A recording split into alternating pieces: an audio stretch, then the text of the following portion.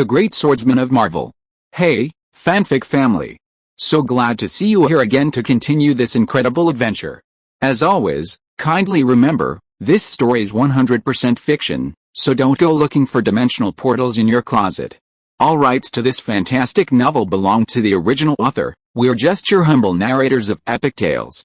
Are you enjoying the fanfic? Show it by subscribing to our YouTube channel and dropping us a like. And if you're impatient for more exclusive content, our Patreon is your happy place. Chapter 276 Vitality.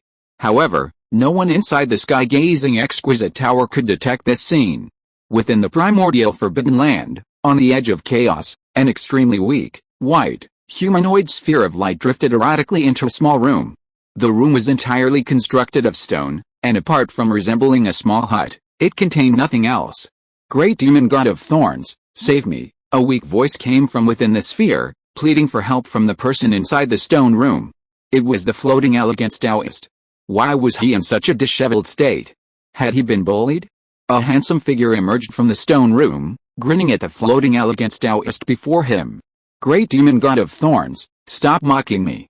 Please save me, the floating elegance Taoist pleaded with the great demon god of thorns, head bowed. Ha, you refused to be my servant before, and now you want me to help you rebuild your body? Am I losing out? The great demon god of thorns looked at the floating elegance Taoist, now only a soul, and said with extreme dissatisfaction. Great demon god of thorns, if you're willing to rebuild my body, I can become your servant, and then I'll tell you a great secret that will surely satisfy you. For the sake of his own body, the floating elegance Taoist had decided to tell the great demon god of thorns about the 9 Directions Divine Kingdom prison. Oh, a great secret? Then I hope you won't disappoint me. Otherwise, I'll take back not only your body but also your soul. The great demon god of thorns still smiled at the floating elegance Taoist, but this smile was like a knife, sending chills down one's spine.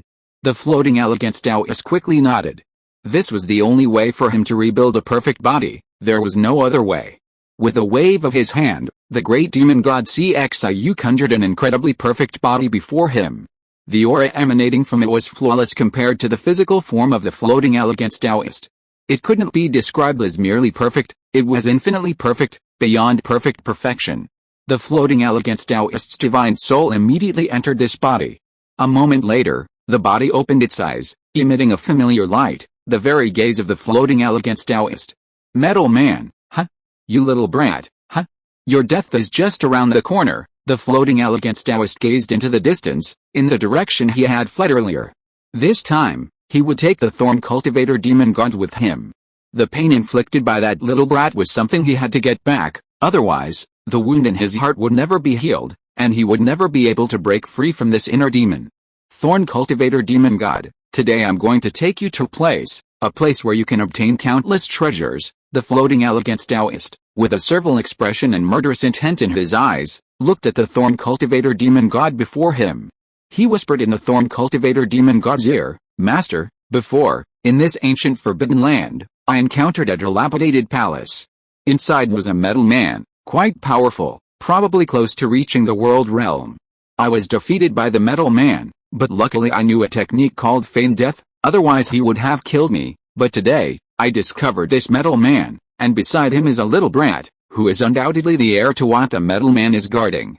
So, as long as you, Master, come with me to kill that little brat and the metal man, all the inheritance within the dilapidated palace will be ours. Having said this, the floating flower Taoist looked expectantly at the thorn cultivator demon god before him, determined to get revenge on Xiao and Chen Feng. However, at this moment, the thorn cultivator demon god hesitated, not behaving as the floating flower Taoist had anticipated. Floating flower, that metal man, we can't afford to offend him. I once entered that dilapidated palace, but I couldn't defeat him. Suddenly, the thorn cultivator demon god recalled his memories of first arriving in this ancient forbidden land. The dilapidated palace was also the first thing he encountered, but after entering, he failed to obtain the inheritance of the northern tomb Taoist, and was instead severely beaten by Xiao. Fortunately, his strength was not bad, and he managed to escape. But Master, the treasure left behind by that master, the floating elegance Taoist remained undeterred. The treasures and inheritances within the dilapidated palace were undeniably tempting, and he couldn't give up so easily. The treasures left behind by that master are certainly extraordinary, so we can't just let them go. There's only one way. The floating arrogance Taoist stared intently into the eyes of the thorn cultivator demon god, lost in thought, and asked urgently, what way? Steal. When they're off guard, steal everything that brat possesses from him. Upon hearing this suggestion, the floating arrogance Taoist's face darkened. A powerful figure whose strength was approaching that of an ancestral god, facing a mere brat who had only recently entered the saint level, resorting to such a low-down method as stealing, it was shameful. The thorn cultivator demon god immediately noticed the floating arrogance Taoist's dark face and said seriously, floating arrogance, you've fought that metal man before, you should know his strength. Beating you is like bullying a child. So, with him protecting that brat, we can't confront him head-on, we must use some special methods. Special cases require special treatment, understand. Hearing this, the floating flower Taoist nodded. The strength of the metal man, Xiaofu, was indeed terrifyingly powerful. The experience of being beaten by him before was still vivid in his mind and unforgettable. So after careful consideration, he put aside his anger and understood that at this time, he should indeed do as the thorn cultivation demon god suggested. You go and distract them, and I'll take advantage of that little nun's inattention to steal everything from him, and then kill him. The thorn cultivation demon god's eyes were filled with murderous intent. The things that Xiaofu had beaten him before would be compensated for today by Chen Feng, his successor. The two smiled at each other. Today would be Chen Feng's death day. Poor Chen Feng, he was still comprehending sword techniques in the sword Dao world, completely unaware that someone outside wanted to rob him of his money and his life, and because of Xiaofu. After discussing the plan, the floating flower Taoist quickly adapted to his new physical body, striving to recover to the 8th or 9th level of his peak strength before the plan began. Otherwise, being killed before he could do anything would be too humiliating. The great demon god of thorns also gazed into the distance, his eyes filled with complex emotions. Lost in thought. Inside the purple cloud palace, Ancestor Hongjin let out a long breath, his eyes opening and radiating a sharp light. The power emanating from his entire body was much stronger than before. It was clear that after fully digesting the part of the heavenly Dao that he had merged with, it had an incredibly strong effect on his strength. I have succeeded a great deal in merging with the Dao, but the part of the heavenly Dao that I was born with is still somewhat difficult for me. I must rely on external aids. Ancestor Hongjin glanced into the distance, seemingly at the edge of the endless chaos. The rhombus-shaped crystal was located at the edge of the endless chaos. This time, he would still need Hongjin's help. With a flash, Ancestor Honggao transformed into a streak of light and vanished from the purple palace, flying towards the edge of the endless chaos. In just a few breaths, Ancestor Hongjin arrived at the location of the rhombus-shaped crystal. Before he could even speak, the item he needed automatically appeared before him. Honggao, what brings you here? The rhombus-shaped crystal asked with a grin, looking at the buyer before him. I've successfully achieved nearly half of the Dao integration, but the subsequent stages are increasingly difficult. I alone cannot complete it, so I need help. Ancestor Hongjin didn't waste words, directly stating his needs. Moreover, discussing personal relationships with this rhombus-shaped crystal was pointless and futile. Therefore, Ancestor Hongjin only ever took what he wanted and then gave the rhombus-shaped crystal what it needed. Nothing else was ever discussed between them. A familiar stranger, that could describe their relationship. Indeed, the latter half of Dao integration cannot be completed by yourself alone, so coming to me was the right thing to do. The rhombus-shaped crystal suddenly appeared before Hongjin Ancestor, transforming into a flat screen. An image began to appear on it. This is what you need. Once you have it, you'll know what to do. The image flashed by, but with Hongjin Ancestor's power, he could memorize it at a glance. He immediately gave the rhombus-shaped crystal the drop of essence blood it needed, and with another flash, he rushed off. The rhombus-shaped crystal looked at the essence blood floating before it, and suddenly a blurry face appeared on its surface, smiling and chuckling. Soon, but only for a moment, the blurry face disappeared. The rhombus-shaped crystal absorbed the essence blood into its body and disappeared into the even darker chaos. Having obtained the plan, Hongjin Ancestor sped directly towards the location indicated in the image, his speed like a shooting star, streaking across the sky. Before long, he arrived amidst a mountain range shrouded in mist. His eyes scanned carefully, and he found himself at the foot of a mountain. Suddenly, an extremely dense surge of primordial energy appeared around him, transforming into a giant hammer that crashed into the mountain before him. Instantly, the mountain shattered into dust, vanishing from this primordial world.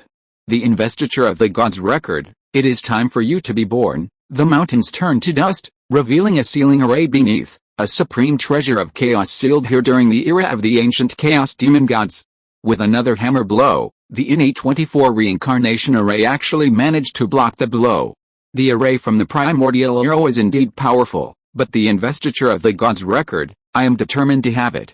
The giant hammer formed from primordial energy dissipated, and ancestor Hongjin personally took to the field, the primordial energy within his danchin surging forth like a waterfall, gathering on his fists.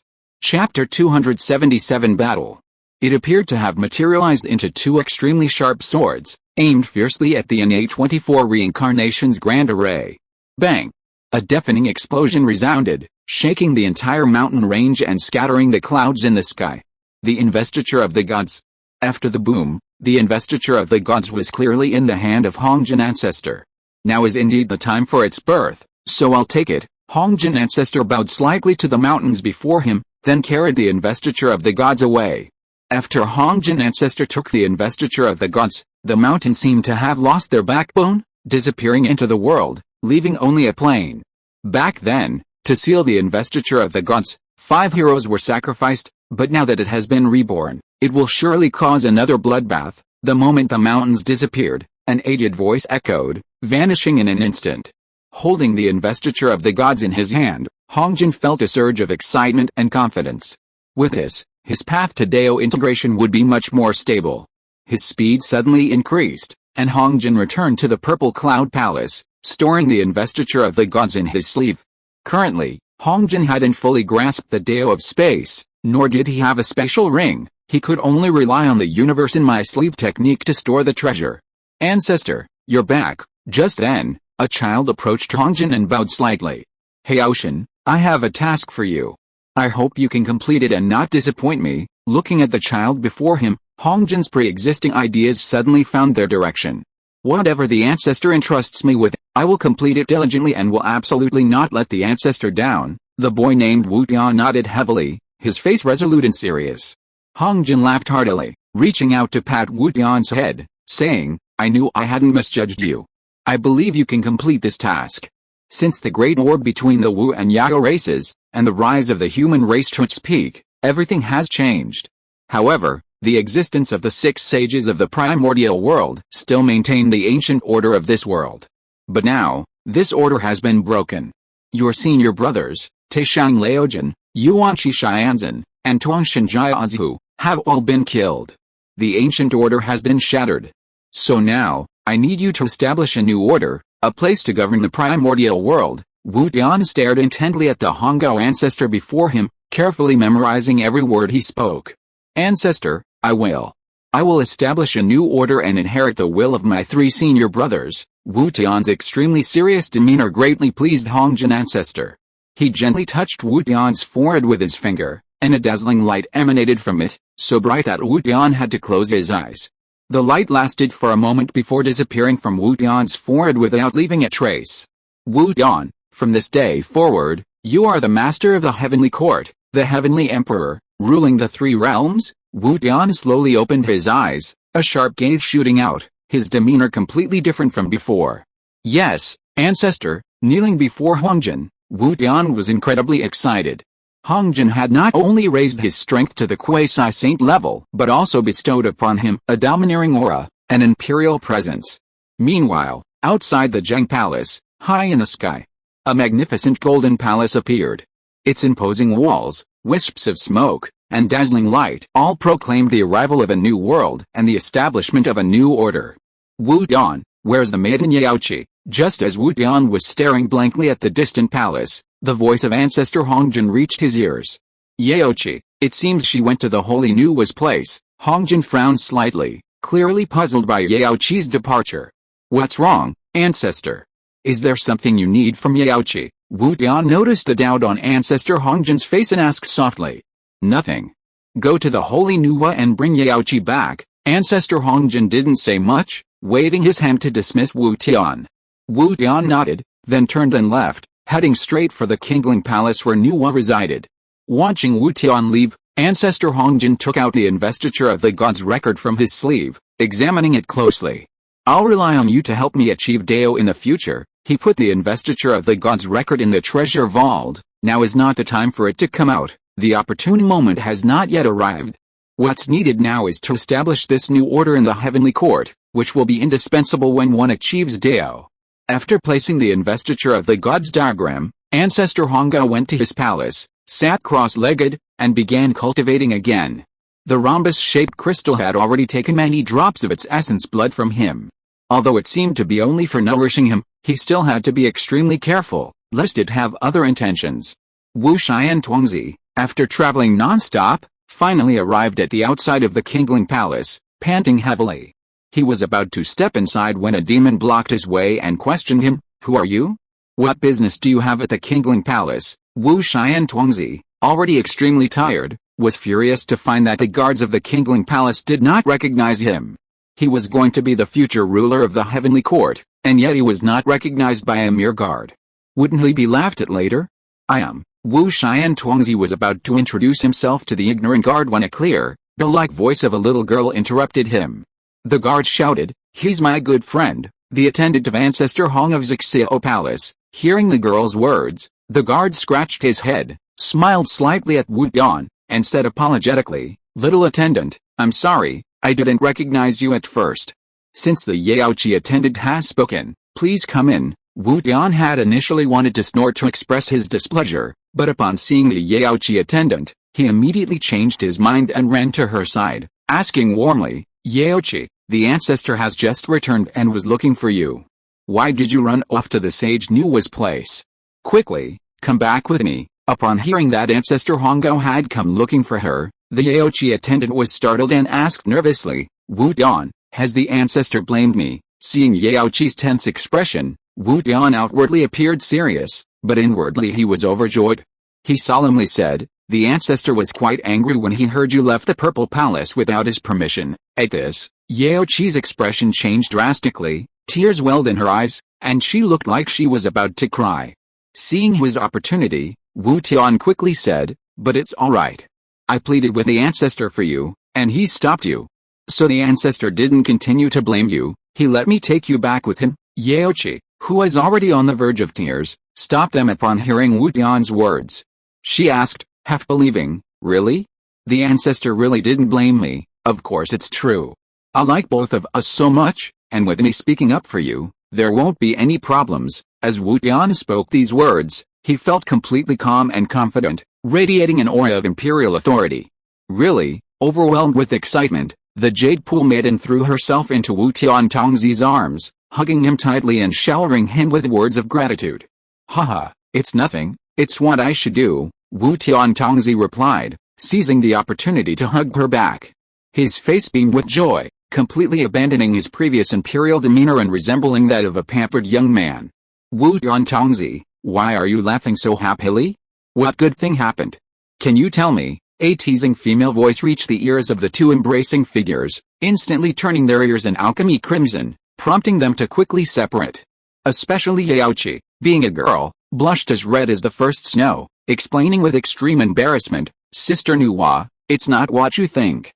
Wu Tian helped me a lot, I was just thanking him." Yes, I was just accepting Yaoqi's thanks." Wu Tian quickly gave himself and Yaoqi a way out, to avoid further embarrassment. "Oh? I see. I understand." Nuwa's voice was deliberately questioning, with a hint of teasing. Yaoqi was provoked by Nuwa's strange tone, but she still hurriedly came to Nuwa, suppressing her embarrassment, and said, "Sister Nuwa, the ancestor needs me, so I have to go back to Zixio Palace. If I'm any later, I'm afraid I'll be severely scolded by the ancestor." Faced with Xiao Chen's disdain, Li Bowen flew into a rage, his Zhuan power uncontrollably surging outwards as he harshly rebuked, "Xiao Chen, you're already a cripple without any Zhuan power, yet you dare to challenge me." He then released his Zhuan power once more, looking at Xiao Chen with a smug expression. "Can you feel it? Can you feel the surge in Zhuan power? Too bad, you have none left." "Ha ha ha ha." Xiao Chen simply watched Li Bowen quietly from the side, smiling lightly at his mockery, seemingly unconcerned. Some people are just too weak and stupid. Xiao Chen's soft sigh ignited the fury in Li Bowen's chest. His Zhuan Qi suddenly enveloped his body, and he charged towards Xiao Chen like an arrow. "You piece of trash, today I'll make you kneel on the ground and beg for mercy." A roar accompanied Li Bowen as he charged towards Xiao Chen. Xiao Chen stood still, rubbing his hands, then clenched them tightly with a loud bang, directly clashing his fists with Li Bowen's. Xiao Chen didn't even mobilize a single trace of Zhuan Qi within his body. He fought against Li Bowen's Zhuan Qi solely with his physical strength. Chapter 278 Shattered. Li Bowen wore a slight smile, unable to sense a trace of Zhuan power from Xiao Chen. "That useless piece of trash with no Zhuan power dares to fight me head-on? Since you're courting death, then I'll let you die." Just as Li Bowen tried to mobilize his Zhuan power again, he was shocked to find it completely depleted, his Danshan empty. Before Li Bowen could react, the Zhuan power surrounding his body began to disintegrate. With a few tearing motions, the armor-like Zhuan power fell like autumn leaves, scattering and mixing with the soil. "Ah!" Li Bowen suddenly let out a pig-like scream, only then feeling the intense pain in his internal organs. His body had been pierced through by Xiao Chen's blow. Not only were his internal organs shattered, but more fatally, his Danshan had been pierced. In other words, from this moment on, Li Bowen was removed from the ranks of cultivators. He had become immortal. Li Bowen clutched his abdomen in agony. The shattered Danshan and the complete loss of his profound energy had nearly robbed him of his will. His eyes were bloodshot, and all that remained was madness. Xiao Chen's punch utilized the heavenly wind might he had obtained from the heavenly punishment. At this moment, Li Bowen's physical strength had already surpassed that of a sub-profound realm cultivator. Coupled with Xiao Chen's use of scattered techniques, this punch was beyond what Li Bowen, a sub-profound realm cultivator, could withstand. This punch was aimed at turning Li Bowen into mortal. Not for any other reason than that he had murdered Uncle Fu. Blood debts must be repaid in blood. Li Bowen lowered his head, but his mind was blank, with only one thought remaining: kill Xiao Chen. For a cultivator, destroying his Danshan was tantamount to cutting off his path to life, a death sentence. "You have cut off my path of cultivation, then you shall die with me." Li Bowen's face contorted with madness. He pulled out a small, reddish-black pill, popped it into his mouth, and suddenly burst into laughter. "Xiao Chen, today is your death day." In that instant, a domineering power that shook the heavens and earth erupted from Li Bowen's body, and the wind began to howl around him.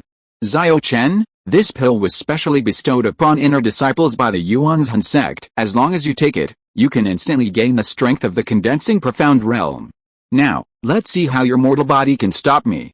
Die, however, after using this pill, the person will either be severely injured or crippled. Therefore, Li Bowen usually doesn't use it lightly, but this time, he had nothing left. Li Bowen's figure moved as swiftly as a ghost, arriving beside Xiao Chen in the blink of an eye. He revealed a wicked smile, and with the imposing aura of the condensing profound realm, he charged straight at Xiao Chen's face.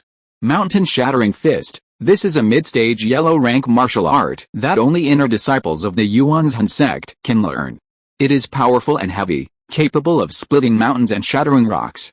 Xiao Chen remained expressionless, seemingly indifferent to Li Bowen, and threw another punch. But this punch once again blocked Li Bowen's attack. This is impossible. Li Bowen couldn't believe it, and dared not believe it.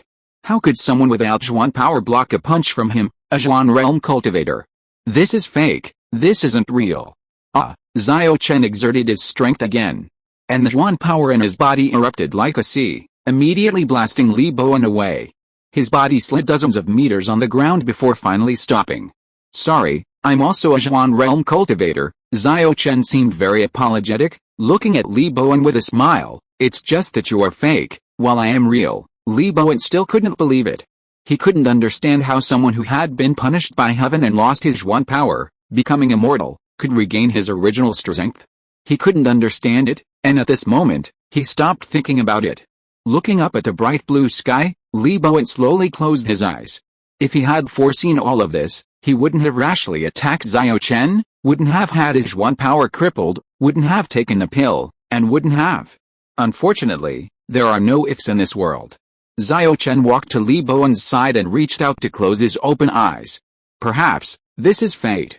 Xiao Chen removed the special ring from Li Bowen's finger, used his Zhuan power to remove Li Bowen's mark, and then engraved his own mark on it. Since Xiao Chen became immortal, all resources had been taken back by the sect, including the special ring he obtained after successfully advancing to the condensing profound realm. Although Li Bowen's special ring wasn't large, it was enough for Xiao Chen's use. Yang Jingwen, who had been watching Xiao Chen and Li Bowen's duel from a distance, reluctantly emerged from behind the door after seeing Li Bowen defeated by Xiao Chen. Looking at the motionless Li Bowen lying on the ground, she cautiously asked, "Young master, Li Bowen is dead." Xiao Chen replied briefly and forcefully. "Ah. What do we do? What about the Li family? What will happen to them?" The young girl, Qin, was naive and had never witnessed such a scene. She only knew that the Li family was powerful and influential, but she didn't know that Xiao Chen's strength was now so great that he could disregard the Li family. "It's alright, let's go." Xiao Chen reached out and grabbed the still stunned girl, smiling as he led her into the house. Infected by Xiao Chen's smile, the girl's initially tense mood instantly eased. "Brother Xiao Chen, it seems you can protect me and the entire Xiao family." Li Bowen's body was carried back by the Li family's servants after Xiao Chen left. In the main hall of the Xiao family, Xiao Chen carefully read the envelope he had retrieved from a hidden compartment. He hadn't read it before due to Li Bowen's sudden arrival. Now, it was time. After reading the long letter, tears welled in Xiao Chen's eyes, but he quickly controlled his emotions, though a lump remained in his throat. In the letter, Xiao Chen's father, Xiao Zhan, only wrote a few words, saying he had gone out and might not return. He didn't mention where he went or why he might not return, only advising Xiao Chen not to look for him or investigate his death, but to live his life quietly. Although Xiao Zhan's words were full of advice to Xiao Chen not to concern himself with his father, his guilt and concern for Xiao Chen were undeniable. Xiao Chen crumpled the envelope in his hand, his Xuan Qi suddenly condensing into a bright flame that instantly burned the envelope to ashes. "Father, your unfilial son has been unable to help you in any way. However, as long as I live in this world, I will definitely investigate to the end. I'm sorry, Father, I have to go against your will." Xiao Chen closed his eyes and murmured silently in his heart. Yang Jingwen saw her young master's sorrowful and depressed face and hurriedly asked with concern, "Young master, are you alright?" "I'm fine, Xiao, don't worry, I will make the Xiao family regain its glory." Xiao Chen put aside his grief and said with unparalleled confidence. "Yes." Yang Jingwen nodded obediently. In the main hall of the Li family, Li Quan, the head of the Li family, was overwhelmed with grief. His face was ashen, the veins on his neck and cheeks were bulging, and the killing intent in his eyes could not be stopped. In the center of the hall, there was a golden wooden coffin, inside which was Li Bowen, the eldest son of the Li family. Before the coffin, a beautifully dressed woman lay prostrate on it, wailing, "My poor son. He's been beaten to death like this." That heartless Xiao Chen. Wailing and sobbing, her cries were so mournful and loud that they could be heard clearly throughout the entire Li family. Some people who were close to Li Bowen also wept bitterly, expressing their grief. The Xiao family. "Xiao Chen," Li Quan roared, "from this day forward, our Li family and the Xiao family are sworn enemies. The Xiao family must perish. Xiao Chen must die, destroy the Xiao family. Kill Xiao Chen," the entire Li family shouted in unison, their voices echoing through the clouds. An elderly man with a white beard leaned close to Li Quan and advised, "Master, according to the servants at the scene, Xiao Chen is roughly at the condensation profound realm. In our family, only you and the first elder possess such strength. This matter requires careful consideration." Upon hearing this, the rationality that had been clouded by anger and impulsiveness gradually returned to Li Quan's mind. Li Quan thought it over carefully. Xiao Chen possessed the strength of the condensation profound realm and was young and strong, making him difficult to deal with. Therefore, he indeed needed to consider this carefully.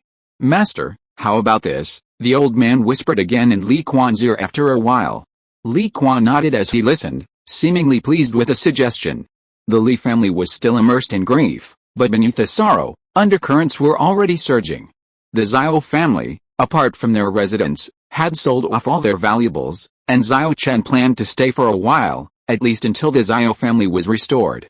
After discussing it with Xiao Chen and Yang Jingwen decided to go to the market together to buy some daily necessities. Yangtze County wasn't very large, but it was still decent.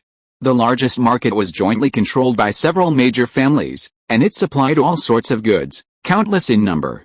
Before long, Xiao Chen and Yang Jingwen arrived at the market. Yang Jingwen clearly hadn't been to a market in a long time, showing a unique curiosity about everything there. Xiao Chen was also very generous. He would satisfy any request Yang Jingwen made. In front of a vendor, Xiao Chen stopped, staring blankly at a piece of amber green square wood covered in black stains on a table. "Young master, have you taken a fancy to this treasure?" the vendor asked Xiao Chen, beginning to explain. "This treasure has been passed down from my ancestors. If it weren't for the recent misfortune in my family, I wouldn't be selling it. According to my family records, this treasure is extremely powerful, and although it's damaged, its power remains. Young master, I'll sell it to you for 100 Zhuan stones, how about it?" Xiao Chen didn't speak, still staring at the item, lost in thought. "Young master, 80 Zhuan stones, that's the lowest I can go. My family is counting on this money to save our lives." The merchant, seeing Xiao Chen's silence, assumed he didn't want to make the deal and quickly lowered the price by 20 Zhuan stones. Chapter 279 Safety. Mystic stones are the hard currency of the Xiangsuan continent, containing the profound energy of heaven and earth. Cultivators can enhance their strength by absorbing this energy, and this method is much faster than directly absorbing the profound energy from heaven and earth. Yang Jingwen was also seeing Chen's serious expression for the first time, and she had no idea what he was thinking. Xiao Chen suddenly snapped out of his daze, placed 100 deep black mystic stones on the table, and announced with an air of arrogance, "I'll take this." Xiao Chen was in a good mood after buying the item, and the merchant who received the 100 mystic stones was also in a good mood. Xiao Chen's intuition told him this item was something special, probably a treasure. However, he wasn't entirely sure, which was why he hesitated. In the end, though, Xiao Chen chose to trust his intuition. Besides, the item wasn't expensive, and the money wasn't his, it belonged to that big-headed Li Bowen. So, Xiao Chen wasn't bothered at all. The two then wandered around, buying a lot of things, but still couldn't find anything Xiao Chen wanted. Suddenly, they saw a disturbance not far ahead. People had blocked the center of the street, forming layers upon layers. Xiao Chen didn't want to get involved, but under his influence, he rushed into the crowd once more. In the center of the street, a group of people were surrounding a short, fat boy, holding knives and sticks, pointing them at the boy with vicious and arrogant expressions. "Little fat boy, I said you stole our young master's things, and you think you can just walk away like that?" A skinny man with a lewd appearance and a pointed face grinned at the boy's face. The boy seemed very wronged and was quite anxious, even stammering, I didn't steal. I didn't steal his things, you didn't steal them, we brothers all saw it, and you still want to deny it." Chen stood at a distance, unconsciously laughing out loud. It was the same scene again, he had lost count of how many times he had seen it. Who is laughing? The skinny man turned around, scanning the crowd, trying to find Xiao Chen. Back home, after arranging the purchased items one by one, he once again felt the warmth of home. Before, the Xiao family was always so harmonious, with his father, mother, Uncle Fu, and Xiao Bianio, a happy family. But now, only he was left. Xiao Chen's emotions were stirred by the scene, and he thought of his father, Xiao Zun, once again. At this moment, a figure suddenly appeared in Xiao Chen's mind, Susan. Susan was his father's closest friend and also the sect leader of the Flowing Cloud sect. He must know more than he did. Perhaps Uncle Su knew where his father had gone. It seemed he had to return to the Flowing Cloud sect. Then there was the chubby Xiao Yun. His family were farmers from a remote rural area, but his parents had died early. Because of his special abilities, he left his village alone, only to encounter this situation. Luckily, he met Xiao Chen, otherwise, he would have been severely beaten. Xiao Chen valued Xiao Yun highly and directly taught him the cultivation secrets of the Flowing Cloud sect. Xiao Yun lived up to expectations, successfully mastering the techniques within 2 hours, absorbing the profound energy of heaven and earth into his body, and embarking on the path of cultivation. After dealing with these matters, Xiao Chen began to examine the greenish-blue box he had acquired. He first inspected the wooden box inside and out but found nothing. Therefore, Xiao Chen decided to use his profound energy to investigate. Xiao Chen mobilized the profound energy in his Danshan and tentatively probed into the wooden box. The lid of the green wooden box suddenly contracted, as if ice had suddenly melted, and shrank towards the edge of the box. revealing the 9 ancient woods inside. What is this? Xiao Chen was filled with doubt, but amidst this confusion, he was also pleasantly surprised. This seemingly ordinary wooden box actually concealed a profound mystery and was not to be underestimated. The wooden box was only the size of Xiao Chen's head, but inside stood 9 ancient, lush green trees. Most peculiarly, these 9 ancient trees were not large, about the length of a chopstick and the thickness of a thumb, yet each tree had several vibrant green leaves. Upon closer inspection, both the leaves and the ancient trees were densely covered with intricate and complex unknown mystical patterns. This was definitely not crafted by someone at the Twixun realm, but by a powerhouse at the Gixun realm or higher. Haha, I've struck it rich. However, this person's crafting was far too crude. Using such inferior methods, these 9 ancient trees could form an array independently, yet they added an extra array plate, truly superfluous. When Xiao Chen was still the top genius of the Flowing Cloud sect, he had free access to the sect's most secret library. One day, he came across an introduction to this wooden box within the library. This bluish-green wooden box was called the Primordial Azure Wood Flag Array, and only experts at the Transcendent Realm or higher could successfully forge it. It was more than enough to deal with cultivators below the Transcendent Realm. However, the person who forged the array was clearly a novice. Adding an array plate actually significantly reduced the array's strength, making it less than 1/10 of its original power. Nevertheless, Xiao Chen still got a great deal. After thoroughly understanding the bluish-green wooden box, Xiao Chen was extremely happy. With this flag array, his confidence was greatly enhanced. As night deepened, Xiao Chen, having regained his profound energy, didn't slack off on his cultivation for a moment. Seeing the chubby boy Yuni, who had just started cultivating, working so hard further fueled Xiao Chen's fighting spirit. When a person falls from grace and then returns to it, they cherish that place even more and work even harder. At this moment, Xiao Chen began to inscribe a planar spirit-gathering array on the ground.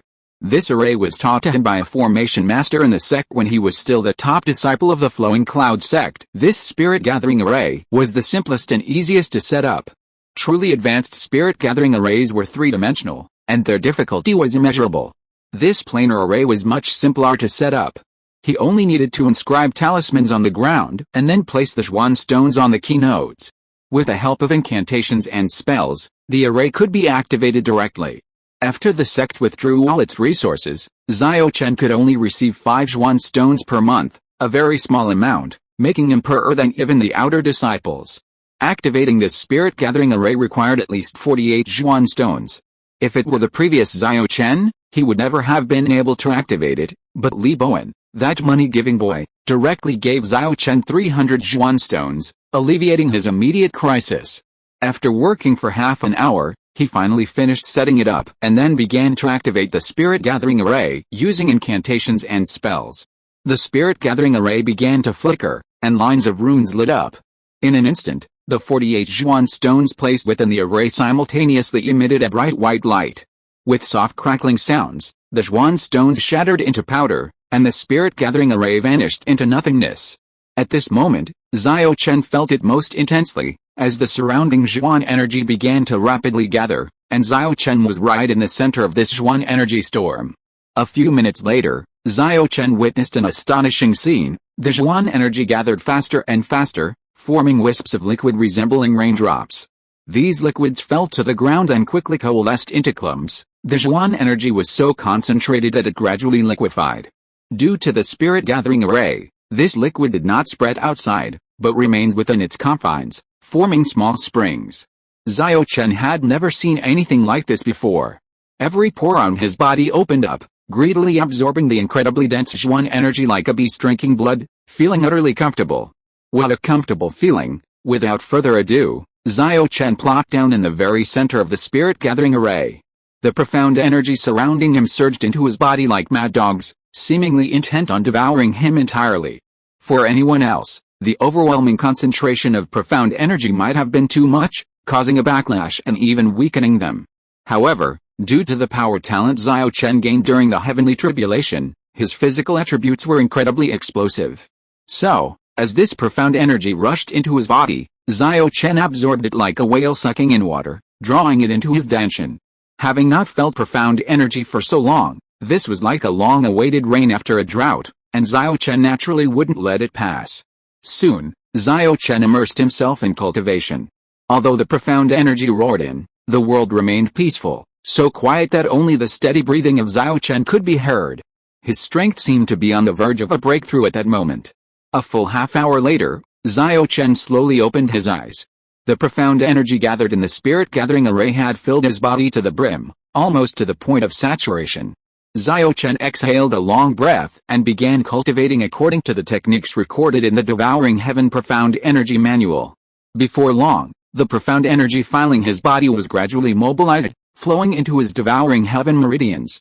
Through the cleansing of the Devouring Heaven meridians, it was transformed into Devouring Heaven Profound Energy, which flowed into his dantian in his lower abdomen, eventually becoming profound energy used for martial arts techniques.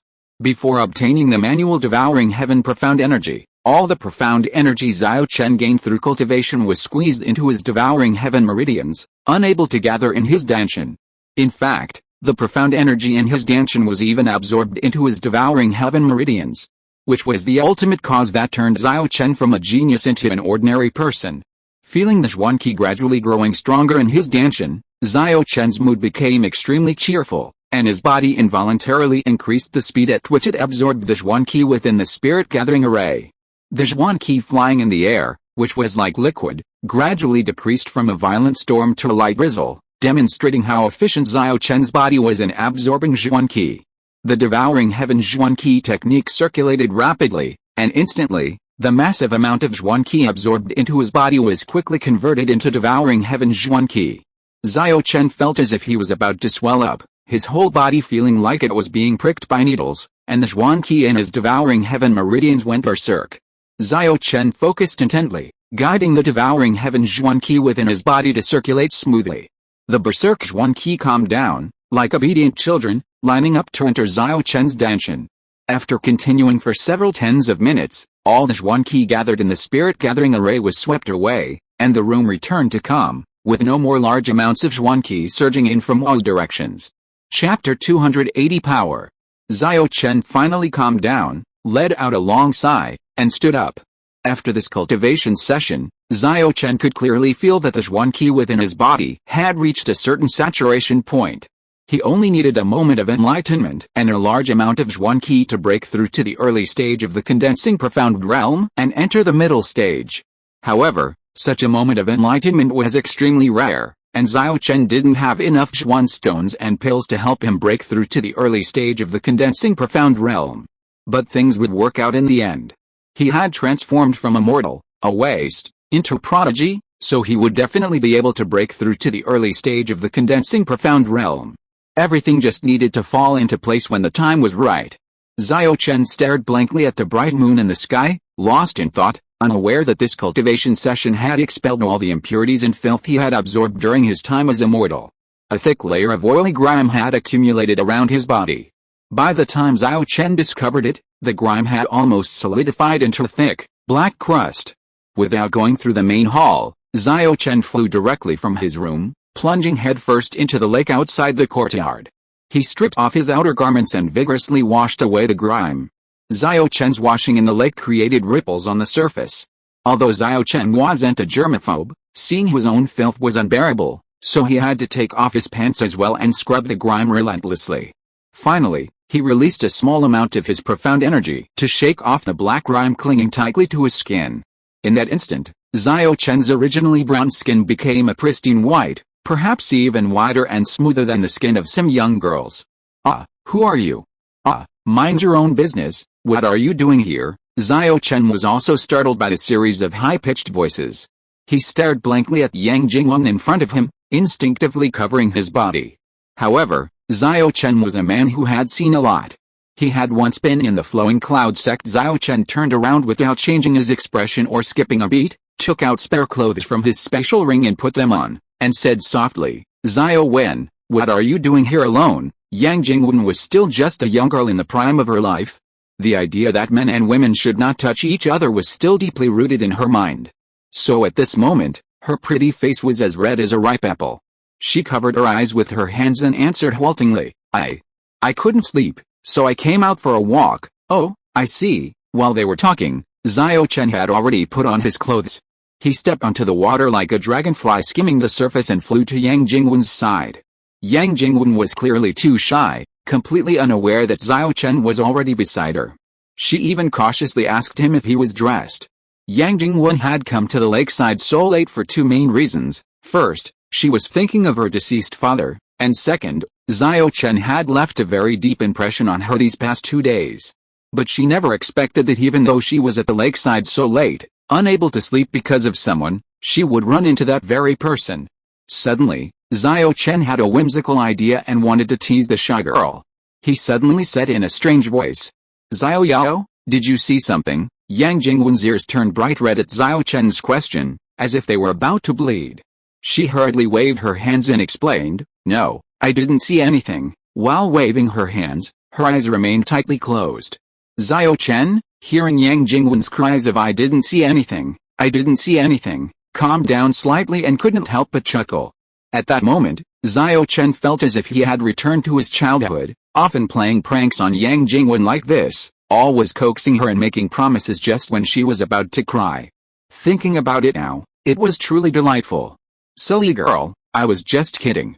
With eyes like yours, how could you see that?" Xiao Chen smiled as he opened Yang Jingwen's eyes. Yang Jingwen still didn't dare to look Xiao Chen in the eye, instinctively avoiding his gaze, and said softly and helplessly, "Young master, please stop joking with me. This little girl is still as cute as she was when she was little."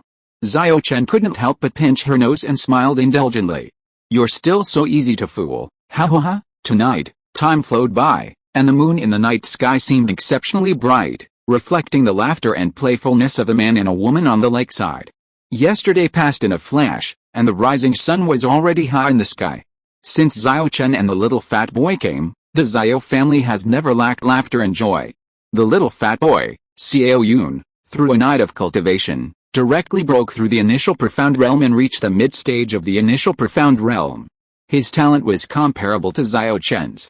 The taller the chubby boy Xianbin grew, the more satisfied Xiao Chen naturally became. Since Xiao Chen would inevitably leave eventually, having such a powerful figure protecting the Xiao family in Xiao Bian would give him greater peace of mind. In the Li family's reception room, the white-bearded elder from the Wang family sat opposite Li Quan, the head of the Li family, discussing something. "Head of the Li family," the elder said, "you can probably guess why our master sent me here. This Xiao family brat, relying on his restored strength, has started running rampant in Yangtze County. First, he killed your son, Bowen's nephew, and then he bullied my young master's servant in our market. He completely disregards both the Wang family and your Li family. Therefore, our head of the family suggests that our two families join forces to kill this Xiao family brat." The white-bearded elder then made a throat-slitting gesture. His purpose was clear. Upon hearing this, Li Quan's eyes reddened, and he said angrily, "Brother Wang is indeed a reasonable man. Xiao Chen's return this time is definitely to reclaim what belongs to his Xiao family. Why would he try to intimidate us from the start? However, if only our two families go, wouldn't the Liu family over there be at his mercy?" Sometimes, words shouldn't be spoken too definitively, as this can backfire. For a wise person, half a sentence is enough, the rest will naturally be understood. The white-bearded old man was the wise person in Li Quan's eyes. If there was anyone in the Wang family that Li Quan feared most, it wouldn't be Wang Ming, but this white-bearded old man before him. It was this old man who had brought the Wang family to such heights, yet entrusted such power to Wang Ming. Only Wang Ming and this white-bearded old man knew the reason behind it. Master Li is indeed far-sighted. We can't let the Liu family become the Oriole that gets caught in the crossfire. The old man bowed to Li Quan. Then I'll be leaving now. Our Wang family will handle the Liu family's affairs. As for what we discussed with you before, please remember it. Li Quan smiled and nodded, then sent the old steward to see him off. As soon as the white-bearded old man left, Li Quan's expression changed drastically. He couldn't contain his anger and cursed, "That treacherous old bastard. After this is over, I'll make him pay the price for his outrageous demands." Originally, the Wang family sent this white-bearded old man to join forces with the Li family to kill Xiao Chen and wipe the Xiao family out of the world. But this white-bearded old man, contrary to his usual behavior, demanded that if he wanted the Wang family to act, they must give them 3 market towns and a mine. The white-bearded old man dared to make such a demand for a reason. Xiao Chen killed Li Quan's son but only injured an insignificant servant of the Wang family. Therefore, Xiao Chen should know that the Li family would definitely retaliate against him, while the Wang family might let things go because of his strength. Therefore, Xiao Chen's primary target was the Li family of Yangtze County, while the Wang family could choose to join forces with the Liu family or make peace with Xiao Chen. Based on these reasons, the white-bearded elder dared to make such an excessive demand of Li Quan with such brazenness, and Li Quan had no choice but to agree. After venting his anger, the elder beside him leaned close to his ear and asked, "Master, should we still call Protector Zhang?" Li Quan shook his head and said confidently, "With the three families joining forces, are we afraid of not being able to defeat Jin Chen? No need." Meanwhile, on the Bingwu peak of the Yuanzhan sect, a young man dressed as a servant knelt before a tall, muscular man, reporting something. "I understand. You did a good job this time. Go and collect your reward." The tall, muscular man was Zhang Hongtao, an inner protector of the Yuanzhan sect and also Li Bowen's uncle. He had a fairly good relationship with the Li family, which was why Li Quan had previously decided to ask him for help. However, Zhang Hongtao's biggest flaw was his excessive greed. Anything he set his sights on, he would do anything to get his hands on. After the servant left, Zhang Hongtao gazed into the distance, the direction of which was precisely Yangtze County. In the Xiao family courtyard, Xiao Chen was basking in the sun, fiddling with a wooden box in his hand, occasionally probing it with his Zhuan energy to examine it further. The array plate beneath the box was too powerful for Xiao Chen to dismantle at his current level, so the Hunun Azure wood flag array couldn't unleash its full potential. But even if he dismantled the array plate, Xiao Chen, with his current Zhuan realm strength, wouldn't be able to unleash its full power. Therefore, Xiao Chen was currently trying to familiarize himself with the operation of the Hunun Azure wood flag array and the transformations between its various forms. After a morning of tinkering, Xiao Chen had already mastered several of its modes, and the power was definitely not weak. "Young master, this mountain-crushing fist. I still feel something's off about it," Xiao Yun, who was practicing the mountain-crushing fist that Xiao Chen had taught him, asked Xiao Chen again with a bewildered look. Xiao Yun was excellent in many ways, whether it was his comprehension or his diligence, he could be considered top-notch, but he was much weaker in learning martial arts techniques. Even a simple martial art technique required him to spend a long time learning and practicing. Chapter 281 Shining. Xiao Chen explained the training method of the mountain-crushing fist to the chubby boy in detail once again. After receiving the training method, Xiao Yun mischievously ran off to the side to practice quietly. What Xiao Chen valued most about Xiao Yun was his indomitable spirit. The chubby boy was the kind of person who, no matter how much you tormented him, would still treat you like his first love, extremely fierce. Yang Jingwen did everything a girl should do, preparing meals and drinks for Xiao Chen and Xiao Yun, washing their dirty clothes after their training, and doing other things that ordinary women do. Sometimes Xiao Chen would think, how wonderful it would be if things could continue like this forever, but when he thought of Li Bowen, whom he had killed, he would bury this idealistic thought deep in his heart. The Li family would never let him off easily, and the Liu and Wang families would not let him go so far. Xiao Chen silently clenched his fist. "The Li family, the Wang family, the Liu family, how did you treat my Xiao family back then? I hope you won't forget, because blood debts must be repaid with blood." A battle between Xiao Chen and the Liu, Li, and Wang families might be just around the corner. The next day, before dawn, in the Zhuandan diagram of the Yangtze County Wang family, the white-bearded elder, his face glowing with pride, looked triumphantly at a large, emerald-green pill the size of a longan before him, and declared with extreme certainty, "I've successfully refined the Peizhuan pill." Beside him, Wang Ming, the Wang family head, was also extremely excited, saying excitedly, "Success." Yes, the white-bearded elder nodded vigorously, confirming the truth of the matter.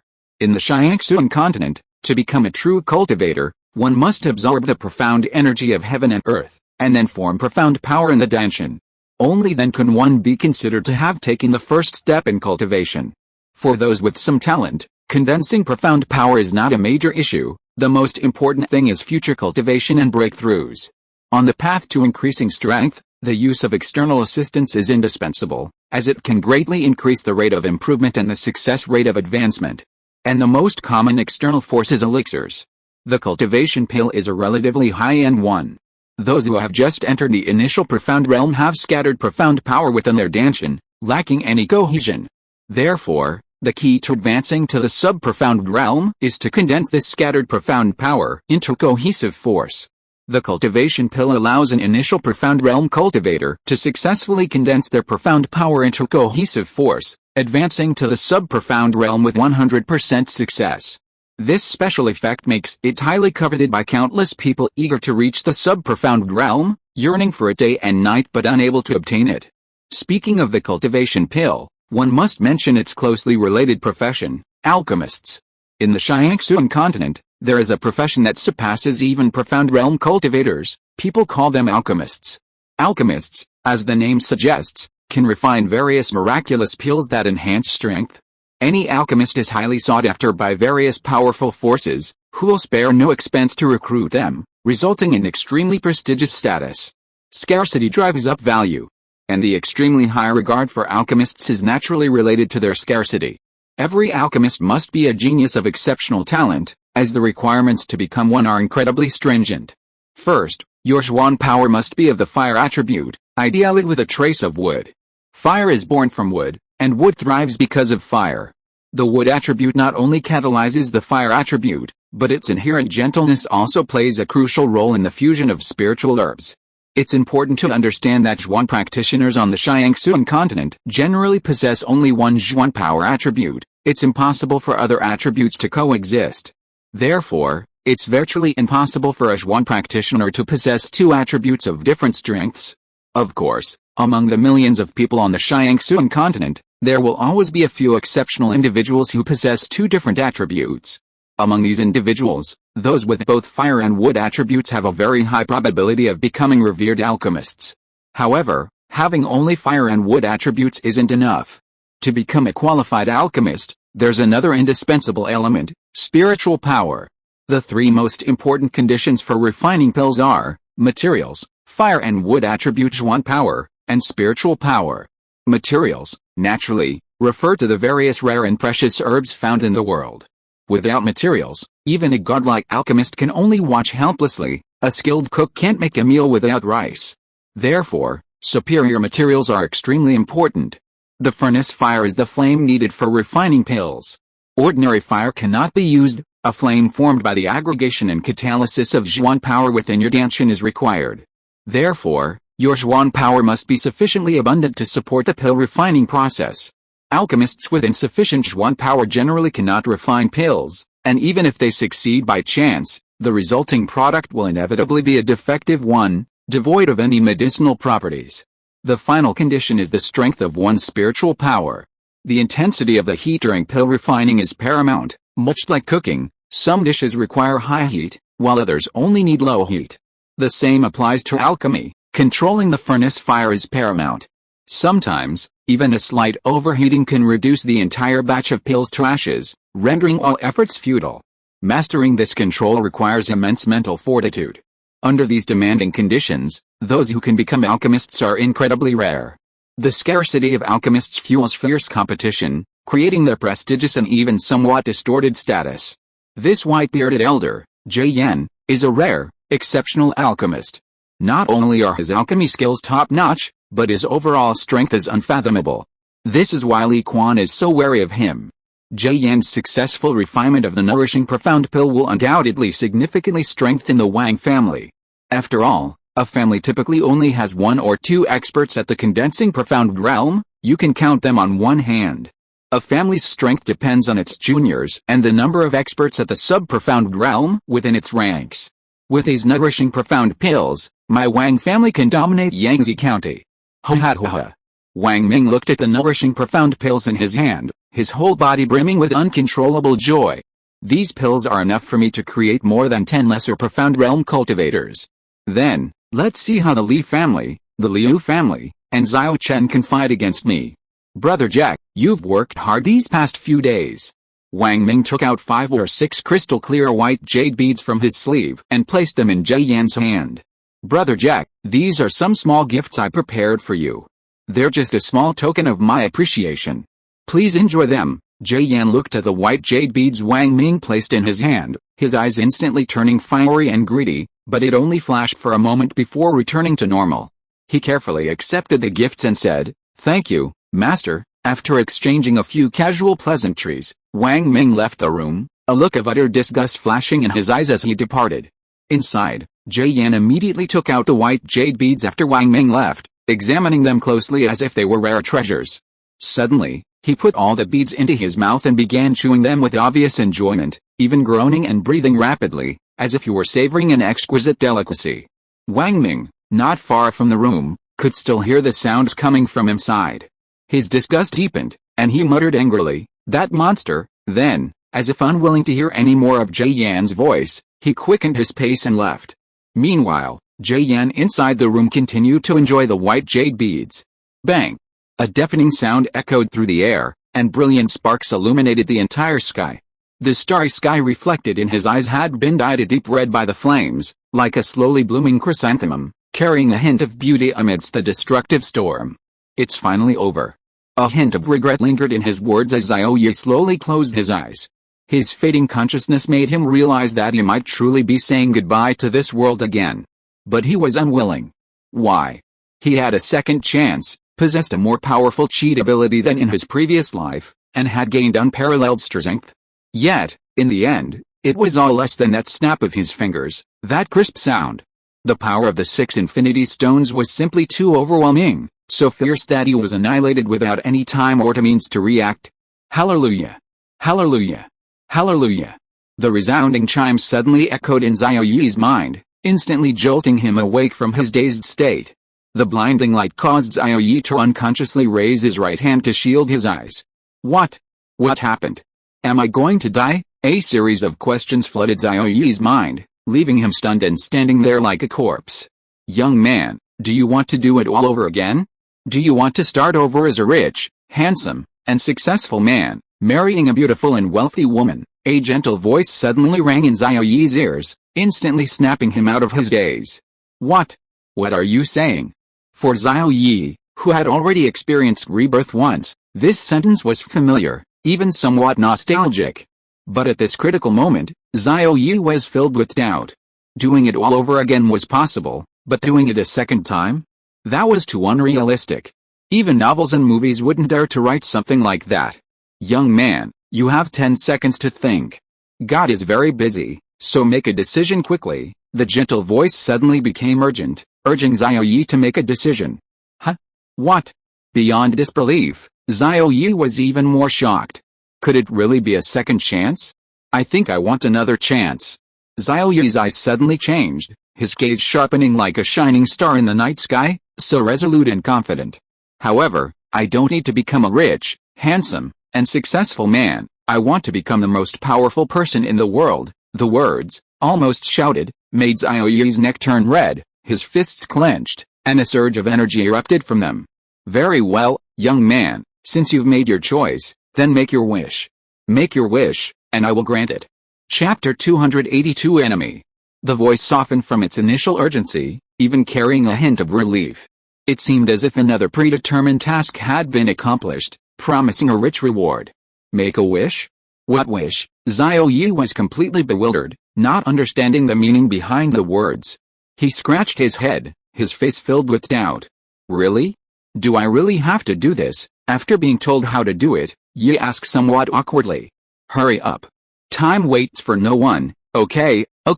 Wanting to make up for the regrets of this life, Xiaoyi could only reluctantly agree. Looking around, he realized he was no longer in the vast universe, but inside a cube-shaped glass container, his face reflected on all four sides. Hallelujah! Without time to think, Xiaoyi followed the instructions, pointing his index finger forward and shamefully uttering this extremely childish phrase. Whoosh! Sunlight poured down from all 6 sides of the cube like a waterfall, completely engulfing Xiaoyi. Under the heavy light, Xiaoyi's body was also transformed into light, and then he disappeared into the cube. Another one completed, but it's still a long way from my year-end bonus. On the outer edge of the cube, a figure dressed in a long black robe, completely shrouded in black, suddenly appeared. Deep blue eyes gazed into the distance, seemingly in the direction Xiaoyi had left. Keep trying, or you won't have anything to eat this year. The man in black stared for a moment, then turned and left, disappearing into the boundless darkness. Ah! Accompanied by the persistent shout, Xiao Yi finally sensed a strange atmosphere. Boom! Rocks crumbled, snowflakes danced, and a hazy scene made it almost impossible to see the view before him. Captain! Someone's alive. He's still breathing. He's not dead. An incredulous scream erupted from the snow mist, and Liu Zhuan, the captain, rushed in. Reaching the woman's side, he frowned at the still-breathing figure before him. What are we waiting for? Dig him out. Another person appeared from behind, urging the pensive captain and woman. Count him out first, we'll talk about the rest later. The captain snapped out of his daze, stood up, and slammed his mechanical arm down on the rock in front of him. Shards of rock flew everywhere, and everyone's eyes were fixed on the man before them. Huh? I'm really not dead? I'm alive? As his consciousness gradually returned, Xiao Yi vaguely realized that he had indeed survived. But where am I? He struggled desperately to open his eyes, but what blocked his way were words etched in his mind. Level 1 experience points. 0 skills, none. These simple 3 lines immediately made Xiao Yi understand. But this was too weak. A cheat system, so simple, without even a hint of explanation. Like a newly released Explore Edition phone, everything has to be explored by yourself. Damn it. This is the second time. My cheat system has been weakened. Are you kidding me? Anger built up in his chest, and Xiao Yi suddenly exploded. Suppress him, Captain, it's no use. The power has exceeded our comprehension, said a masked man who looked like a doctor. The power displaying device's numbers broke through the limit, becoming chaotic and steaming. Bang! The alloy straps snapped, and Xiao Yi, bound to the bed, sat up abruptly, his face filled with rage, staring at the sky. Damn it! What happened to my dominating the world? He cursed, terrifying the surrounding doctors, who shuddered and shrank back. A bunch of useless trash who only know how to enjoy themselves. Captain Liu Zhuan glanced disdainfully at the terrified doctor beside him. Don't move. Liu Zhuan drew his Type 95 assault rifle from his waist, aiming it at Xiao Yi's head without a trace of fear in his eyes. Someone pointed a gun at me? The anger in his heart gradually subsided, and he turned to look at Liu Zhuan, staring at the Type 95 assault rifle pointed at his head. If he had been an ordinary citizen of Earth in his previous life, Xiao Yi would have trembled and raised his hands, praying the other wouldn't shoot. But having already experienced rebirth and even gained supreme power, second only to the 6 Infinity Stones, Xiao Yi had long since developed extraordinary courage. He felt no unease at the sight of a gun, a mere trifle.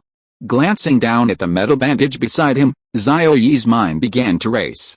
Although the system had determined his level had returned to level 1, it seemed that compared to the power of this world, his level was several times higher. Therefore, he slowly began to formulate a complete plan. Captain Liu Zhuan, put down your gun.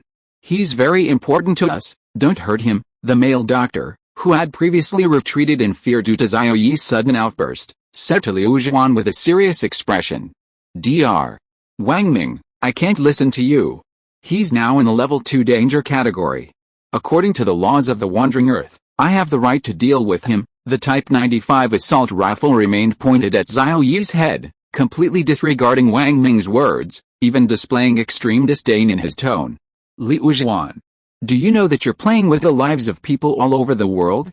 He might be the key to changing our situation. Dr. Wang Ming strode forward, confronting Liu Zhuan directly, his face extremely serious, his cheeks flushed, his words carrying an air of nonchalance. If you hurt him, you'll be heading to the International Court of Arbitration. They might not be able to protect you. Not only you, but your wife and children will all suffer.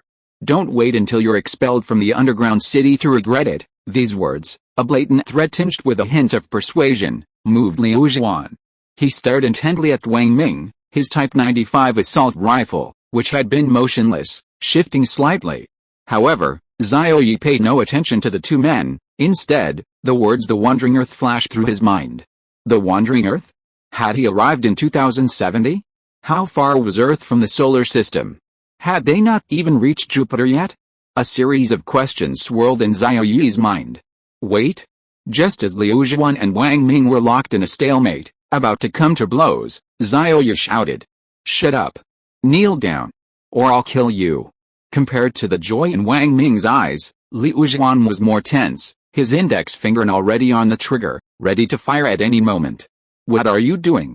Put the gun down. Wang Ming stepped aside, blocking Xiao Yi's path, a clear kill me first gesture. Wang Ming, this is treason.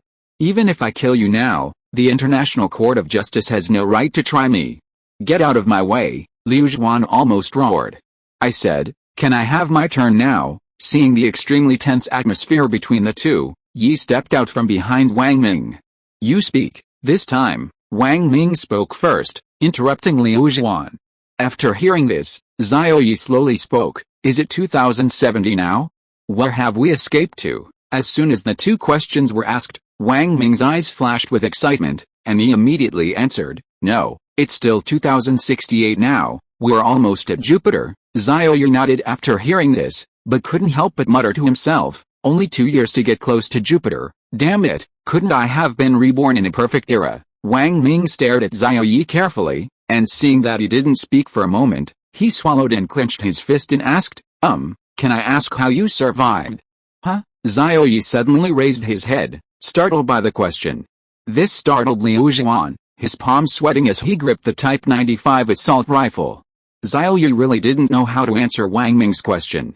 After all, the mystical miracle of rebirth would shock most people. They might even react impulsively and fire their guns. Xiao Yi didn't want to be subjected to such a baseless accusation. After thinking for a moment, Xiao Yi finally spoke, I'm not quite sure either. It's like I had a very deep dream, a dream filled with blinding sunlight that made it impossible for me to open my eyes. After rambling on and on, Wang Ming looked at Xiao Yi with a terrifyingly pained expression. Blinding light, fierce flames, isn't this the scene before your deaths? And you actually survived. A miracle. A miracle.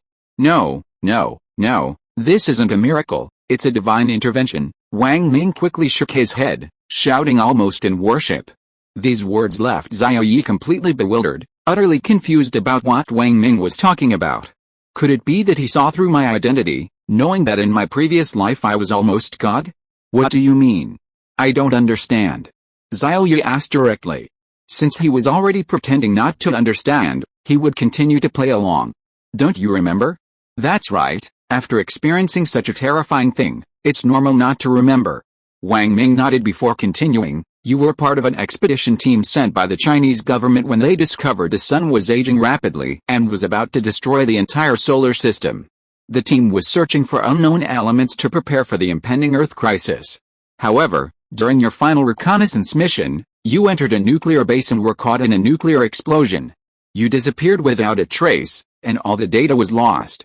Faced with the impending Earth crisis, the Chinese government didn't have time to search for you, and besides, it was a nuclear explosion. Nobody believed any of you could have survived. So, this is a miracle. Hearing Wang Ming's explanation, Xiao Yi finally understood his situation. It seemed he had been possessed by someone exactly like himself again.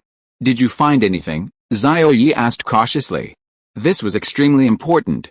Although rebirth is generally undetectable, even Xiao Yi himself wasn't entirely clear about the strange changes within his body. Therefore, he needed to be even more cautious. He didn't want to be seen as an enemy by the entire Earth. Taking on over 3 billion people single-handedly is impossible for Xiao Yi in his current state. No, Wang Ming answered honestly. Chapter 283 Miracle. The people of Zhou listened to Wang Ming's words calmly, showing no surprise. But thinking about it, it made sense. Those who could come here to face Xiao Yi alongside Wang Ming and Liu Zhuan were undoubtedly insiders. So, you're going to conduct a series of tests on me next? Xiao Yi asked casually. Wang Ming, looking at Xiao Yi's face, seemed hesitant, as if finding it difficult to speak. If you won't tell me, then let me. Liu Zhuan put away his Type 95 assault rifle, but kept it in a familiar spot so he could easily take care of Xiao Yi in case of an emergency. Finding you from inside the glacier this time was completely unexpected for all of us, but since this has happened, we must uncover its secrets. This is a mission given to me by my superiors and has been approved by the international government. If you have any objections, you can raise them now, and I will report them to the international government. But now, you must cooperate with our operation. This is not only good for us, but also for yourself. Don't you want to know why you survived the nuclear explosion? Xiao Yi was getting impatient with this long string of words. How did I survive? Do you think I don't know? Of course, it's because I was reborn. It's alright, We can postpone this test. You have ample time to think and accept it. Of course, I will report all your requests and opinions to the International United Government so they can give you a fair judgment, Wang Ming immediately continued, his gaze fixed on Xiao Yi as if he were staring at a huge gold mine. Wang Ming, do you know what you're saying? The International United Government needs to clarify his situation as soon as possible. Delaying this is a crime you can't afford to bear, Liu Zhuan roared angrily. As a soldier, obeying orders is his duty, orders are above all else. That's why Liu Zhuan was so furious when Wang Ming openly disobeyed orders. Wang Ming glanced at Xiao Yi, seemingly considerate of Xiao Yi's feelings, and quickly pulled Liu Zhuan aside. As a soldier, I understand your feelings, but to know the result, it's not about your strength, nor your passion, but about me, understand? It's about my group. Military campaigns and survival are your strengths, but testing is mine. Let me put it this way, taking care of his feelings now will be crucial for the upcoming tests, and you'll be able to return with your mission. So, don't question my methods. After saying this, Wang Ming turned around and smiled at Xiao Yi. It's alright, relax. There won't be any danger here. Are you hungry? I've had some food prepared for you. However, Xiao Yi didn't react at all, as if his mind was blank, his thoughts seemingly drifting to outer space. As a gift for your second rebirth, I'm giving it to you. The gentle voice from the beginning suddenly rang in his mind, startling Yi. What is this? A cheat system? Did it already appear before? How come there's another one? Did the Z system malfunction and forget to give me the last one? Countless thoughts raced through his mind, and Yi didn't know how to interpret it. Level 1 experience points 0 skill, energy conversion. Just as Xiao Yi was stunned, another string of text appeared before his eyes. Energy conversion? Is this the cheat system he just got? He wasn't sure, and he couldn't be sure. Xiao Yi was completely bewildered and fell into deep thought. Hey! Wang Ming slowly walked to Xiao Yi's side, calling out in increasing volume. Huh? What's wrong? The final door startled Xiao Yi from his chaotic vortex. A test?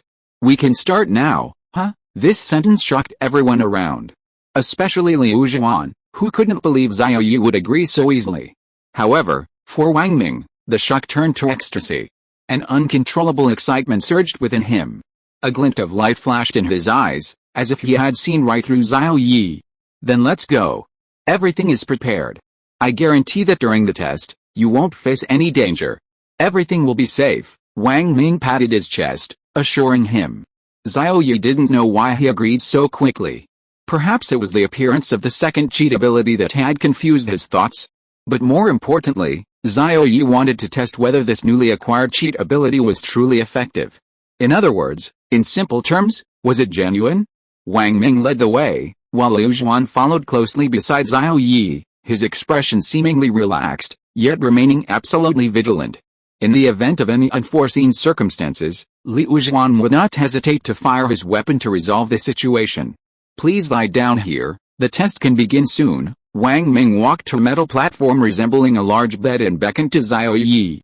Xiao Yi pointed to the platform and asked cautiously, just lie down. Wang Ming smiled, exuding unparalleled confidence. Yes, don't worry, I'm the best doctor in the world, there won't be any problems. Hearing this, Xiao Yi nodded and lay down on the platform.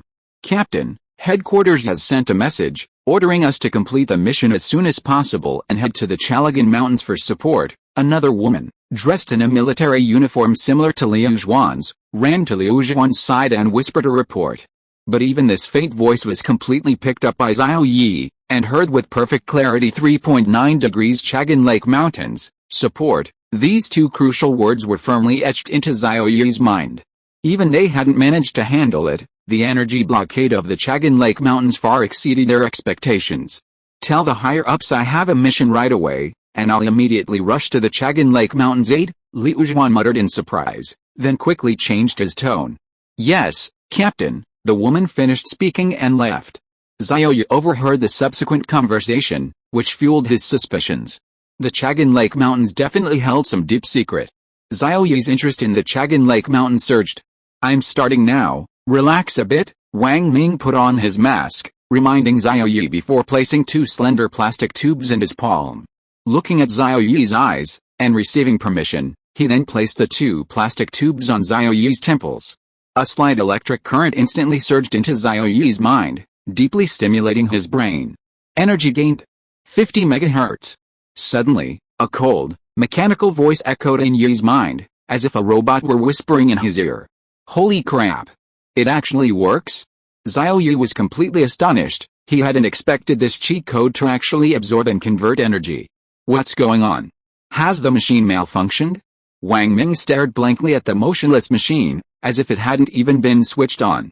Check the machine quickly. Wang Ming waved to the people around him, his face full of confusion. This is impossible. It hasn't malfunctioned in over 5 years. How could it suddenly stop working now? Although a maintenance worker came to check, Wang Ming was still filled with doubt. What's wrong? Can't the test continue? Liu Zhuan stepped forward, leaning against Wang Ming and asking. Wang Ming, the machine seems to have malfunctioned, unable to display data, but I don't think so, Dr. Wang. The machine has no problems, it's just that the maintenance worker stood up to report to Wang Ming. Just what? Tell me quickly, Wang Ming and Liu Zhuan both shouted in unison. It was just a current transmitting information. The maintenance worker was also somewhat incredulous, pausing before continuing. It seems to have been absorbed by something and disappeared. The maintenance worker's words left Wang Ming and Liu Zhuan astonished. The current suddenly disappeared? How could that be? Had it mutated? Not only Wang Ming and Liu Zhuan, but everyone present showed confusion without exception. Could it be him? Wang Ming suddenly looked at Xiaoyi, his eyes seeming to suddenly discover a glimmer of hope, which then turned into dazzling rainbow light. It was as if he had discovered a new continent, as if he was about to become an indelible mark on history, as if he was about to become a great man who would be remembered for eternity. Is it you? Wang Ming asked abruptly. Everyone's gaze followed Wang Ming's eyes to Xiaoyi, who was lying on the metal platform. The confusion in their eyes suddenly changed, as if they had found an exit to the palace. No mistake. It's definitely him. Someone who can survive a nuclear explosion. His body must have mutated. Get away. Get away. Stay away from him. A woman in the crowd suddenly changed her expression, as if Xiaoyi was a ruthless demon, full of terror. If he can absorb the electric current, he might be able to absorb the energy in our bodies too. Bi Lang, a survivor of a nuclear explosion, could undergo any degree of mutation. This seemingly weak explanation, given the context of a nuclear explosion, became incredibly plausible. In an instant, several more people retreated, forming a united front with the woman. Dr. Wang, Captain Liu, hurry over here, be careful this kid doesn't catch you. The woman turned to the two standing motionless, trying to pull them onto a rope. Wang Ming reached out to reassure them, don't be afraid, he's not in any danger yet, I'm safe and sound. Dr. Wang, just because he's not in danger now doesn't mean he won't be in danger later. Who knows when his next attack will be? It's best to be careful, another person in the crowd advised. The others echoed, yes. Yes. Come on over. However, Wang Ming couldn't bear to let Xiaoyi be caught in the crowd's criticism. A miracle worker who survived a nuclear explosion, and now even displaying an almost divine ability. If you are listening to this novel on a channel other than Fanfic World, it means it was downloaded and re-uploaded without effort. We warmly invite you to visit our channel, Fanfic World. There you will find the original version of this story and many other novels of various genres. We look forward to seeing you dive into a world of incredible novels. Chapter 284 Scissors. No matter how dangerous the situation, Wang Ming wouldn't feel the slightest fear. As long as he could figure out why Xiaoyi had undergone such a dramatic change and apply this change to technology, it would be an opportunity to be remembered for generations.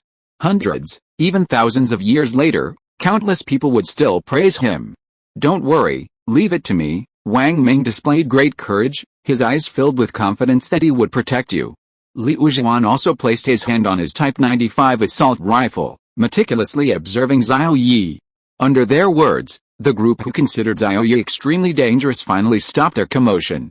But they still stared intently at Xiaoyi, as if he were a thief about to steal their property. Sir, was the current absorbed by your body? Wang Ming asked with a warm smile, maintaining a distance of about 50 centimeters from Xiaoyi. Just right, ensuring his own safety without making Xiaoyi feel like he was deliberately guarding against him. He also asked the question that was most likely on his mind. Xiaoyi maintained his previous demeanor, pondered for a moment, and then said, it must be me who absorbed this current. Upon receiving Xiao Yi's answer, Wang Ming was overjoyed, but he kept it tightly hidden in his heart, daring not to reveal it in the slightest. Sure enough. I guessed right. He can absorb electricity, so can he absorb other things? After resolving one doubt in his heart, countless other questions arose in Wang Ming's mind. He desperately wanted to uncover all the secrets within him. Wang Ming tentatively asked again, then, can we continue the test? For such a rare individual as Xiao Yi, Wang Ming dared not make any mistakes. Everything had to be based on Xiao Yi's consent. An experiment without cooperation, even if it yielded a lot of information, would ultimately be meaningless. The most crucial elements would inevitably be lost due to coercion. To cooperate? Or not to cooperate? Xiao Yi seriously considered this question. Currently, his strength was only at a mid-level. To directly confront the international coalition government was nothing short of wishful thinking. However, if Wang Ming continued the test, it was uncertain whether it would expose his biggest secret. But based on common sense, something as miraculous as rebirth would never be discovered by someone who had traveled to another world. What if there was a chance? After much deliberation, Xiao Yi finally made a decision. I can cooperate with you in the test. Xiao Yi believed that his rebirth would absolutely not be discovered. Otherwise, even if he were discovered, he couldn't do anything but curse the person in his heart. There was another reason, and the most important one. Xiao Yi's agreement to continue the test immediately caused those who had retreated to the back to lower their heads, somewhat embarrassed to look at Xiao Yi. After all, they had just treated Xiao Yi as an enemy, but his words and actions felt like a slap in the face. Let's begin, Wang Ming said succinctly. He had an insatiable thirst for the meaning within Xiao Yi's body. It was like a traveler who had walked for over 10 days in the desert without drinking a drop of water and suddenly discovered a clear spring. A beast-like instinct instantly surged from Wang Ming's heart, and he stared at Xiao Yi with fervor. Nuclear explosion. This was a nuclear explosion. To survive it meant he possessed a secret comparable to the birth of the universe. Once he deciphered it, he couldn't imagine. Utterly unimaginable. Cough cough. Xiao Yi was startled by Wang Ming's piercing gaze, but he still pretended to be calm and said, Dr. Wang, I'm ready, can we begin? Oh, I was momentarily distracted, sorry, I'll begin now. The madness in Wang Ming's eyes vanished instantly, replaced by an aura of unwavering composure. He produced an even thicker plastic tube from seemingly nowhere, as if preparing to perform a gastroscopy on Xiao Yi. The familiar melody of chrysanthemum withered, scattered on the ground. Your image yellowed immediately echoed in Xiao Yi's mind. It felt too real. Wang Ming's words stirred a storm within Xiao Yi's heart. Damn it. Are you really going to give me a thorough thrashing?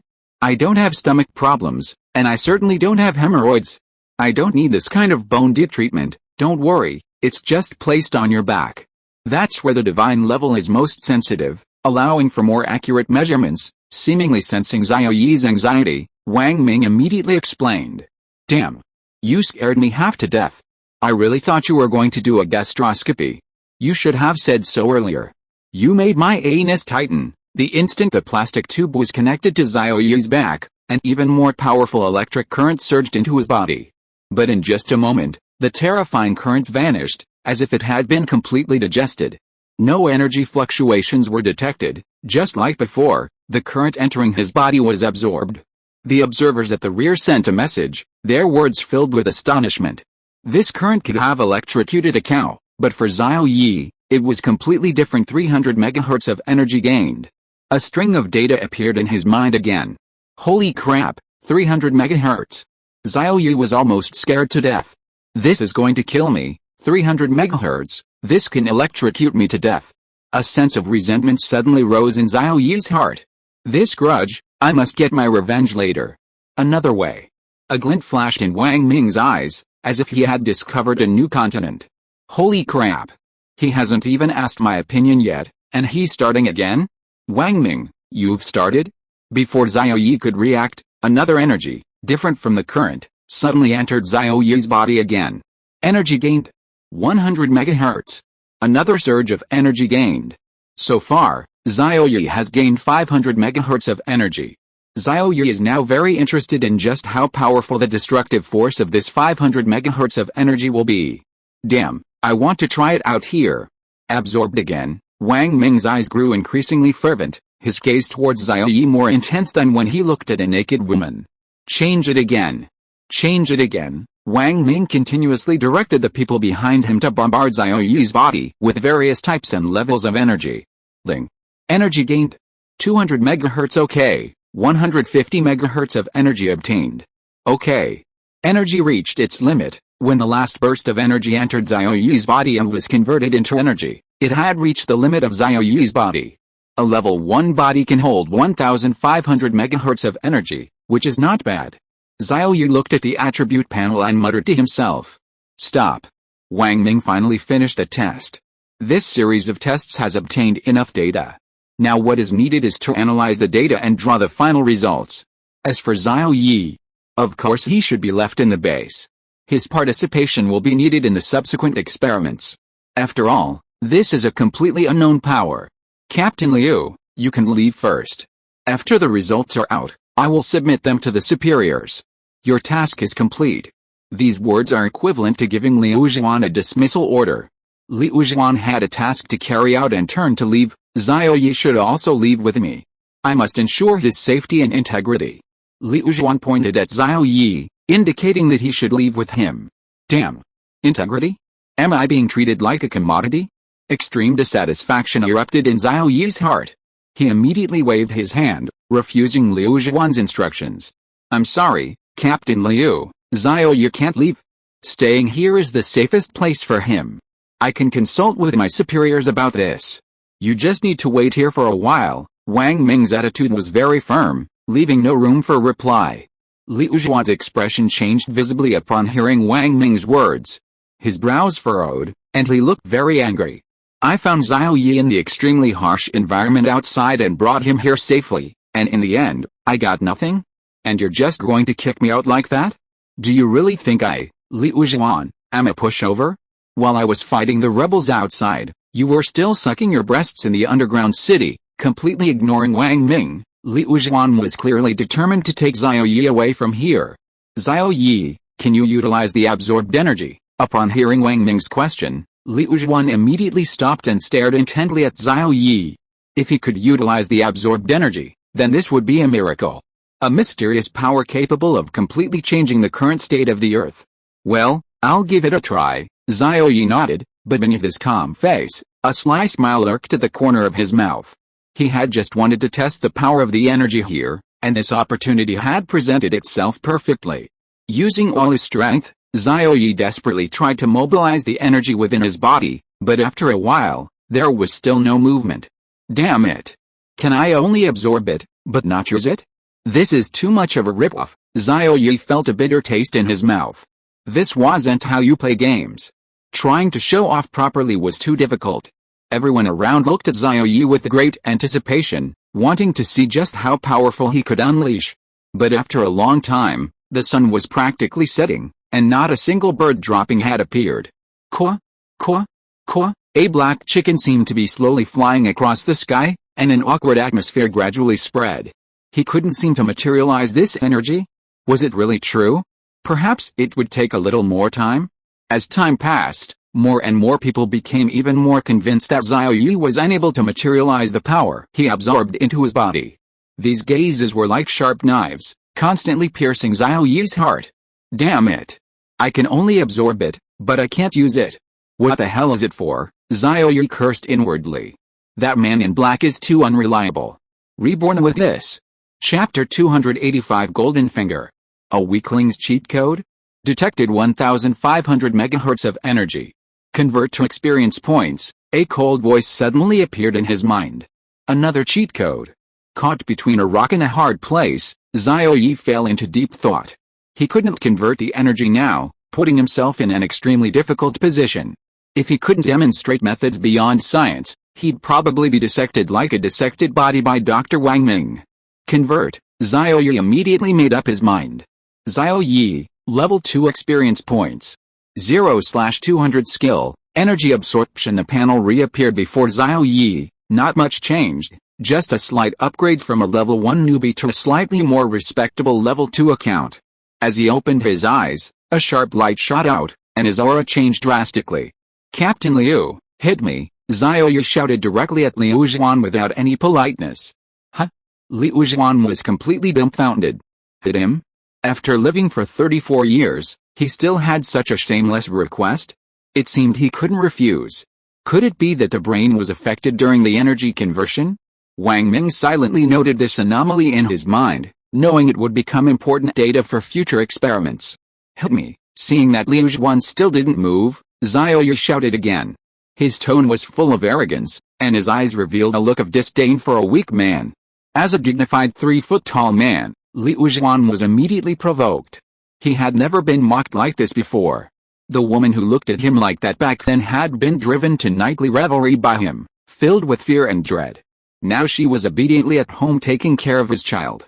Don't blame me for being heavy-handed. This is what you asked for, Liu Zhuan thoughtfully reminded him. Be prepared. Why so much nonsense? Hit as hard as you can. Xiaoyu wasn't afraid at all. Even though he was only at level 1, his physique and strength were far beyond what these ordinary earthlings could compare to. Moreover, now that he had leveled up to level 2, he was many times stronger than before. Bang! A loud roar echoed throughout the laboratory, as if it would blow the ceiling apart. Under the powerful force, the already weak medical staff all raised their white sleeves to shield their eyes, thus failing to notice the scene in the center. Not bad, quite strong, Xiaoyu smiled slightly, his face calm and peaceful. However, it still didn't meet my expectations. Such a casual remark caused everyone to lower their sleeves and stare at Xiaoyu. He casually moved Liu Zhuan's fist away from his stunned state, his eyes filled with confidence. Not bad, a level 2 physique, in terms of physical strength, has reached a level of toughness. No, I didn't lose. I haven't used my full strength yet. Liu Zhuan's eyes were filled with resentment. He couldn't believe that his punch couldn't even knock down someone who looked rather thin and weak. This is not scientific. Daddy Newton, help me. Everyone's red, go rub some safflower oil. Xiaoyu casually reminded him. All eyes suddenly focused on Liu Zhuan's fist. A bright red patch, like a steamed crab, seemed about to swell into a pig's trotter. Liu Zhuan's face instantly turned red, and he lowered his head in shame, covering his reddened hand with his other hand. Hey, why are you in such a hurry to leave? Weren't you going to take Xiaoyu away? Wang Ming immediately called out to Liu Zhuan, who was trying to leave the lab, clearly with ill intentions. Liu Zhuan turned his head, his eyes extremely fierce, as if he wanted to tear Wang Ming to pieces. If you dare call me, damn it, believe me, I'll beat you into a dog's head? The kind where even your own mother wouldn't recognize you. Oh my, you're quite good at intimidating people. Wang Ming was clearly not buying it, still smiling blatantly with sarcasm. Captain, Chagan Lake is urging us again, we have to get there quickly. The team member came to Liu Zhuan's side again. Of all times. Liu Zhuan glanced at his reddened hands. Rushing to Chagan Lake was a place where real hard labor was required. But now, it seems he wouldn't be of much help going there, and might even be a hindrance. Besides, those people will definitely go too, and he'll be laughed at? Damn. That's hundreds, no, tens of thousands of times worse than being mocked by Wang Ming here. Liu Zhuan, who had stopped, suddenly had a flash of inspiration and turned to look at Xiaoyu.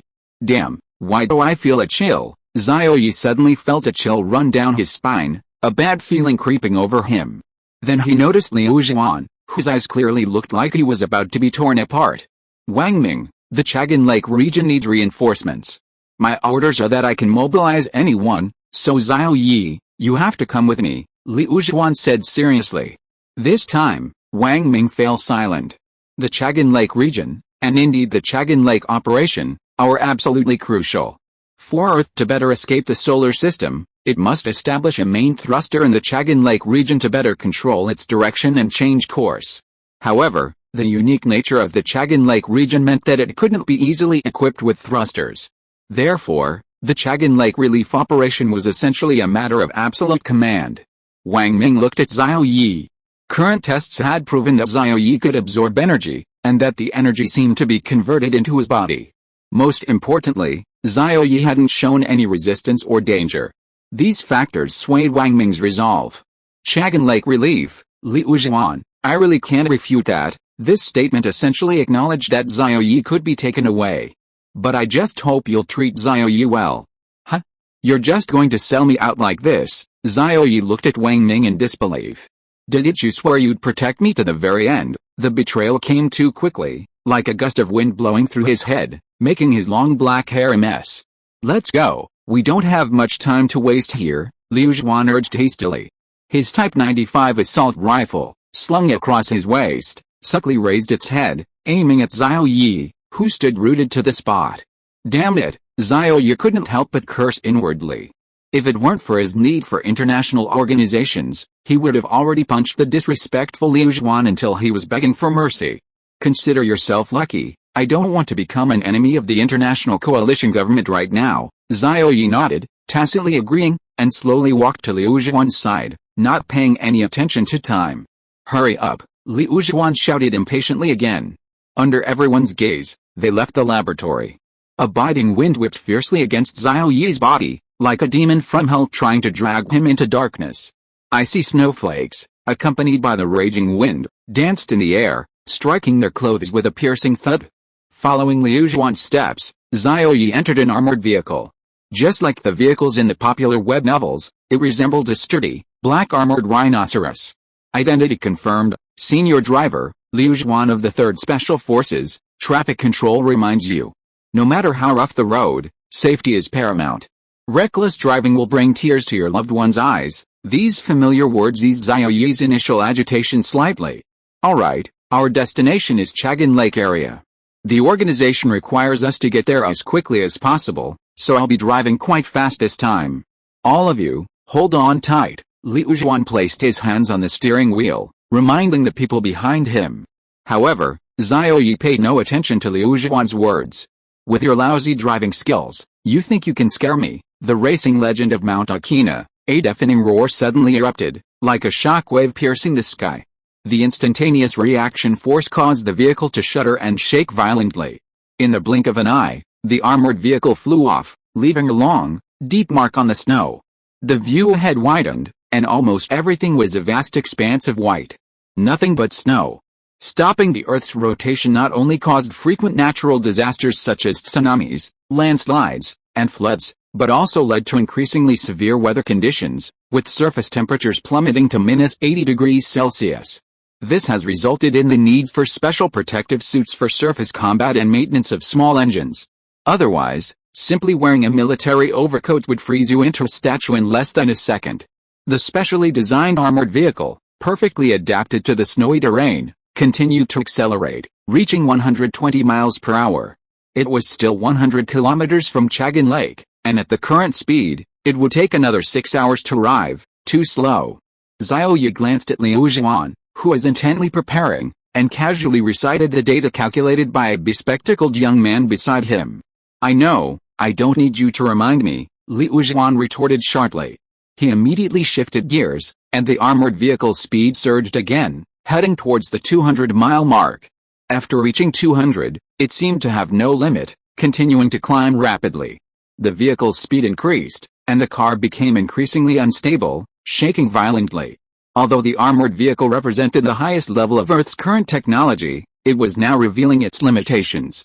However, Xiao Yi was completely unaffected by the shaking. His physical abilities, significantly superior to those of ordinary Earthlings, made it feel like walking on flat ground. The young man with the glasses beside him swayed abruptly as if he were on ecstasy, looking utterly exhausted.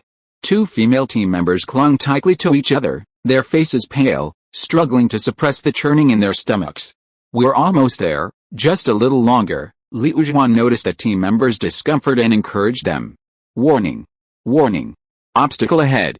Please stop immediately or detour." Just then, a rapid alarm sounded, instantly waking the drowsy group. "Damn it," Liu Zhuan cursed and immediately slammed on the brakes. Chapter 286 War Machines. The armored vehicle left a long track in the snow, its entire rear compartment completely upside down. With a violent screeching sound, the armored vehicle narrowly avoided hitting the obstacle in front of it. Even at a distance of only millimeters, Xiao Yi and the others could clearly see what was in front of them. It was a row of extremely sharp black iron spikes, their points gleaming with white light, ready to pierce the armored vehicle and kill Liu Zhuan and the others. "Rebels!" Liu Zhuan shouted. Everyone immediately shook off their fatigue, becoming serious and ready for battle. The rebels were the group opposing the International United Government.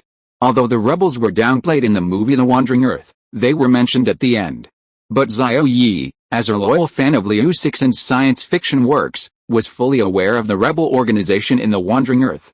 They didn't believe the International United Government's claims, believing that the sun wasn't aging rapidly and wouldn't engulf the solar system. Everything was a lie told by the United Government. Their sole purpose was to provide a legitimate reason to eliminate the half of the population that the Earth, already suffering from severe environmental degradation, could no longer sustain. It seemed to be for the continuation of humanity, for a better future. But for the 3.5 billion people abandoned, it was undoubtedly cruel, even inhumane.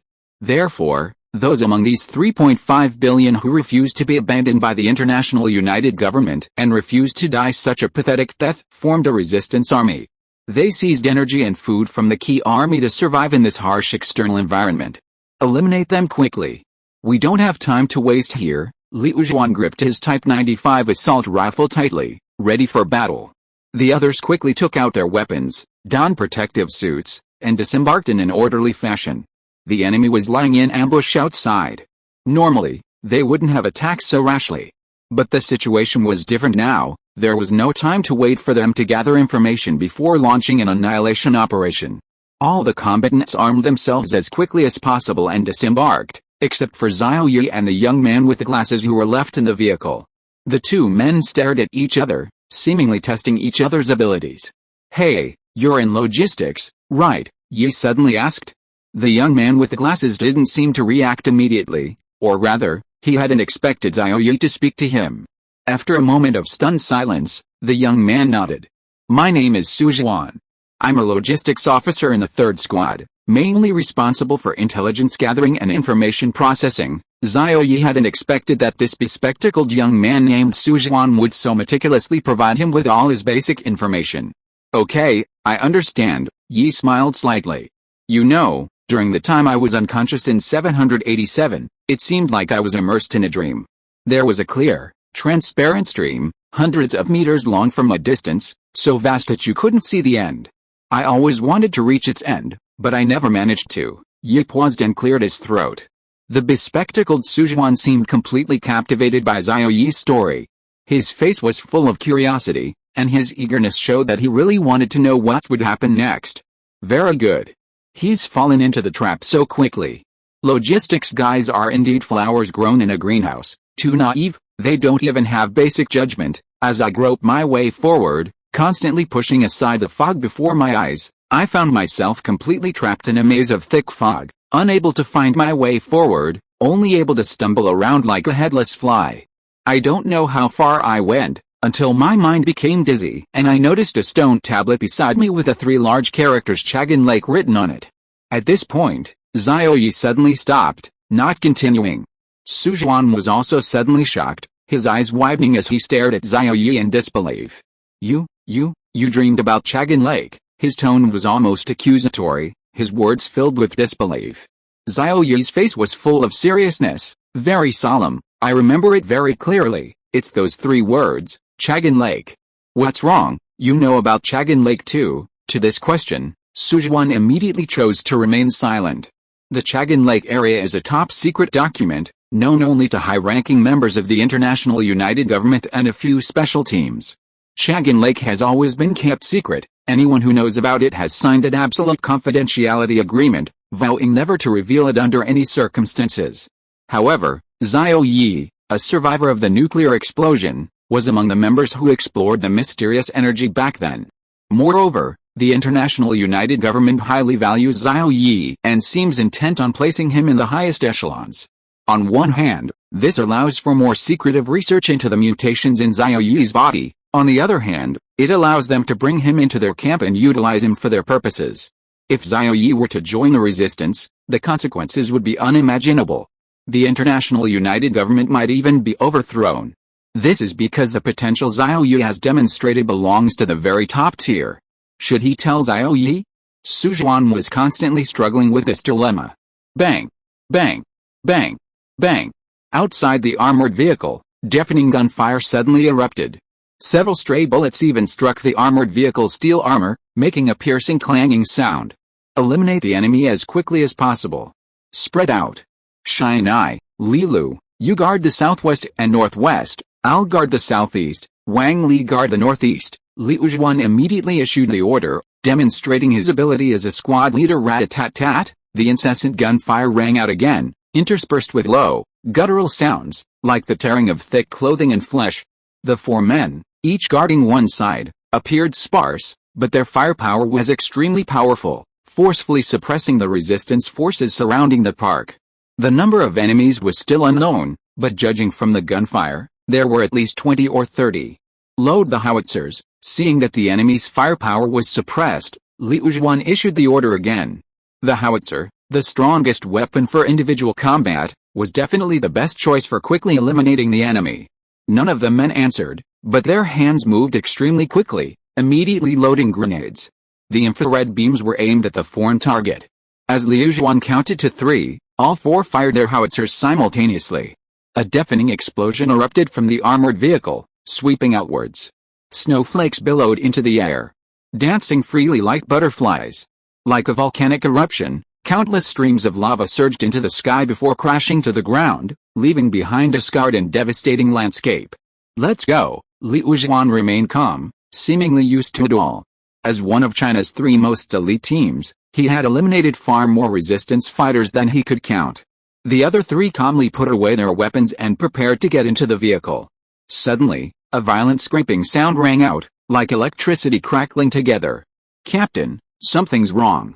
A powerful electromagnetic wave has struck, damaging all our electronic components.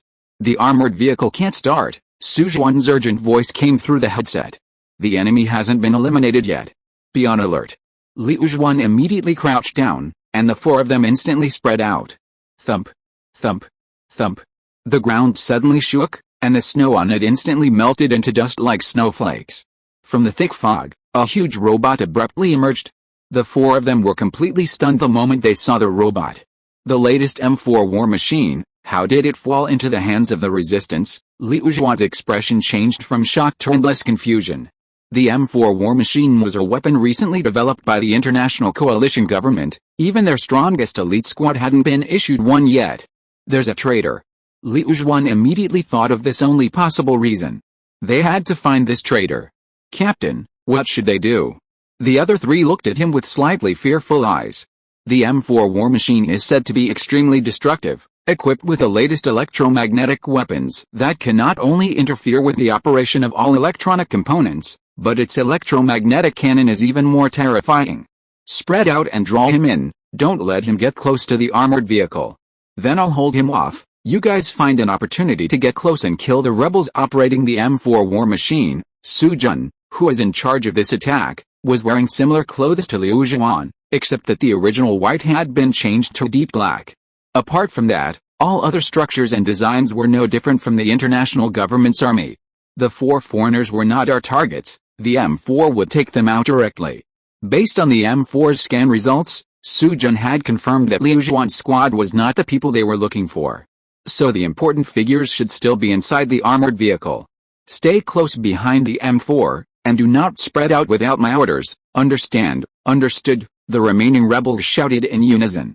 As the captain, Su Jun, based on his intuition, was certain that Liu Zhuan and his team would definitely spread out and not engage the M4 war machine head-on.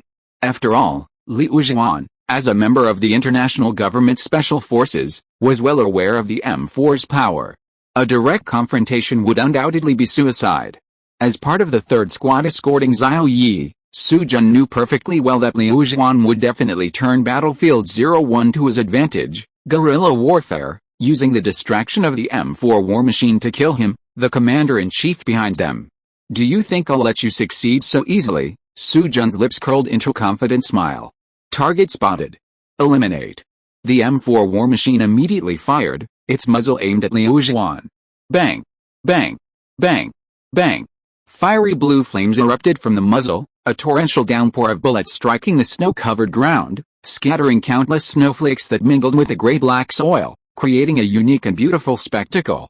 Chapter 287 Tracking Missiles. Damn it, Liu Zhuan shouted, jerking to the side to dodge a bullet whizzing past his head. The piercing screeching of the bullet against the air felt like the cry of a demon, making Liu Zhuan tense as countless images flashed through his mind. As the M4 war machine was drawn to Xiao Yi, the other 3 team members, following plan, quickly approached Sujun and the other resistance fighters behind them.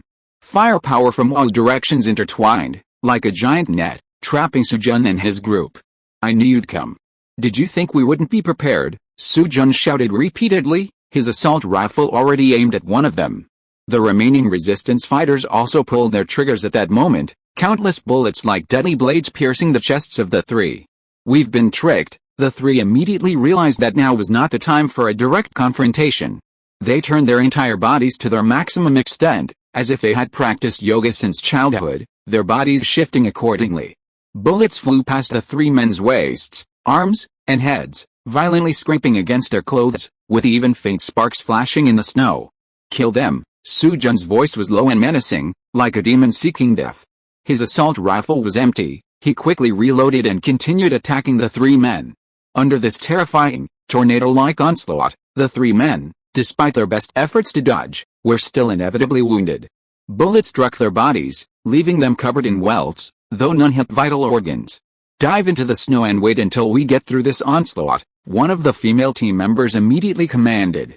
Without hesitation, the three rushed into the blood mist. But at this moment, Liu Zhuan, who was drawing the M4 War Machine's attention, found himself in a dilemma. Damn it! I can't even retaliate. Those R&D people are disgusting.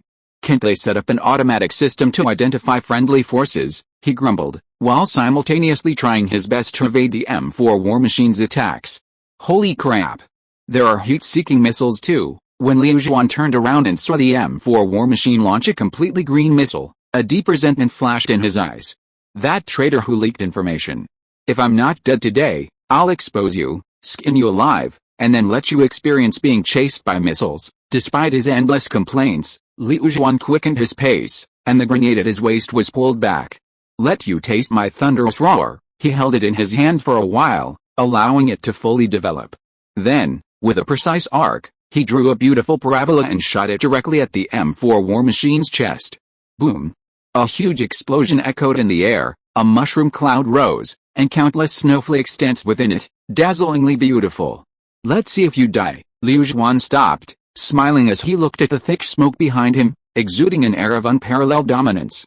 How could the captain of the 3rd Special Forces of the International United Government be killed by a brainless machine like you? However, the smile on Liu Zhuan's face lasted for less than a second before the sound of the ground shaking made his face fall. Zet. You're still alive? Are you made of titanium alloy? Thinking about it, it really is made of titanium alloy. It smells amazing, it's like soap. Before he could say goodbye, Liu Zhuan took off running, faster than a rocket. And right after him came another heat-seeking missile. Damn. Not one, but three. So what if I bombed you? We're all adults, is it necessary to be so petty? But the M4 War Machine 767 completely ignored Liu Zhuan's words. Steam jets on its feet suddenly spewed out, cracking the ground beneath its feet. With a leap, like a streak of light cutting through the sky, it appeared suddenly in front of Liu Zhuan. All the gun barrels on its steel-forged body were pointed at Liu Zhuan, as if ready to riddle him with bullets. Let's talk this out. That grenade wasn't thrown by me, it was thrown by my hand. If you want to blame someone, punish the handle. It has nothing to do with me. Liu Zhuan suddenly raised his right hand, offering a righteous explanation. Stunned by Liu Zhuan's nonsensical words, the M4 War Machine froze. His words, scanned by the language system, seemed to make sense. Sure enough, the research team hadn't improved at all. Liu Zhuan secretly wiped away a bead of sweat. Thankfully, he hadn't told them about this flaw before, or he would have been finished today. His rambling, nonsensical talk was enough to confuse the M4 War Machine's thinking.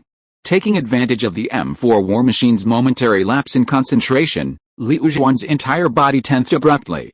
At the peak of his momentum, the thick snow beneath his feet was even squeezed, causing water to seep out. Damn it! Liu Zhuan raised his middle finger, and like an arrow released from a bow, he shot hundreds of meters away in the blink of an eye. Sujun, who was in charge of this attack, wore similar clothes to Liu Zhuan, except the original white had been changed to a deep, dark black. Apart from this, all other structures and designs were identical to those of the International Coalition Government's army. The 4 people on the perimeter aren't our targets. M4, take them out. Based on the M4's scan results, Su Jun had confirmed that Liu Zhuan's third squad wasn't the people they were looking for. So the important figures should still be inside the armored vehicle. Stay close behind M4. Don't scatter without my orders, understand? Understood, the remaining rebels shouted in unison. As the captain, Su Jun, relying on his intuition, was certain that Liu Zhuan and his team would scatter and not engage the M4 war machine head-on. After all, Liu Zhuan, as a member of the International United Government Special Forces, was well aware of the M4's power. A direct confrontation would undoubtedly be suicide. As the third squad escorting Xiao Yi, Su Jun knew that Liu Zhuan would definitely change the battlefield to his advantage, guerrilla warfare, using the distraction of the M4 war machine to kill him, the commander-in-chief behind it. How could I let you succeed so easily? Su Jun's lips curled into a smug smile, revealing a confident glint in his eyes. Target spotted. Eliminate. The M4 war machine immediately fired, its muzzle aimed at Liu Zhuan. Rat-a-tat-tat, fiery blue flames erupted from the muzzle, a hail of bullets raining down, striking the snow-covered ground and scattering countless snowflakes that mingled with the gray-black soil, creating a unique and beautiful spectacle. Damn it, Liu Zhuan cried out, jerking to the side to avoid a bullet whizzing past his head. The piercing screeching of the bullet against the air felt like a demonic cry, making Liu Zhuan tense as countless images flashed through his mind.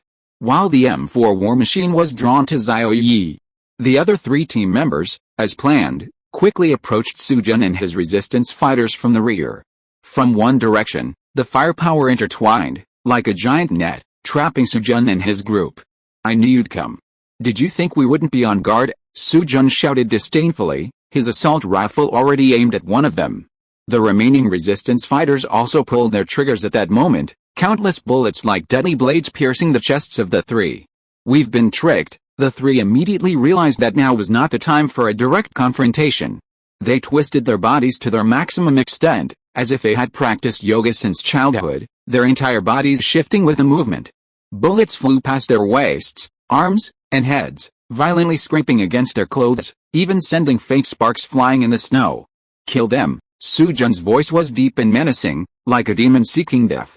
His assault rifle was already empty. He quickly reloaded and continued attacking the three.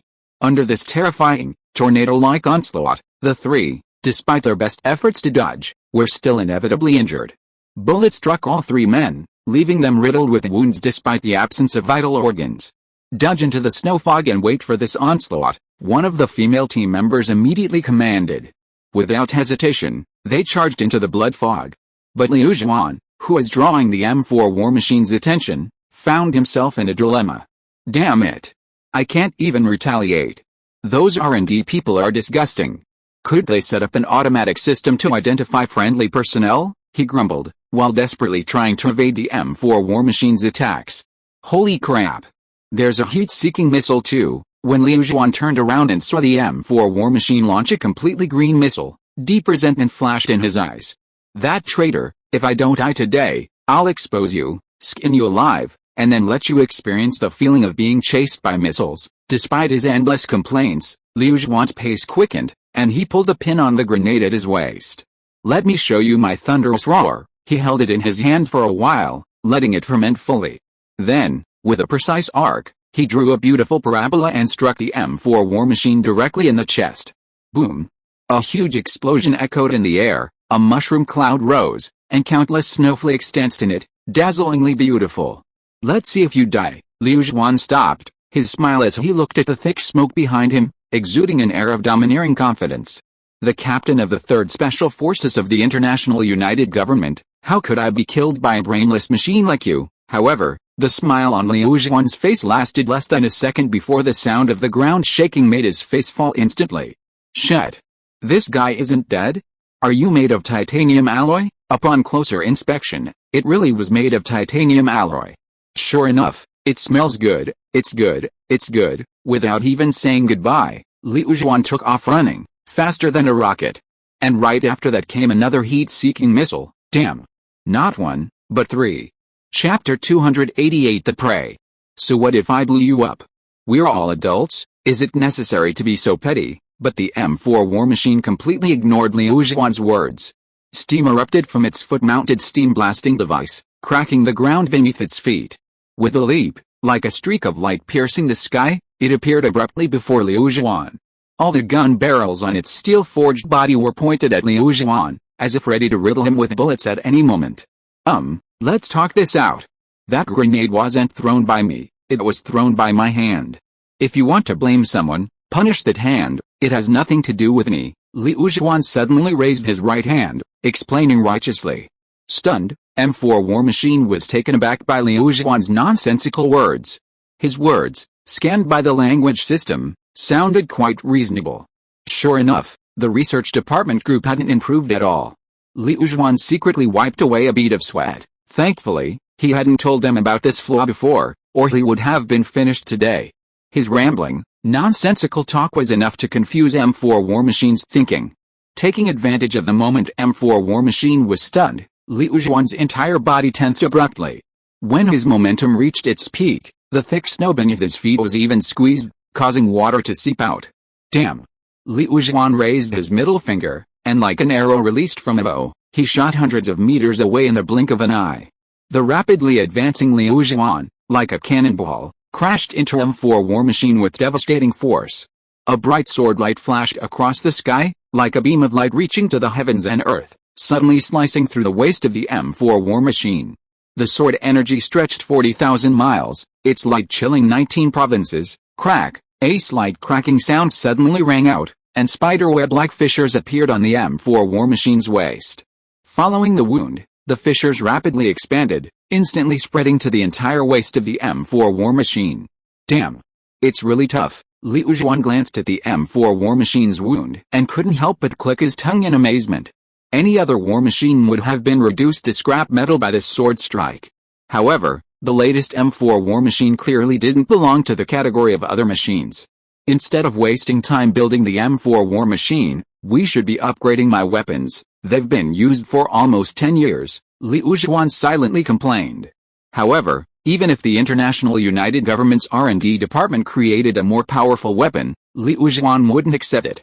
The longsword in his hand had been with him for 10 years, enduring 773 kinds of hardships, even going through fire and water. He had developed a deep affection for it. This longsword was meant to be with him for life. As Liu Zhuan was lost in thought, he didn't notice the strange light flickering in the cold eyes of the M4 War Machine, which had been slashed. "Captain, watch out!" A hurried shout, filled with deep worry, suddenly came from beside him. Liu Zhuan immediately snapped out of his daze, but the M4 War Machine's attack followed immediately. There was no time to react. Liu Zhuan could only react instinctively, raising his longsword to block. Bang! A thunderous explosion erupted, sending a cloud of dust rising from the ground. A figure, like a meteorite falling from the sky, almost invisible, crashed into the snow hundreds of meters away, leaving a long, deep gash. "Captain!" the female team member screamed in anguish. He rushed to Liu Zhuan's side at top speed, his eyes already brimming with tears, swirling in his sockets. Liu Zhuan could only be described as wretched. His clothes were tattered, like several pieces of cloth, and even his most vulnerable parts, his dark face, were noticeably pale. A smear of blood at the corner of his mouth further emphasized his haggard appearance. Only his long sword remained tightly gripped in his hand, as if he would never let go, even unto death. However, this long sword, which had accompanied Liu Zhuan for 10 years, was now riddled with cracks, seemingly on the verge of shattering into pieces of iron and falling to the snow. Change target, 3rd Special Squad, eliminate. M4 War Machine turned around coldly, his icy voice like a death sentence for Liu Zhuan and the others. "You take the captain and run. Xiao Wang, go to the car and take the other 2 away. I'll hold him off." The resolute man drew his long sword from his waist, his eyes gleaming with a death-defying light. Xiao Wang's eyes were red, as if he was about to cry. "Don't worry about me, move quickly, otherwise none of us will escape, and I'll have truly wasted my life." In the end, he didn't utter the word sacrifice, even knowing he had no chance of survival. Sacrifice only brought sorrow and hesitation, and now, the most needed hope was the glimmer of life. "Execute!" the determined man roared one last time, rushing out like lightning, dodging wave after wave of attacks from the M4 War Machine. In the 3rd Special Squad, besides Captain Liu Zhuan, the strongest member was the determined man who fearlessly charged out at this moment. "See? Your team members are about to give up." Xiao Yi turned to look at Su Zhuan, the four-eyed boy. The resistance will be here soon. By then, we'll be lucky if we're not all killed." Upon hearing this, fear instantly filled Sujuan's eyes, and he froze, as if under a spell. Since joining the 3rd Special Squad, Sujuan had never encountered such a dangerous situation. Previously, Liu Zhuan had single-handedly suppressed any unexpected events. This had given Sujuan a sense of security, making him believe that with Liu Zhuan present, there would be no danger. So, when this moment truly arrived, Sujuan's fragile mental defenses crumbled, and he was on the verge of collapse. "Hey! You're a member of the 3rd Special Squad, pull yourself together. The strongest hasn't made a move yet, we haven't lost." Xiao Yi walked to Sujuan's side, patted his shoulder lightly, and said with a smile. Sujuan was startled, a hint of doubt appearing in his fearful eyes. Does this mean there's someone in the team more powerful than Captain Liu Zhuan? But who is this person? I've never seen him before. However, when Sujuan, the bespectacled guy, fixed his gaze on Xiao Yi's face and saw his calm smile, he seemed to understand. Could a man who survived a nuclear explosion be someone even more powerful than the captain? In extreme panic, the bespectacled guy immediately placed all his hopes on Xiao Yi. "It's just what you think." Xiao Yi smiled and walked towards the car door, sunlight streaming onto his face, as if radiating some special substance. For a moment, Sujuan couldn't quite put his finger on it, but it felt strangely familiar. Outside, the tough, astringent man, having dodged most of the M4 War Machine's attacks, finally rushed to the front of it, battered and bruised. With swift, powerful movements, and a fully drawn bow, the sword traced a perfect arc, striking the M4 War Machine's shattered wound from below. Crack, the longsword pierced through, embedding itself deep within the M4 War Machine, only to be firmly gripped by it at that moment. "Damn it," the resolute man cursed in a low voice. He tried to retreat, but it was too late. Thud. The M4 War Machine's other fist, with even greater ferocity, slammed into the resolute man's chest. His sternum shattered instantly, crushing directly at his heart. A suffocating sensation surged forth, blood flowed backward, and a mouthful of crimson blood gushed out. Like a small rain of blood, it shocked the onlookers. The resolute man flew backward like a kite with a broken string. The M4 War Machine pulled the longsword from its wound, gripping it tightly with his elbow at a 90-degree angle, aiming at the resolute man in midair. Like a rainbow piercing the sun, like a meteor breaking through the sky, it flashed past in everyone's eyes, plunging straight into the resolute man's chest. The female team member couldn't bear to watch any longer and covered her eyes with her right hand. A team member named Xiao Wang had tears streaming down her face, her expression filled with grief. Only the unconscious Captain Liu Zhuan hadn't suffered such a heart-wrenching ordeal. Snap, a deep sound rang out, and before anyone could react, a long sword was grasped by a pale arm. Who? This question immediately filled everyone's minds. Only the bespectacled Sujuan knew that the person was Xiao Yi, and he, still hiding inside the armored vehicle, was unusually excited.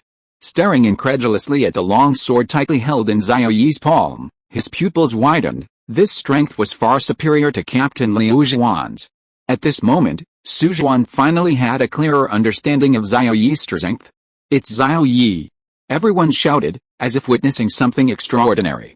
Under the star-studded gazes of the crowd, Xiao Yi slowly turned his head and threw the long sword beside the resolute man lying on the ground, still coughing up blood. "Keep your knife safe." With that, Xiao Yi turned around again, facing the M4 War Machine without fear. Just how much was he hiding? This question lingered in everyone's mind, not just the tough guy. Having survived the nuclear explosion, what kind of powerful and terrifying strength had Xiao Yi gained? Had he already surpassed the most advanced technology of the current international united government? No one knew. They could only keep this unanswerable question in their hearts. Target detected. Capture. After scanning Xiao Yi, the M4 War Machine finally found its prey. It was none other than Xiao Yi, who had survived the nuclear explosion. The high-ranking officials of the international united government knew Xiao Yi was important, which meant that the high-ranking officials of the rebel government also knew he was important. Both sides were vying for this person who might change the history of Earth, or rather, a miracle. Come on, let's test my strength. Chapter 289 Advance. Xiao Yi assumed a fighting stance, his pupils burning with fierce fighting spirit, and a wicked smile flashed across his lips. He moved like the wind and lightning. Leaving 2 broken marks on the ground, Xiao Yi rushed out like a cannonball, reaching the M4 war machine in the blink of an eye. "Try my dragon claw first," Xiaoyi roared, his right fist surging forth like a dragon emerging from the sea, charging fiercely towards the M4 war machine's shattered wound at an extremely tricky angle. The M4 war machine reacted quickly, immediately turning its body and simultaneously unleashing a powerful right punch at Xiaoyi's head.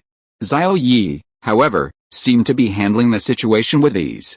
He tilted his head to the side, his left hand bending into a bow, swiftly striking the M4 war machine's right arm, while his right hand, without any defensive maneuver, slammed into the M4 war machine's wound. This punch, like unyielding steel, pierced through the M4 war machine's jaws, scattering countless shattered pieces of metal.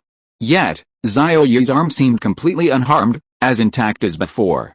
With its wound reopened, the M4 war machine seemed to have abandoned its defense, as if preparing for a desperate fight. The armor was fully engaged, a dense beehive of gun barrels, a terrifying sight. The word bad flashed through Yi's mind instantly. He mobilized all his strength and retreated at top speed. Rat-a-tat-tat. The instant Yi retreated, countless bullets, blue flames erupting from all the gun barrels, rained down like a volley of arrows. The bullets formed an impenetrable net, sealing off all of Yi's escape routes. It seemed certain death was imminent. The men behind him could no longer sit idly by. The resolute man and his companions hadn't taken that first step. Now that it was Yi's turn, they couldn't remain passive. They had to act. They rushed out, firing their Type 95 assault rifles, engaging the massive, inescapable net. Then, they drew long swords from their waists and, with all their might, charged towards Yi's location. HMPH. Xiaoyi snorted coldly, seemingly completely unconcerned about the M4 war machine's attack. All the bullets slowed down within the blue-tinged holes, appearing in slow motion.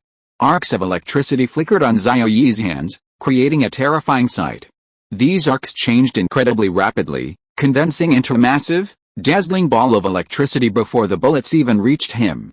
"This is my strength, trash," Xiaoyi roared, grabbing the entire ball of electricity with his right hand and throwing it like a shot put. In that instant, all the bullets melted, even the molten iron vaporizing and scattering in the air. Attack failed. Attack failed. The enemy is charging. These words immediately appeared on the M4 war machine's control panel. However, without a moment's reaction time, Xiaoyi, faster than lightning, his body crackling with electricity, rushed towards the M4 war machine. "You can go home now," Xiaoyi smiled slightly, his right fist already piercing through the M4 war machine's body, arcs of electricity instantly engulfing its entire form. Under the terrifying arc of electricity, all the electronic components of the M4 war machine were burned to ashes, leaving not even a trace. "Not bad, a little stronger than I expected," Yi nodded to himself. "The second rebirth is indeed more powerful than the first. Perhaps this is the advantage of my second rebirth. Those who were reborn for the first time should be like me before, with a cheat code, but everything has to start from scratch. This time, I'm at the starting line." Killing the M4 war machine, Xiaoyi showed no surprise whatsoever. In fact, from his calm face, it seemed like a commonplace event. But in the eyes of others, especially these members who were proud to be part of the 3rd Special Squad, Xiaoyi's performance was beyond words, except for shock. They thought they were no longer considered human on Earth, but now it seemed that Xiaoyi was the one who wasn't human. They even looked quite human now. There are other people? Xiaoyi suddenly turned his head and glanced into the dim snow fog in the distance. The gazes of the others followed Xiaoyi's, all looking towards the distance. Su Jun and the others, who had been hiding in the snow, preparing to sneak up while Xiaoyi and the M4 war machine were locked in battle, had never anticipated that Xiaoyi would eliminate the M4 war machine with such terrifying speed.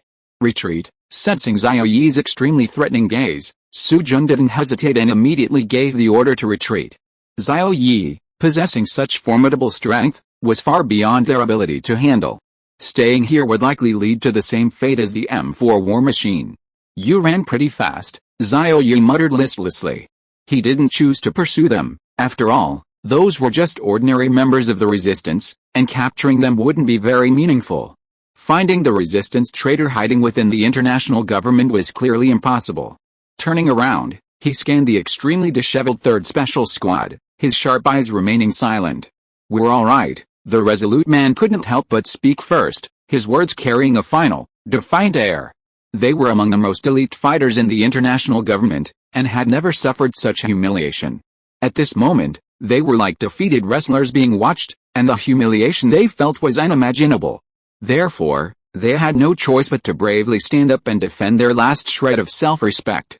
Well, I see you're all alright, so let's get in the car. Aren't we going to the Chagan Lake area? Xiaoyi simply followed the resolute man's words and strode towards the armored vehicle. Su Zhuan, the bespectacled guy still hiding inside the vehicle, saw Xiaoyi approaching, and a different light flashed in his eyes. There was some admiration, but more than that, there seemed to be a deep fear. After all, Xiaoyi didn't belong to the 3rd Special Squad. Although he helped Liu Zhuan and the others defeat the M4 war machine and save them, he was still an outsider. You're so strong. After Xiaoyi got into the vehicle, the bespectacled guy pondered for a long time and only managed to utter these 5 dry words. Xiaoyi simply nodded, then went to the driver's seat, touched the titanium alloy steering wheel, and a strange surge of passion welled up in his heart. It seemed like every man's hormones were surging, involuntarily plunging him into a state of excitement. The rest of the 3rd Special Squad, one helping a wounded teammate, slowly entered the armored vehicle. Closing the door and removing their heavy combat uniforms, they were all panting heavily, the aftershocks of the battle still lingering. Especially Captain Liu Zhuan and Jian Nan, their faces still splattered with bright red blood. Captain Liu Zhuan, in particular, remained unconscious. Su Zhuan, quickly get the first aid kit, a female team member shouted at Su Zhuan, her eyes fixed on Liu Zhuan in her arms. Okay, saying okay twice, Su Zhuan grabbed the first aid kit and went to Liu Zhuan's side at unprecedented speed. Next, the female team member, with her medic background, began emergency treatment on Liu Zhuan. The entire process was almost entirely a mixture of sharp needles and blood, so much so that the bespectacled Su Zhuan dared not look directly at it. Although he had been a logistics member of the 3rd Special Squad for several years, this was the first time he had suffered such immense damage. Therefore, Su Zhuan had never experienced the cruelty of war before, living entirely in a warm ivory tower. Only today, at this moment, did Su Zhuan's heart begin to stir. Only then did he begin to understand just how cruel and terrifying this world, composed of the international coalition government and the resistance, truly was. Is it all right? We don't seem to have any extra time to waste here. We need to rush to Chagan Lake immediately, Xiaoyi remarked inappropriately. Under these circumstances, all the team members clearly wanted to give their captain, Liu Zhuan, more time to recover. A prolonged and rapid transfer might not be enough for Liu Zhuan, who had just undergone surgery, to withstand, causing further damage to his wounds. The long-term consequences would be terrifying. Therefore, no one spoke up, because the Chagan Lake region had to be considered. If Liu Zhuan were awake now, he would have absolutely no objections. Rushing to Chagan Lake would be the first choice. This was a belief he, as a soldier of the international coalition government, had to uphold. Once the Chagan Lake region was conquered, the entire Earth could advance at a much faster pace, and changing direction would become extremely easy. This is a matter of utmost importance concerning the survival of all humanity. As a soldier, Liu Zhuan would certainly prioritize the Chagan Lake region. No one's speaking, Xiaoyi pressed aggressively. Let's move forward. The man's lips moved incessantly, finally uttering these words with extreme reluctance. No, the female team member immediately retorted, her bright eyes revealing her determination. Looking at Liu Zhuan leaning against her, the female team member became even more certain of her thoughts. What's the use of going to the Chagan Lake region now? How many times have we rushed to its aid? What has been the result? Failure, hasn't it? Now, under these circumstances, going to the Chagan Lake region will most likely only result in failure, but it will increase our captain's risk and even put him in danger. We absolutely cannot let a vague possibility put our captain in dire straits. I absolutely will not allow anyone to disregard our captain's life. The stern words created a tense atmosphere in the car. Only the breathing of the others could be heard, but no one could utter a single word. That means we won't be providing aid to the Chagan Lake region. Xiaoyi seemed indifferent. He was just curious about the Chagan Lake region and wanted to go and see it, but if they didn't want to, Xiaoyi wouldn't say much, let them be. Chapter 290 Shock. At this awkward moment, Liu Zhuan, lying in the arms of the female team member, struggled to open his eyes and said intermittently, Captain. Your body can't withstand the long journey, And it's too late to go now. By the time we reach Chagan Lake area, the relief effort will be over. The female team member's eyes were brimming with tears as she tried to dissuade Liu Zhuan. Even if I die, I can't abandon the mission assigned to me by my superiors. And with the speed of the vehicle, we can still make it. Liu Zhuan's eyes held an unwavering determination, as if a hero were cutting off his own arm. Captain, the others shouted in unison. It seems we still have to go to Chagan Lake area. Xiao Yi placed his hands on the steering wheel, eager to try.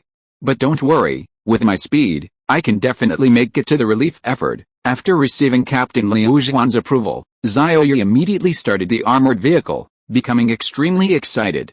The roar of the engine resonated within Xiao Yi, causing his emotions to fluctuate. Especially military armored vehicles, which are far more powerful than ordinary cars, roar like a lion king on the African savanna. Let's go, Xiao Yi shouted inwardly. The armored vehicle, already rubbing against the ground and emitting thick smoke, melting the snow into slush, sped off. Like a taut arrow, it rushed out with lightning speed, so fast it made one's scalp tingle. Damn it, everyone in the 3rd Special Squad couldn't help but curse under their breath. But before they could do anything else, the armored vehicle's incredible speed and the dizzying sensation of it swerving left and right suddenly assaulted their minds. Their stomachs felt like they were being grabbed by a strong man and held in midair, constantly churning, bile, food residue, and other contents swirling inside, violently pounding against their stomachs. Only Xiao Yi, his eyes shining brightly, was intently focused on the road ahead, completely absorbed in his work. From above, a black armored vehicle could be seen like a snake slithering rapidly across the desert, its trajectory curving forward. Chagan Lake is just 100 meters ahead. Driver Liu Zhuan, please slow down to ensure your safety and the safety of your crew, and avoid any unnecessary accidents. Just then, a warm voice suddenly appeared inside the armored vehicle. But Xiao Yi didn't even notice it. In his racing mode, he didn't want such a meaningless reminder. The armored vehicle drew ever closer to the Chagan Lake area, showing no sign of slowing down. Hey! Vehicle ahead, slow down. You've entered the Chagan Lake area. Slow down and pull over. Seeing Xiao Yi charging towards them like a tiger, the soldiers at the foreign outpost in the Chagan Lake area immediately issued a warning. However, Xiao Yi completely ignored it, continuing to press the accelerator, seemingly intent on crashing into the Chagan Lake area. Stop! Last warning. Stop! Or we'll open fire. The soldiers at the outpost had already picked up their Type 95 assault rifles, and even mounted their howitzers, aiming at the armored vehicle with perfect aim. Watch me, a confident smile crept onto Xiao Yi's lips. The steering wheel seemed to be an extension of himself in his hands. He turned it countless times, then immediately switched to the brake and slammed it down. Under Xiao Yi's control, the armored vehicle's rear wheels immediately braked, creating deep friction with the thick snow and kicking up chunks of snow that flew through the air. The vehicle then abruptly changed direction, turning sharply to the right, a 180-degree turn, no, a 360-degree turn. Due to its excessive speed, the armored vehicle showed no sign of stopping after completing one rotation, continuing to spin another. Holy crap, the soldiers at the sentry post were stunned. Having guarded the Chagan Lake area for so long, they had never seen anyone with such formidable driving skills. Their jaws dropped. The soldiers stared dumbfounded at the endlessly spinning armored vehicle, forgetting even their Type 95 assault rifles. After nearly 6 rotations, the armored vehicle finally came to a slow stop, its position shifting from near the gate to a designated spot on the other side. Holy crap! A god! Upon witnessing the scene, the soldiers at the outpost felt a surge of intense admiration, their eyes shining with a burning desire to witness such unfathomable driving skills. Seriously? You can't even handle this little bit of fun? When Xiao Yi turned his head to look at the swaying figure, he couldn't bear to watch any longer. He knew that back then, when he led our Yuo Xingzhu and the others in high-orbit magnetic energy spaceships, it was a million times more thrilling than this. Back then, he hadn't even blinked during battles. These people on Earth have relatively weaker resistance, name, Yi level 2 skill, energy spectacle energy 800. But when Xiao Yi looked at his own stats, he realized that he was also affected by motion sickness, only offset by energy consumption. Sigh, it seems my strength is still too weak. If I were back to my previous level, this would be a piece of cake. Xiao Yi couldn't help but sigh. Just then, The soldiers at the sentry post led a group of people to the armored vehicle, and a knock suddenly sounded. Someone's here? Xiaoyi ignored the disorganized members of the 3rd Special Squad beside him and went straight to the door, opening it. The dazzling sunlight immediately shone on Xiaoyi's face, and the soldiers' faces were imprinted in his eyes. Is something wrong? Xiaoyi asked with a puzzled look. Do you think we're alright? Jin Dafu almost cursed. Didn't you know how fast you drove? But to be honest, Jin Dafu was quite envious of Xiaoyi's driving skills. It was incredibly cool. Every man dreams of being a race car driver, especially in an armored vehicle assigned by the military. It's so much more prestigious than a race car. Hey! Hey! Hey! Wake up! Someone's looking for you, Xiaoyi shouted to the unconscious men inside the vehicle. In an instant, Liu Zhuan and the others, who had been unconscious, opened their eyes one after another. Ugh! Ugh! But all that followed was their endless vomiting, as if they were about to throw up their bile and internal organs. Seeing this, Xiaoyi quickly moved away from the car door, not wanting to associate with these people. It was too embarrassing. After a while, Liu Zhuan and the others recovered, staggering out of the car and half-closing their eyes as they sized up Jin Dafu and the others. As for the bespectacled Su Zhuan, Xiaoyi had pulled him over. After all, handling this kind of situation didn't require a support staff member like him. What's wrong, brother Xiao? Having experienced a speed even more terrifying than a roller coaster, Su Zhuan's way of addressing Xiaoyi had changed. He was so weak, of course. He should be a younger brother and just follow brother Ruo. Give me all the information you know about the Chagan Lake area. Getting straight to the point, Xiaoyi stated his request. Huh? The bespectacled Su Zhuan thought he had misheard and was stunned for a moment. You mean, I'm not qualified to view these materials? Seeing the dilemma in Su Zhuan's eyes, Xiaoyi asked, feigning anger. No, it's not that. The main thing is that the information about the Chagan Lake area is classified as a secret document of the International United Government. Without the consent of the international government, we can't let strangers access the information. I swore an oath before joining the 3rd Special Squad, brother Xiao. Four-eyed Su Zhuan hurriedly waved his hand, looking innocent. Oh, I swore an oath. But I seem to remember that not long ago I rescued you from the resistance. Let me think, if it weren't for me, you might not even have had the chance to get here. Who are the resistance fighters? I don't need to tell you, do I? And you're the team's logistics personnel, possessing the team's core information. So, I don't need to elaborate on the torture the resistance fighters inflict on someone like you, do I? Xiaoyi stated calmly, as if it were a trivial matter. But these words stirred up a violent storm in Four-eyed Su Zhuan's heart. Before experiencing today's events, Four-eyed Su Zhuan probably didn't know just how brutal the resistance fighters were to organizations like theirs within the International United Government. But today, witnessing the defeat of the 3rd Special Squad, especially at the hands of Captain Liu Zhuan, he realized that the resistance were absolute enemies, beasts intent on annihilating them, showing no mercy whatsoever. The resistance had completely separated themselves from them. They were no longer human, but a pack of beasts. Therefore, if he fell into the hands of the resistance, and happened to possess a large amount of intelligence, the consequences would be unimaginable. He hadn't seen a pig run, but he'd eaten pork. During his military training, Su Zhuan, the four-eyed boy, had learned of the resistance's horrific treatment of intelligence personnel. They treated people like dirt. It was said that those who had experienced the resistance's torture felt that their very existence was a mistake, that every cell and organ in their body was a mistake. Seeing Su Zhuan fall into deep silence, the obvious hesitation in his eyes letting Xiaoyi know that his words had had an effect. Since you swore an oath, I'm not one to let someone break their oath. But can I at least take a look at the list of people stationed in the Chagan Lake area, or the squads that came to reinforce the Chagan Lake area today? After all, I came to the Chagan Lake area today as a member of the 3rd Special Squad. The devilish whispers shattered the dilemma that had been weighing on Su Zhuan's mind. He nodded sharply, finally overcoming his inner torment, opened his phone, and pulled up all the list information. Xiaoyi had also glanced at everyone on the list during Liu Zhuan's conversation with the Chagan Lake area guards. Is he that person? Jin Dafu couldn't help but look at Xiaoyi warily, his eyes filled with a complex expression. No wonder he could turn something as brutal as driving into something so artistic. He's definitely not an ordinary person. Xiaoyi, who survived the nuclear explosion, is known to almost everyone in the Chagan Lake area. So, after actually seeing Xiao Yi in person, especially after witnessing Xiao Yi's driving skills, Jin Dafu was so shocked. Can we go in now? If you are listening to this novel on a channel other than Fanfic World, it means it was downloaded and re-uploaded without effort. We warmly invite you to visit our channel, Fanfic World. There you will find the original version of this story and many other novels of various genres. We look forward to seeing you dive into a world of incredible novels. Chapter 291 Observing. Liu Zhuan, suppressing his urge to speak, continued to ask. Yes, we only need the sixth squad. Once all the teams are here, we can proceed with the plan. Jin Dafu nodded, only then noticing Liu Zhuan's injuries.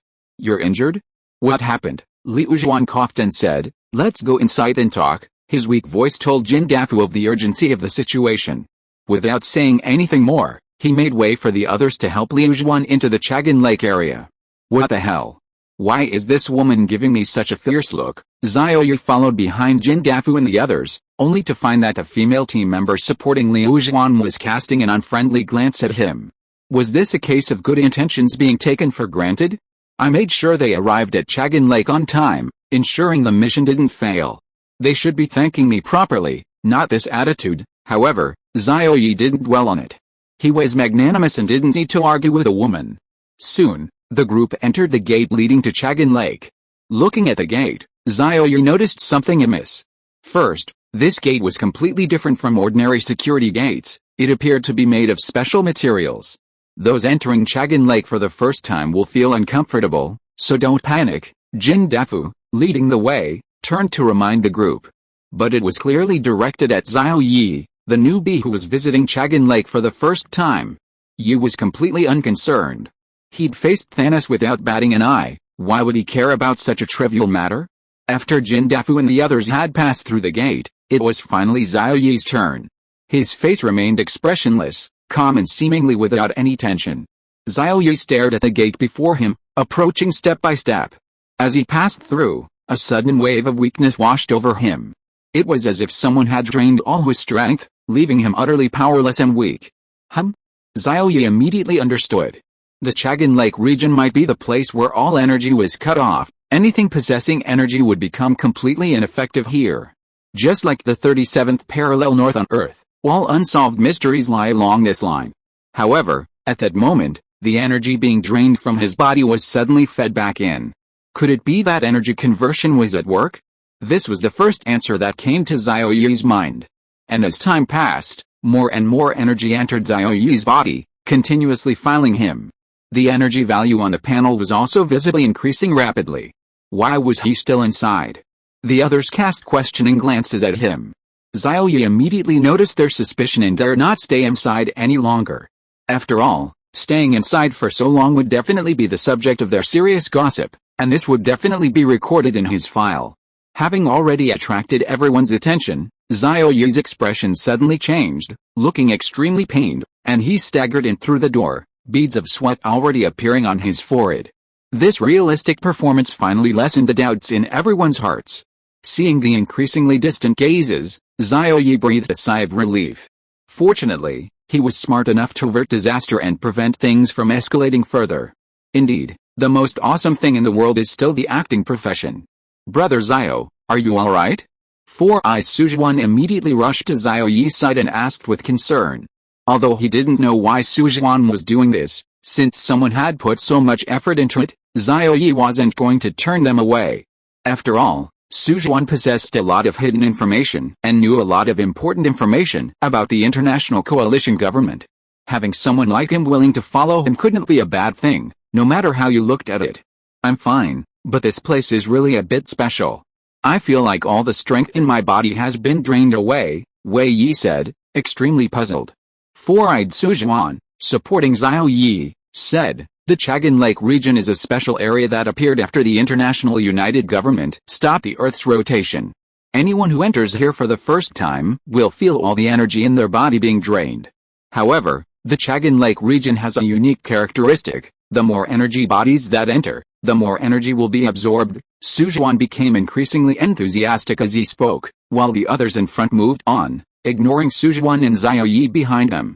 Brother Xiao, let me tell you, Sujuan continued, The International United Government once brought an energy ball filled with electromagnetic energy to the Chagan Lake region to explore it.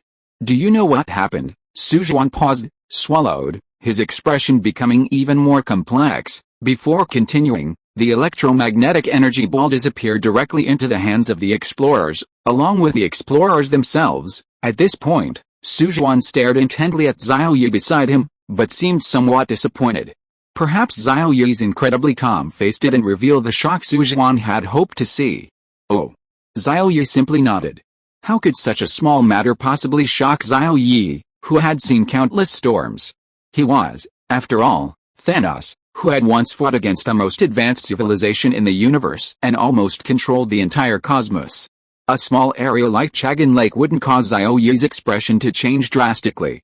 Hurry up and catch up, they're almost gone. Xiao Yi strode forward, quickening his pace to catch up with Liu Zhuan and the others ahead. He was eager to see what kind of special scenery Chagan Lake held. Soon, the group arrived at the special team gathering place in the Chagan Lake area. Here, 4 teams were already clearly separated, plus Xiao Yi's newly arrived team, making 5 teams in total, with only 1 team missing. Old Liu, what's wrong? What happened? From the team directly opposite, a burly man with a square face slowly walked up to Liu Zhuan. Having looked at the file of the bespectacled Su Zhuan, Xiao Yi knew who the burly man in front of him was. It was the captain of the second special squad, who had always been Liu Zhuan's rival. The two had been scheming against each other for years to compete for the squad's ranking. Aside from the first squad consistently holding first place, the second position had always been contested between Liu Zhuan and the burly man. Ha! It was just because they killed a few rebel traitors on the way to Chagan Lake. Liu Zhuan smiled and faced the burly man directly. The atmosphere between them immediately became tense, like a clash of titans. The other squad captains and members watched the conflict between Liu Zhuan and the burly man with great interest. However, their relaxed expressions showed that they were already used to the conflict between the second and third special squads. Oh, so you encountered the resistance. No wonder. Captain Liu Zhuan, it seems you still need to strengthen your training and improve your strength. Otherwise, I wouldn't know how to cooperate with you here. The burly man's words were tinged with concern, but also clearly mocked Liu Zhuan. We're all adults, and I immediately understood the man's meaning. Liu Zhuan was about to retort, wanting to boast to the burly man that he had defeated the M4 war machine and even found a traitor within the high ranks of the international government. Although Xiao Yi had mentioned the M4 war machine, he himself had participated and made an indelible contribution to defeating it. But at that moment, Xiao Yi, who had been silently watching from beside the bespectacled Su Zhuan, suddenly spoke up. Zhou, you're blocking Comrade Li Daxiao behind you. At this moment, the attitudes of the others were very clear. Most people looked on with a sense of regret and pity, a few with admiration and respect, and a very few with a spectator's gaze fixed on Xiao Yi and Wu Xiu, who were in the center of the scene. Ever since the last time Wang Hao, the vice-captain of the first special squad, called Wu Xiu Ziller in front of her, he was beaten so badly that he broke 3 or 4 ribs, lost several teeth, and his face was swollen for days. Most importantly, Wang Yi, the captain of the first special squad, didn't stand up for Wang Hao, making it clear to everyone in the squad that Wu Xiu was not someone they could casually tease.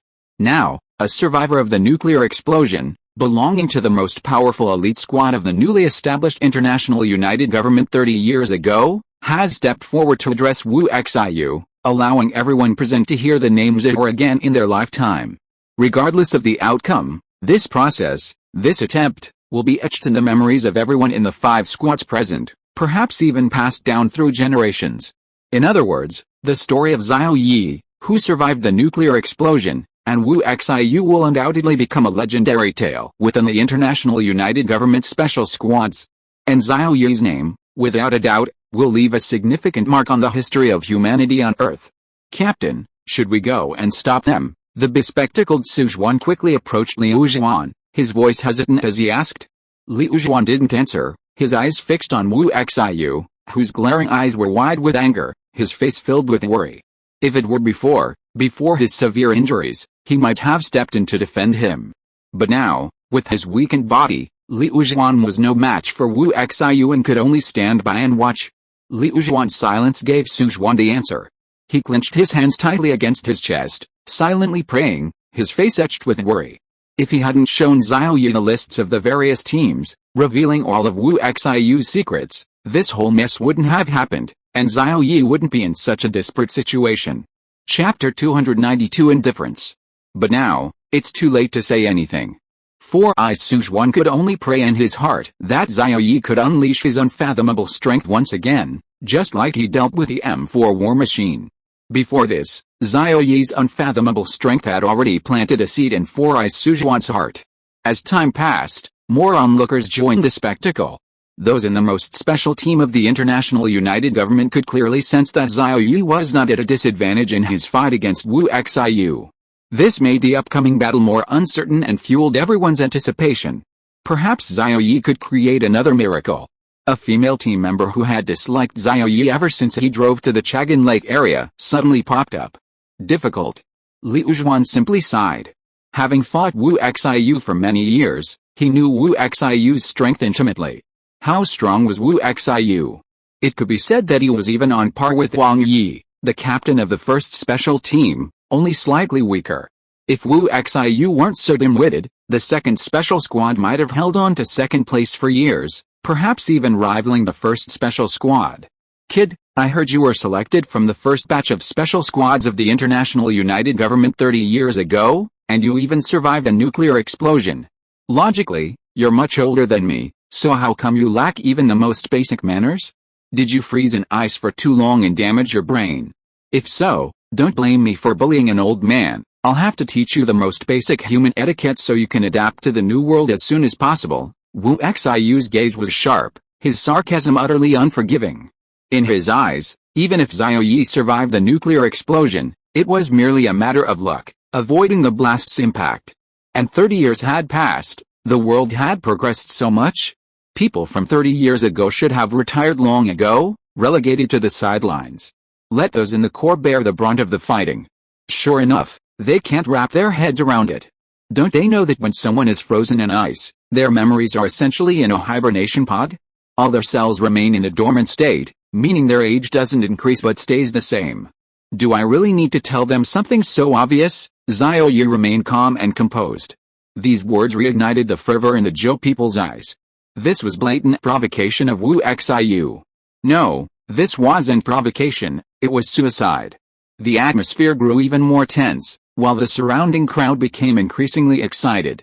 There were only two possibilities for such a confrontation with Wu Xiu. First, Xiaoyu had just thawed from the ice and his mind wasn't clear. Second, and most terrifying, was Xiaoyu's strength, perhaps even surpassing Wu Xiu's. Some expected the first possibility, while others anticipated the second. 30 years of slumber, it seems you've been talking a lot in your dreams. Let's see if your strength matches your words. Wu Xiu stomped his feet hard on the ground, creating several cracks. His massive body left only a blurry afterimage in the air, moving with lightning speed. The Zhou people were awe-startled. Although they had heard of Wu Xiu's name, most of the time, their teams were scattered across different regions on missions, and they rarely saw each other. Therefore, only a small number of people had personally witnessed Wu Xiu's strength. Captain, do you think that Xiaoyu can be Wu Xiu's match? Wang Hao, with his blonde hair, asked Wang Yi, who stood upright beside him with striking eyebrows. Wang Yi paused for a moment, his eyes fixed on Xiaoyu, before slowly speaking. I can't tell, but Xiaoyu's aura is in no way inferior to Wu Xiu's. Although it was just a simple sentence, the information it contained was so profound that Wang Hao's mouth dropped open, completely stunned. It should be known that among the 6 special teams, Wang Yi's strength was among the top tier, only Wu Xiu could rival him, and even Liu Zhuan was considerably weaker. And now, Xiaoyu received such a high evaluation from Wang Yi, implying that his strength was comparable to Wu Xiu's. This Xiaoyu's survival from the nuclear explosion was definitely not due to luck, as Wu Xiu claimed, but rather a testament to absolute strength. However, it's also possible that several others sacrificed themselves to protect Xiaoyu. The two people in the very center of the arena were in a tense standoff, like flint rubbing together, needing only a tiny spark to ignite an explosion. Wu Xiu rushed out like a white horse flashing past, her speed reaching an extreme. Apart from Wang Yi and Liu Zhuan, who could barely see her clearly, Everyone else could only squint, feeling utterly bewildered. Thump. The desolate air was suddenly filled with a deafening roar, and swirling snowflakes painted the entire sky, creating a hazy, dreamlike atmosphere. When the world calmed down, everyone was stunned, their mouths agape, their jaws seemingly about to drop. Xiao Yi's right hand was outstretched, forcefully blocking Wu Xiu's fist, and judging from his expression, he was extremely relaxed, as if he hadn't exerted much effort at all. If any of the other people on Blue Star 587 had tried to receive that punch, it would probably have shattered their bodies instantly.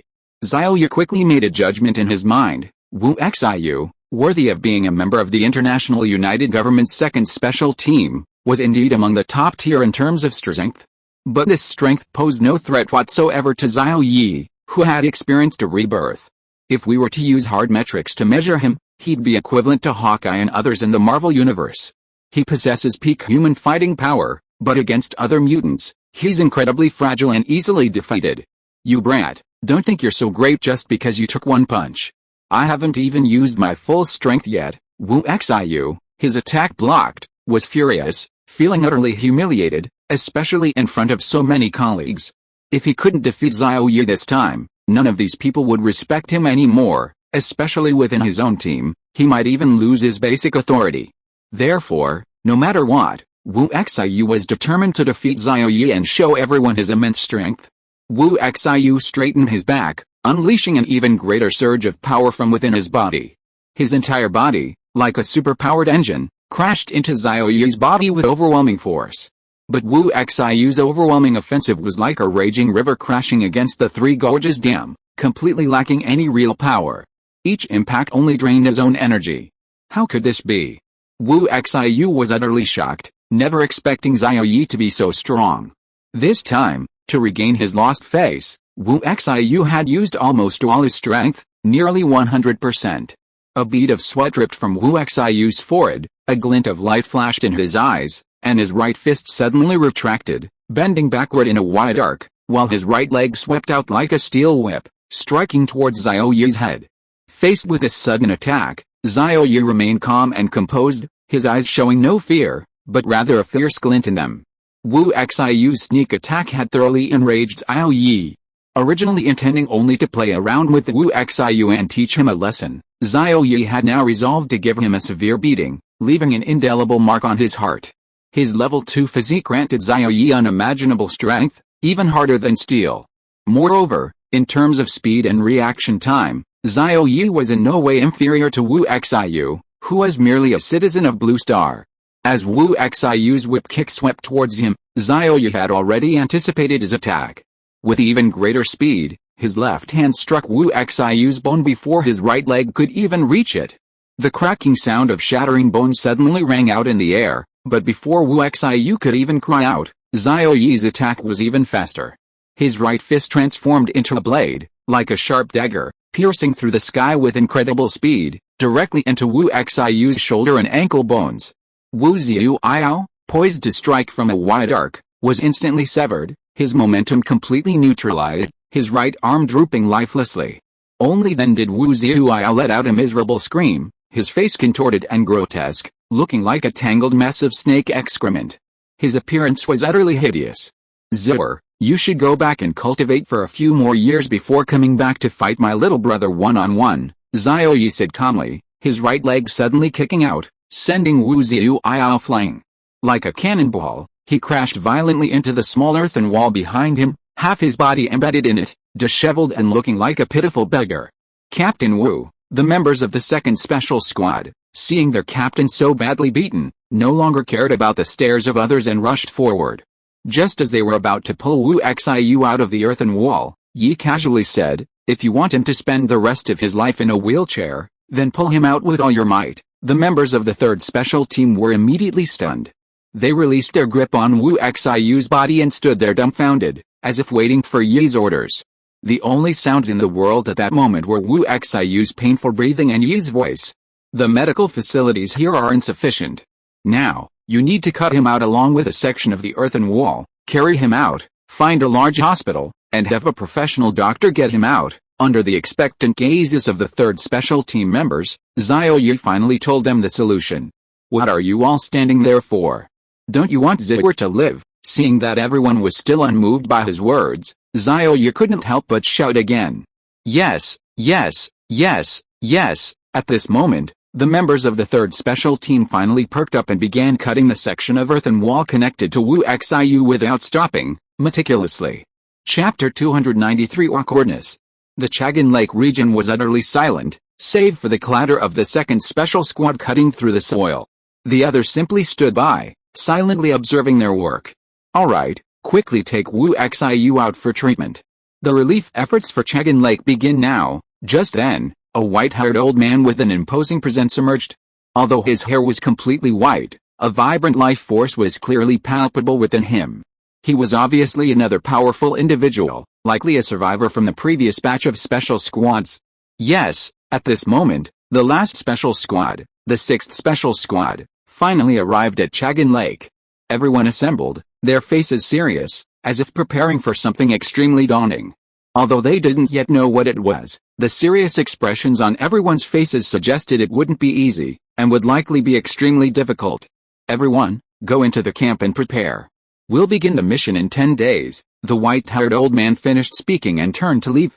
He seemed completely unconcerned about Xiaoyu severely injuring the captain of the second special squad. Perhaps, in this unknown territory of Chagan Lake, the relationships between people have reverted to prehistoric times, where the strong prey on the weak and the mighty are respected. Let's go in and rest for a bit. The mission after this. Liu Zhuan didn't finish his sentence, but his unpleasant expression clearly indicated what he wanted to say. The other members of the third special squad remained silent, following Liu Zhuan and joining the main group as they entered the tents ahead. There were 6 tents in the camp, each corresponding to one of the 6 special squads. Liu Zhuan and the others walked into the tent labeled Third Special Squad and sat down without a word. The only female member sat with Liu Zhuan, helping him with his mouthpiece. After about 2 minutes of silence, Liu Zhuan, who had been keeping his head down, raised his head and looked at Xiaoyu with a complex expression. I never expected you could defeat Wu Xiu. This remark stirred the silence in the tent, and the other members all stared at Xiaoyu. To be honest, from the moment I dug you out of the iceberg, I never imagined you could help me so much, repelling the resistance, destroying the M4 war machine, and severely injuring Wu Xiu. Liu Zhuan paused, a bitter smile appearing on his face. He realized he hadn't fulfilled his role as team leader during this time, relying entirely on Xiaoyu, who had just joined the team. Before, even after you destroyed the M4 war machine, I didn't think you could still be that powerful. But now, after you easily defeated Wu Xiu, I've started to wonder just how terrifying your power is, what level you can reach, and whether you can help me again in this Chagan Lake mission. Only then did Liu Zhuan voice his true feelings. However, upon mentioning the Chagan Lake mission, the team members, who had initially been full of curiosity, dimmed their eyes, a sense of utter lack of confidence filling the tent. The Chagan Lake mission seemed like a deathly forbidden zone. Once stepped into it, there was no way out. Judging from your expressions, the Chagan Lake mission is definitely much more difficult than the M4 war machine mission. Yi smiled slightly and said calmly. He skipped over Wu Xiu. After all, his strength was far inferior to M4 war machine. Liu Zhuan sighed and said, the Chagan Lake mission is the most difficult mission at this stage. It can be said to be as difficult as D country defeating S country. Being in a completely unfamiliar environment, fighting in familiar territory, we can only grope like blind men. So far, not a single Chagan Lake mission has been successful. 0%. It sounds unbelievable, but it's true. Liu Zhuan sighed for a while before getting to the point and telling Xiaoyu the main content of the Chagan Lake mission. The Chagan Lake region is located on the central axis of Blue Star. Once the planetary engine is installed here, we can more easily control the direction of Blue Star's movement, so as to avoid various unexpected situations during the journey and greatly reduce the danger of wandering. However, the Chagan Lake region has an extremely special place, as you have probably sensed upon entering. It absorbs everything with energy. In other words, entering the Chagan Lake region means entering a primitive zone, and all of us will have to survive like wild beasts. Hearing this, Xiaoyu thoughtfully stroked his chin and asked, if all the energy here will be absorbed, then what's the point of coming here? The planetary engine simply won't be able to operate. Xiaoyu's question, however, made Liu Zhuan's spirits lift. He said, in the past, there was indeed no way, But after decades of continuous exploration, we have finally discovered a region where energy absorption is the weakest. In other words, as long as the energy is replenished in time, the planetary engine can be made to operate. After hearing this, Xiaoyi looked puzzled again. That region should be quite far from Chagan Lake, right? Liu Zhuan nodded. Then how do we transport the energy in? This pointed out the most fundamental question, pinpointing Xiaoyi's confusion. This was actually quite easy to solve, because the Chagan Lake region had another unique characteristic: it absorbed less energy from objects with lower energy levels. This was why we could stand here. If it absorbed all the energy, we would have been dried up long ago. Therefore, by transporting the energy in small pieces and accumulating it, the planetary engine could be started. After hearing this, Xiaoyi finally understood all the information about the Chagan Lake region. Now that the region had been found and a method for transporting energy had been found, what difficulties were there? Xiaoyi asked again. Hearing this, everyone else lowered their heads and remained silent. You'll find out soon enough, Liu Zhuan said softly, then waited for the last few minutes to pass. Let's go, it's time. Everyone stood up and walked out of the tent one by one, their faces all grim. However, for Xiaoyi, there was more curiosity than anything else. He wanted to know what unknown force was hindering them in that region. Young brother, would you be interested in speaking to me privately? Just then, a man suddenly walked up to Xiaoyi and asked with a smile. This man was Wang Hao from the first special squad, the strongest member of the first squad besides Wang Yi. Sorry, no interest, Xiaoyi refused decisively without saying much. Just by looking at these people, Xiaoyi understood what they were thinking. They just wanted to recruit him because he had easily defeated Wu Xiu and had survived the nuclear explosion, hoping to gain greater benefits within the international united government in the future. Xiaoyi had no interest in such things. The help that the first squad or the third squad could offer him was a drop in the ocean. As for joining the third special squad, it was only a temporary plan. Seeing Xiaoyi's resolute rejection of Wang Hao, Liu Zhuan and the other team members looked at him differently. There was a sense of being moved, even a warmth akin to that of family. Understanding Xiaoyi's attitude, Wang Hao knew he couldn't possibly bring Xiaoyi over from the second special team, so he tactfully returned to the first special team. Unsuccessful, Captain Wang Yi said calmly, seemingly already knowing the answer. Wang Hao snorted with slight dissatisfaction. Did you already know that Xiaoyi wouldn't agree to join our first special squad? His words were filled with the complaints of a young girl. However, Wang Yi didn't answer, walking straight ahead and quickly reaching the front of the group. Actually, after Xiaoyi defeated Wu Xiu, Wang Yi had a feeling that Xiaoyi wouldn't belong to any of their squads. Because with his strength, he was fully capable of being a squad leader, and even reaching a higher position. People strive for higher positions, water flows downhill. This is a universally known principle, and how could Wang Yi, as the leader of the first special squad, not understand it? He had just sent Wang Hao to test him only to confirm his suspicions. Now that everything had been confirmed, there was no need to recruit Xiaoyi anymore. This kind of person might become your boss someday. Meanwhile, in the third special squad, a female member looked at Xiaoyi with gentle eyes. I thought you would accept Wang Hao's invitation, but you've truly surprised me. From now on, you're a member of our third special squad. Let's work together, encourage each other, and help each other. Hearing her words, the others also looked at Xiaoyi with bright eyes, their welcome obvious. Only Liu Zhuan's expression remained unchanged. He simply looked at Xiaoyi silently, seemingly waiting for his answer. Xiaoyi smiled slightly, as if acknowledging the female member's words, which gave each member of the third special squad absolute hope. I'm sorry, I only came to the Chagan Lake area with you this time. It doesn't mean I'm part of your third special squad. And joining your team requires approval from above, right? So, let's keep our relationship the same as before. To avoid any awkwardness, the others were completely taken aback by Xiaoyi's words. Their newly ignited hope was shattered, causing their expressions to change drastically. The female team member who had spoken, in particular, blushed deeply, as if slapped hard by a wolf, the pain stinging. It turned out that it was all just their imagination, wishful thinking. He had only helped them out of kindness, not wanting their companions to die, lest they fail to even reach Chagan Lake. After a moment of stunned silence, the others lowered their heads and turned to walk straight ahead. Liu Zhuan then approached Xiaoyi, saying apologetically, This time it was my teammate's fault, she spoke without thinking. I hope you won't take it too seriously. Xiaoyu shook his head. I didn't take it to heart at all, so you don't need to be like this. We still need to stay together. Communicate with them more to avoid an awkward situation later. It wouldn't be good for any of us. Chapter 294 Majesty. By uttering these words, Xiaoyu had clearly placed himself on the same level as Liu Zhuan. This was the imposing aura that naturally came from Xiaoyu's destruction of the M4 war machine and his defeat of Wu Xiu. Liu Zhuan nodded and walked towards the team members in front. The task of calming down the team members was now entrusted to him, the captain, and he shouldn't have too much of a problem.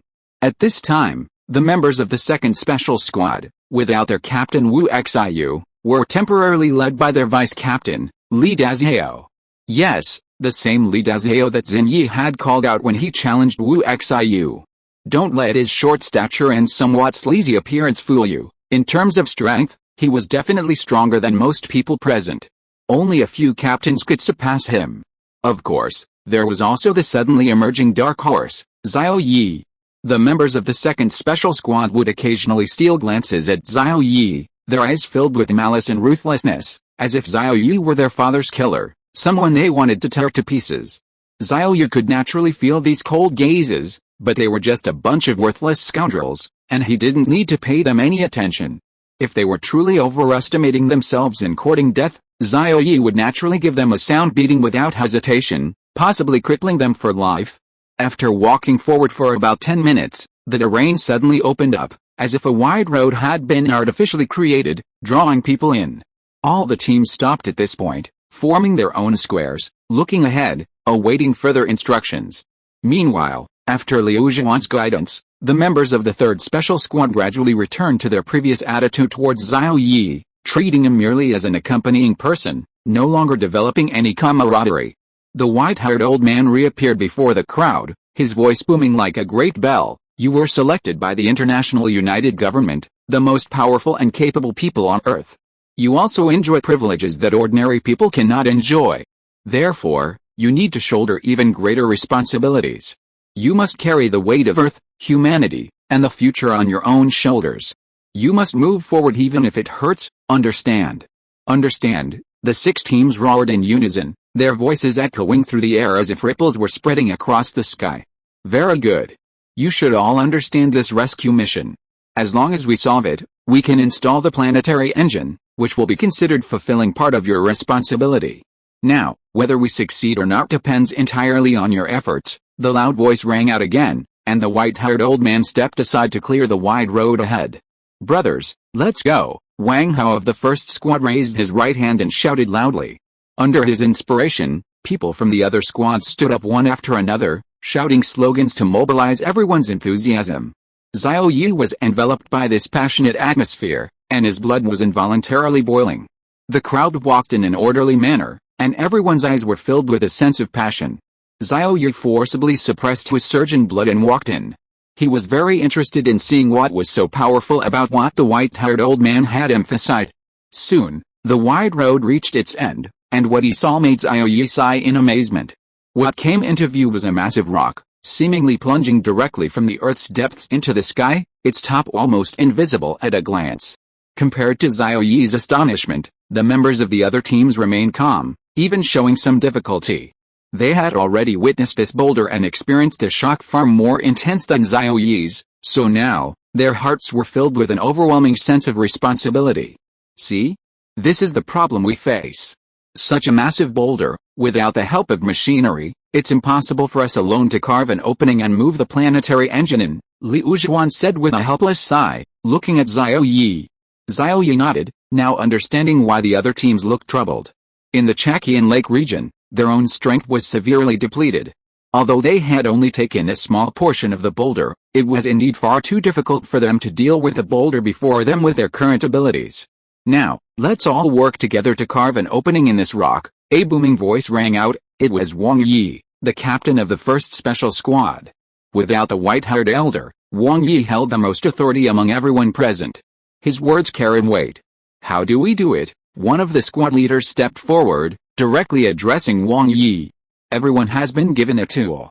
We'll rely on all our strength to concentrate on one direction and break through. Wang Yi offered the safest, but also the most unoriginal, method. Following this method, who knew when it would even be possible to break through? Captain Wang, we tried this method last time, but you saw the result. It had no effect whatsoever.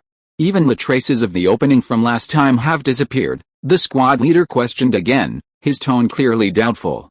This method was indeed not very effective, but at this stage, there were no other ways to better open this breach, unless our machine could function properly. Wang Yi sighed helplessly. It can only be said that the Chagan Lake region is truly unique. If the machine could operate normally, this towering rock would be nothing more than a drop in the ocean. Wang Yi's words immediately silenced everyone present. If there were a way to get the machine running normally, the current situation wouldn't have occurred, and there would be no need to send out all the most elite teams of the International United Government. It seems that everything is caused by energy, but my physique doesn't seem to be affected by the special properties of this place. I can even replenish my energy from this environment. Xiaoyu clenched and then relaxed his fist, feeling the rise and fall of energy within his body. It seems that he is the only normal person here. Although Xiaoyu himself is unaffected in the Chagan Lake region and can even easily deal with the rock in front of him, without any benefit, Xiaoyu would not voluntarily step forward and tell everyone with a smile, "Hello everyone, I can deal with this rock easily. It's pointless to waste effort unless there is a greater benefit that can tempt Xiaoyu." Thump. In the silence, Jinyu felt his heart pound, as if from the depths of his soul, echoing in his mind, lingering for a long time. The heartbeat flashed by, but it didn't disappear immediately. Instead, it suddenly intensified, beating again, shaking Jinyu to his core. Faster and faster, more and more frequent, until finally, each beat was intense. As if guiding Jinyu to some place.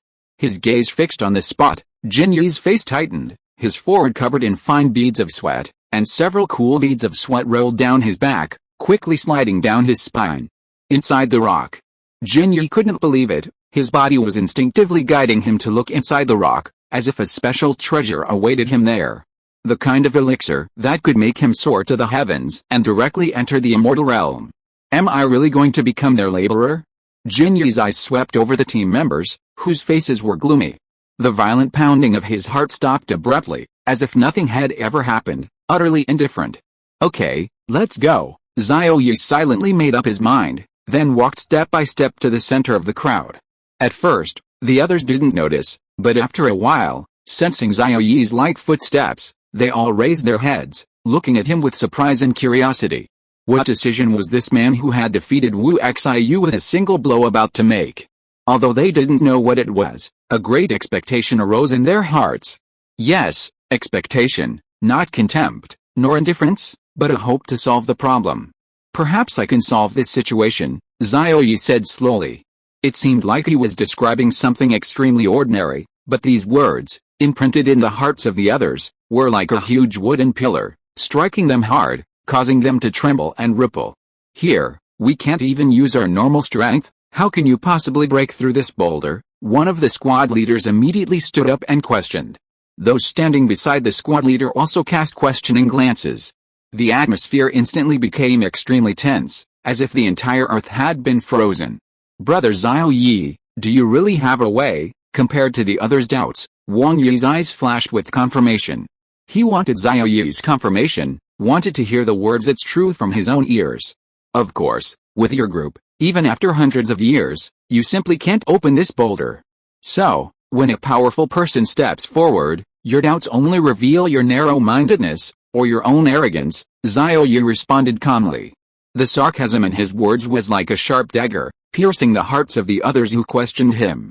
Instantly, the first man to step forward blushed, as if he had been greatly stimulated, his face stinging as if he had been slapped. If Brother Xiaoyu really has a way, we will definitely do our utmost to help you break through the rock. Wang Yi, as the most authoritative member, stepped forward first, stating his attitude and position. Xiaoyu slowly walked to the huge rock, gently stroking it, and said slowly, "Can you represent the wishes of all of them?" One sentence made the rest of the team members turn their heads and stare intently at Wang Yi. Chapter 295 The King.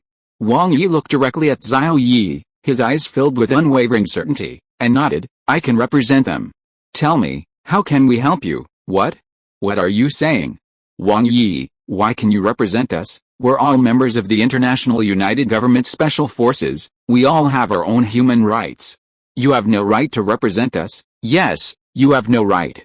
We won't do it. A wave of anger swept through the crowd. Those who refused to believe Xiao stood up, shouting angrily. After carefully examining the massive rock, Xiao, having already given it some thought, turned to Wang Yi, made a gesture with his palm, and smiled slightly. You see, there are always a few who won't listen.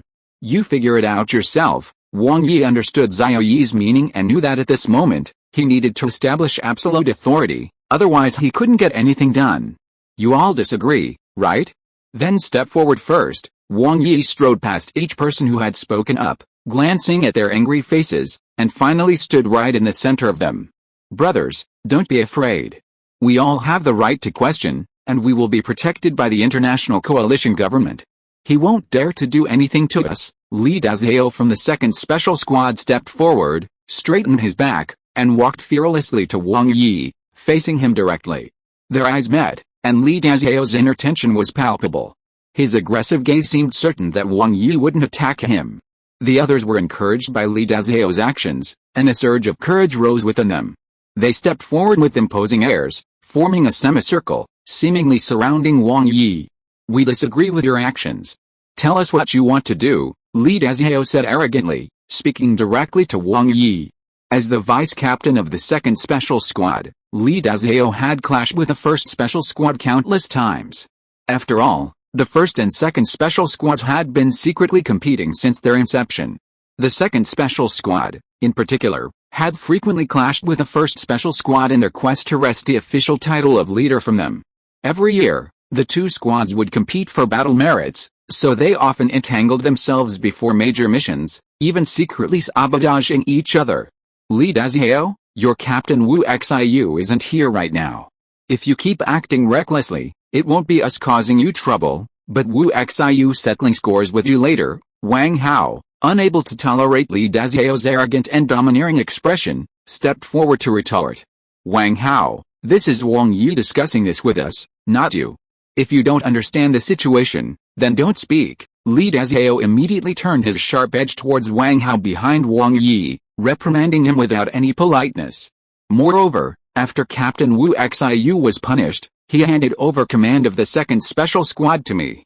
So everything I'm doing now is permitted by Captain Wu Xiu, and you don't need to worry about this. After saying this, Li Dazhao winked at Wang Hao, signaling him to go away. Then can you, Li Dazhao, represent those who don't want to obey orders? Wang Yi completely ignored the friction between Wang Hao and Li Dazhao, asking directly. Li Dazhao glanced around, inwardly satisfied. Those who stepped forward were either members of Wu's 2nd Special Squad or people closely related to it. As for the rest, they were all observing quietly from the sidelines, watching the show. With Wang Yi and Li Dazhao locked in a fierce battle, all they needed to do was wait for a result, for the final victor to emerge. At that point, both Wang Yi and Li Dazhao would accept each other's opinions. Whether to help Xiao Yi or not depended on Wang Yi and Li Dazhao. That's right, I can represent all of them. Li Dazhao nodded proudly, a forced smile on his face. He felt he held absolute power, standing at the pinnacle of power. Once he defeated Wang Yi, all 6 teams would ultimately have to obey him. The thought alone felt incredibly satisfying.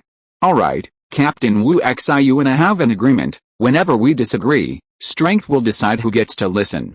Since you were appointed by Captain Wu Xiu, the stronger of us can decide whether to trust Xiao Yi, Wang Yi said calmly. But as soon as these words were spoken, Li Dazhao's expression changed drastically.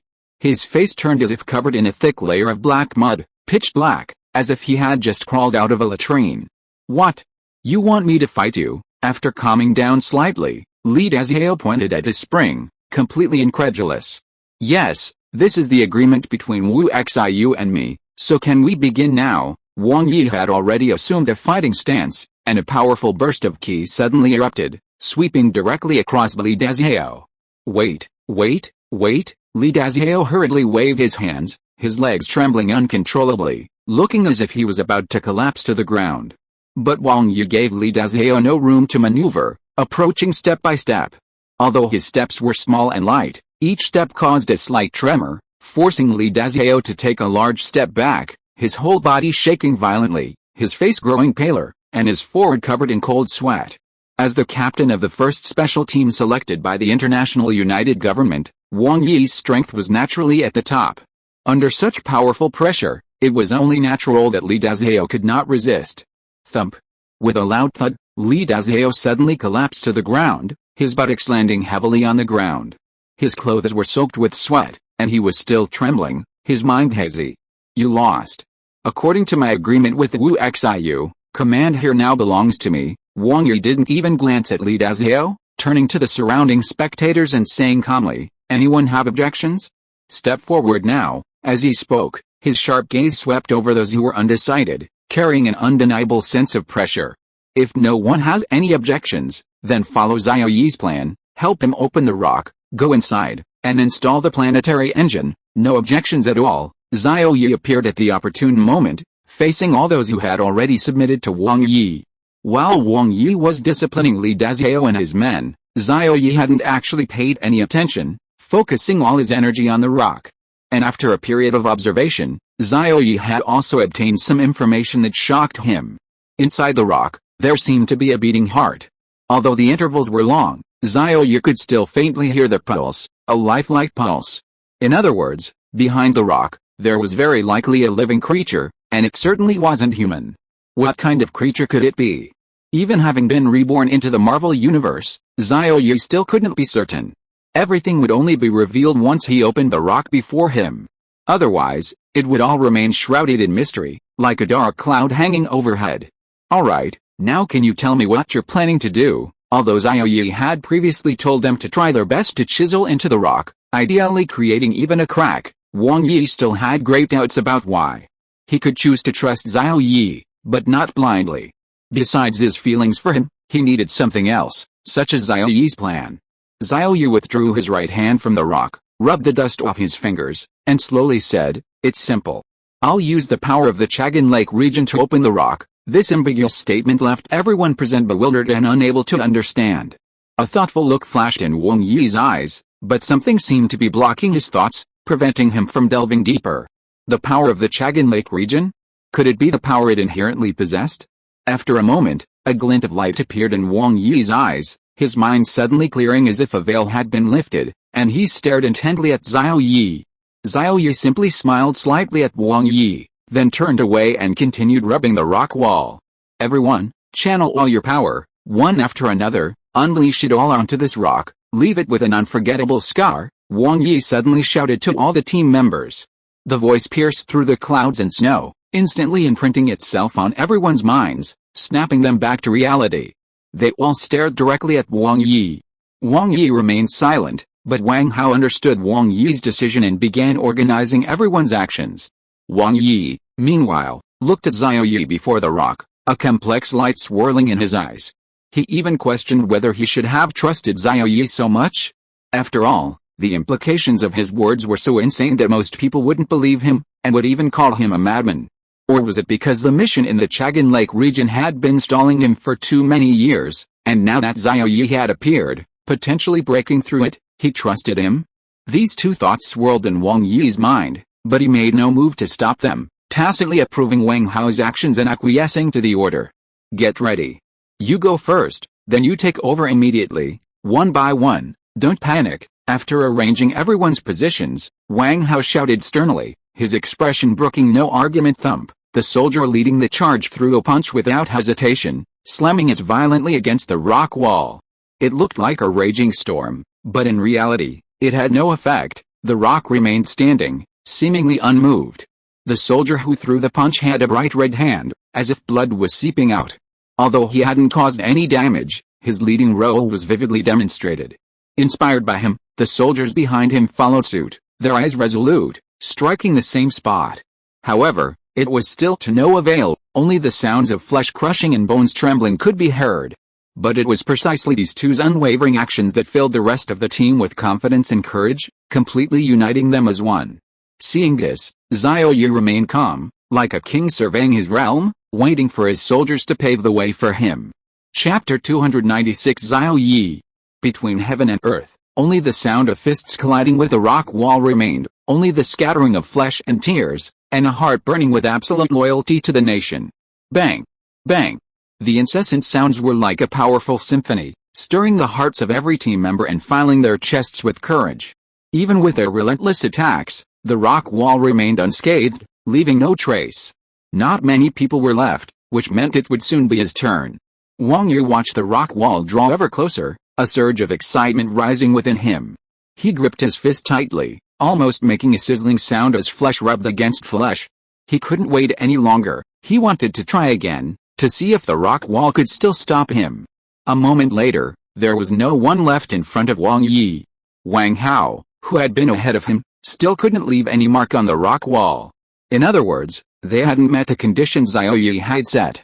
Is all hope pinned on me? At this moment, Wang Yi's lips curled into an indescribable smile. He took one step, then another, until he reached the rock. First, he reached out and, like Xiao Yi, gently stroked it a few times. Then, his right arm suddenly bent, forming a sharp angle, his entire body seemingly taut, like a fully drawn bowstring, ready to be released. This move mobilized all the remaining power within Wang Yi, converging it into his bent right arm. Whoosh! His right arm abruptly retracted, his right fist moving with incredible speed, creating a violent gust of wind, almost invisible, leaving only a blur in the air. Bang! A muffled sound rang out as Wang Yi's fist slammed into the rock face before him. The expected shattering did not occur, there wasn't even a visible mark. It seemed as if it were still perfectly intact, undamaged. Sighs finally erupted from the crowd. As before, no matter how hard they tried, the result was always the same, ineffective. What a disheartening word. It was as if it were saying, everything you've done is in vain, don't waste your energy. The air remained still, as if nothing had happened. But at this moment, the atmosphere was extremely quiet. Everyone's gaze was focused on Wang Yi, or rather, on the rock wall in front of his fist. It was so quiet you could barely hear breathing, only the rustling of a gentle breeze. Xiao Yi, who had been lazily watching Wang Yi, suddenly blinked, a strange light flashing in his pupils, but it quickly disappeared. Crack! Just then, a crisp cracking sound resounded throughout the space. This sound, as quiet as a mosquito's bite, seemed particularly loud, penetrating everyone's minds. Under Wang Yi's concentrated effort, the rock wall finally revealed its crack. Although it wasn't large, only about 3 centimeters, it was enough. Everyone in the special team secretly breathed a sigh of relief. Their hearts, which had been in their throats, finally settled. Clap. Clap. Clap.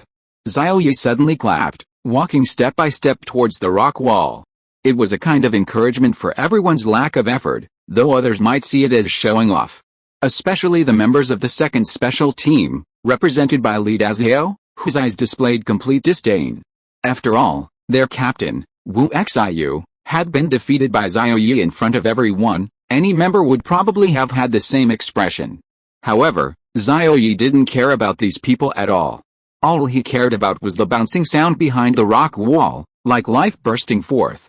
I didn't let you down. Looking at Xiao Yi approaching, Wang Yi smiled slightly, beads of sweat on his forehead indicating that he wasn't in very good shape.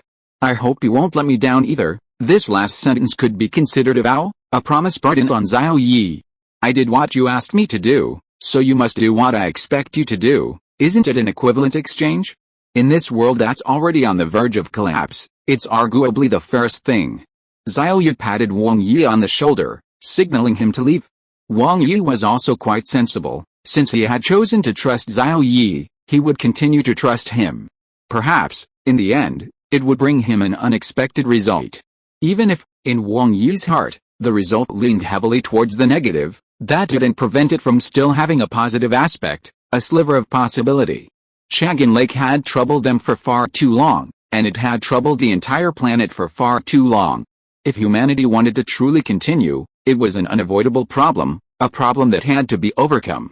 Facing the rock wall that resembled a towering cliff, Xiao Yi raised his head, straining his eyes to look towards its end.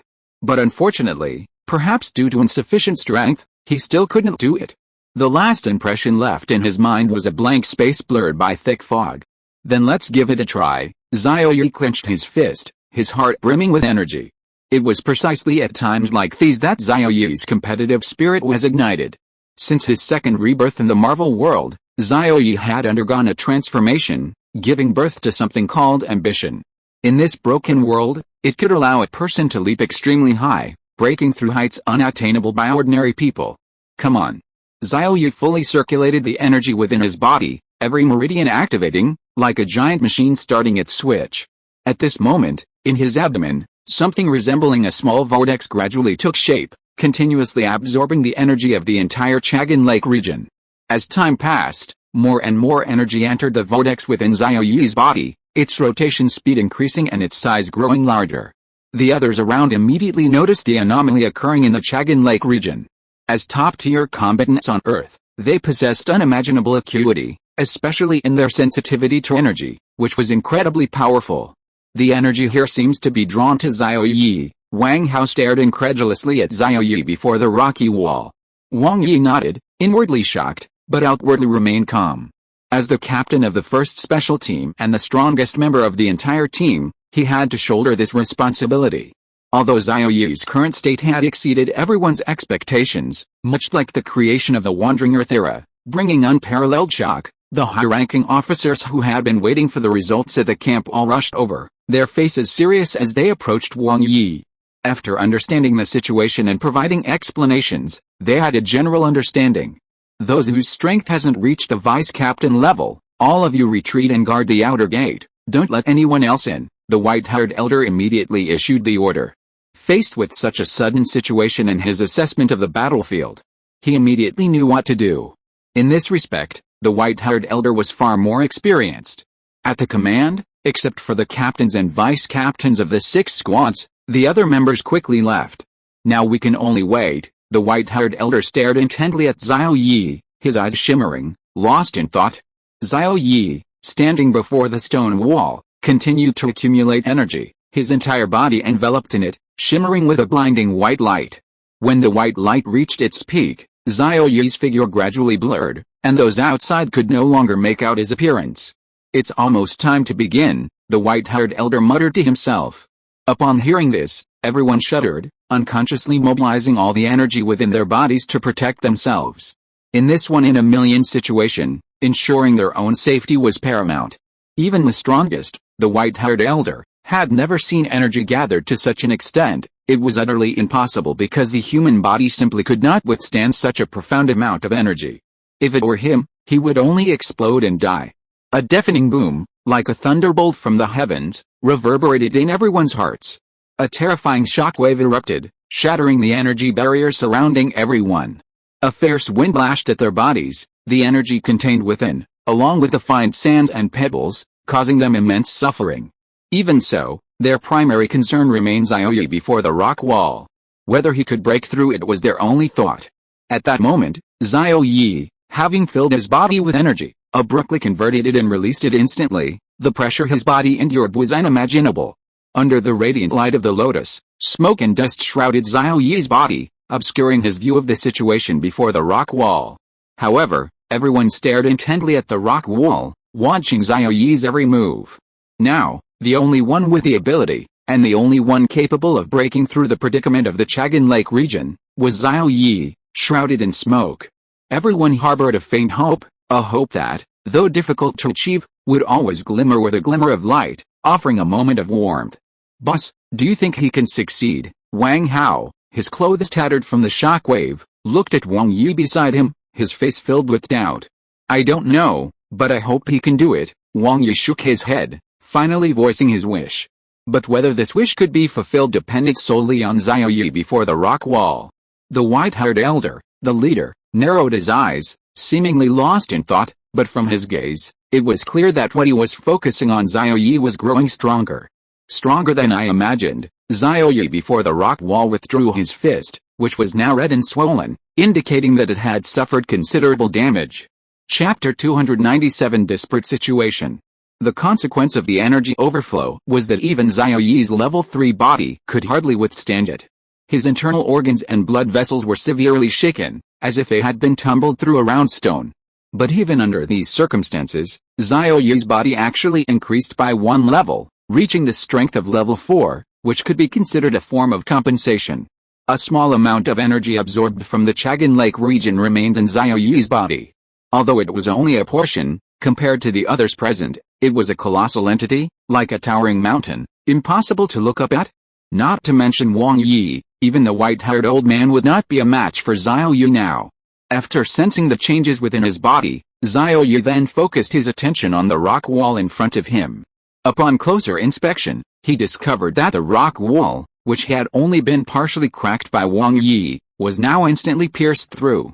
A huge hole appeared in Xiao Yi's eyes, seemingly endless. How long was it? Xiao Yi sighed slightly. He peered inside, and a heart-pounding vibration suddenly penetrated his mind. Like a tremor, Xiao Yi felt a slight discomfort and immediately pulled his head back. What kind of creature was inside? Or perhaps, not even a living being? Xiao Yi couldn't tell, nor could he. The best option at this moment was to have the white-haired old man outside come and enter together. The smoke and dust gradually dissipated, revealing the true form within. When Xiao Yi, seemingly unharmed, stood before everyone, a collective gasp of astonishment filled the silent air. Everyone's eyes widened, staring at Xiao Yi in disbelief. No, it should be said, they stared at the nearly 1 meter wide hole behind him. He had actually broken through the rock wall. A task that had been impossible for the Chagan Lake region for decades had actually been accomplished by an old man who had just emerged from a nuclear explosion. The initial shock, as time passed, transformed into extreme joy.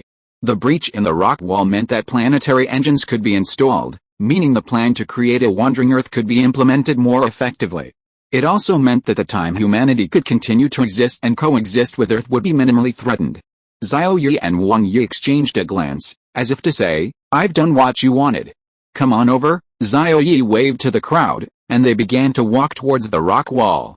Along the way, a few people remained stunned, as if they couldn't believe that this had really happened. Only when they stood before the rock wall, truly touched its texture, and reached into the holes did they genuinely believe that they weren't dreaming. Joy once again shone on everyone's faces. The future of humanity was finally in their hands. Prepare the advance team and begin exploring the interior of the rock wall immediately, the white-haired elder immediately commanded, displaying remarkable efficiency. Still immersed in joy and curiosity, the crowd finally came to their senses and shouted in unison, "Yes, Xiao Yi, come here for a moment, I need to talk to you." The white-haired elder beckoned to Xiao Yi, his face serene. "What is it?" Xiao Yi asked calmly. "Breaking through the rock wall, the mission in the Chagan Lake region. Your contribution will not be forgotten by the International United Government." These seemingly inexplicable words, coupled with the sudden recognition he received, made Xiao Yi pause for a moment. But upon reflection, he understood. His identity as a survivor of a nuclear explosion inherently carried an element of instability, making it understandable that the International United Government didn't trust him. Now, because he had broken through the rock wall and solved the decades-old Chagan Lake problem, this contribution, this achievement, could not be erased. It could also be said that after experiencing the rapid expansion of the Sun and the initiation of the Wandering Project, humanity and human society had evolved, shedding some of humanity's inherent flaws. Although few, relatively speaking, things had improved considerably. Otherwise, they would have completely erased Xiao Yi's contributions, imprisoned him, and made someone who participated but was merely an observer become a hero for generations. Such a tempting offer would likely be unacceptable to most present. Thank you. Perhaps helping the people of Blue Star, helping humanity survive, will always be etched in my heart. Xiao Yi smiled slightly. There's no reason not to accept what others give. The exploration plan is about to begin, and I hope you can come with us. With your help, I believe we'll be able to proceed much faster. The white-haired old man looked at Xiao Yi with fervent eyes. His meaning was crystal clear. But even without the old man's invitation, Xiao Yi would have gone in. After all, that pounding heart was something Xiao Yi had to understand. Yes, the people of Blue Star will remember what you did today. The white-haired old man patted Xiao Yi's shoulder, a gesture of recognition. People with such responsibility and strength have become rare since the Wandering Earth Project began. In fact, since the Wandering Earth Project started, the emergence of talent has become increasingly scarce.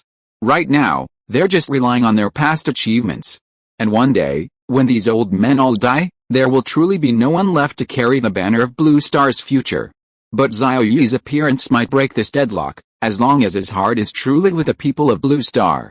The international joint team organized itself very quickly. In no time, all the teams were lined up neatly before Xiaoyi and the white-haired elder, ready to receive orders at any moment. Warriors of Blue Star, Chagan Lake, this obstacle in human history no less challenging than the Wandering Earth project, has now been conquered. And now, it is time for us to fulfill our mission. Tell me, what is the mission entrusted to you by the entire Blue Star, by the entire people? The white-haired elder roared, his voice resounding through the heavens, seemingly piercing through the constraints of the Chagan Lake region. All the soldiers present clenched their right hands into fists and slammed them against their left chests, shouting in unison, "We will stand firm against the winds, for the continuation of the Blue Star people." The high-pitched and resounding shouts pierced everyone's eardrums, exploding in the sky. As warriors carefully selected by the international joint government, they had long since memorized their mission, imprinted it in their hearts. When they were needed to act, when they were needed to sacrifice their lives, they would do it without hesitation. Everything was for Blue Star, for all the people suffering. This naturally included their families. Therefore, whether for their own benefit or for personal gain, this is something they have to do. Put on your gas masks, prepare to move out. The white-haired elder gave the order again, then quickly donned his gear and turned to face the breach. There lay unknown dangers, but also the hope for the survival of the Blue Star people. However, this hope might require them to risk their lives. Come on, the white-haired elder rubbed his hands together, a fierce flame suddenly igniting within his usually calm heart. The passion that had been extinguished by time flowed again from his body, making him appear energetic and full of vigor. Blue Star's warriors, raise your courage, and with this old man, open the door to the hope hidden behind the fog on Blue Star. With a resounding shout, everyone was ready, following closely behind the white-haired elder, rushing into the breach. Xiaoyu watched the orderly flow of people, a slight tremor stirring within him. Whether in the very beginning or in his first life after being reborn, such emotions would arise. Indeed, humans are still passionate creatures, still possessing extremely strong emotions. Just then, a series of screams suddenly erupted from within the hole, the pain like bones being shattered. This is certainly not simple. Xiaoyu frowned slightly, carefully examining the hole before him, lost in thought. The continuous screams ceased, gradually subsiding, but there was no smell of blood. This meant that what they encountered inside the hole wasn't a fatal attack, but rather a terrifying intimidation, something akin to a show of force. But what exactly it was, Xiaoyi, outside the hole, had no idea. Endure it. How can a small setback defeat us? For the sake of all the people of Blue Star, grit your teeth and hold on. The white-haired old man gritted his teeth, letting out a low, defiant voice. Upon entering the hole, he sensed something was wrong. The energy concentration here was far greater than outside. Outside was like a light drizzle, while inside the hole, it was like a hailstorm.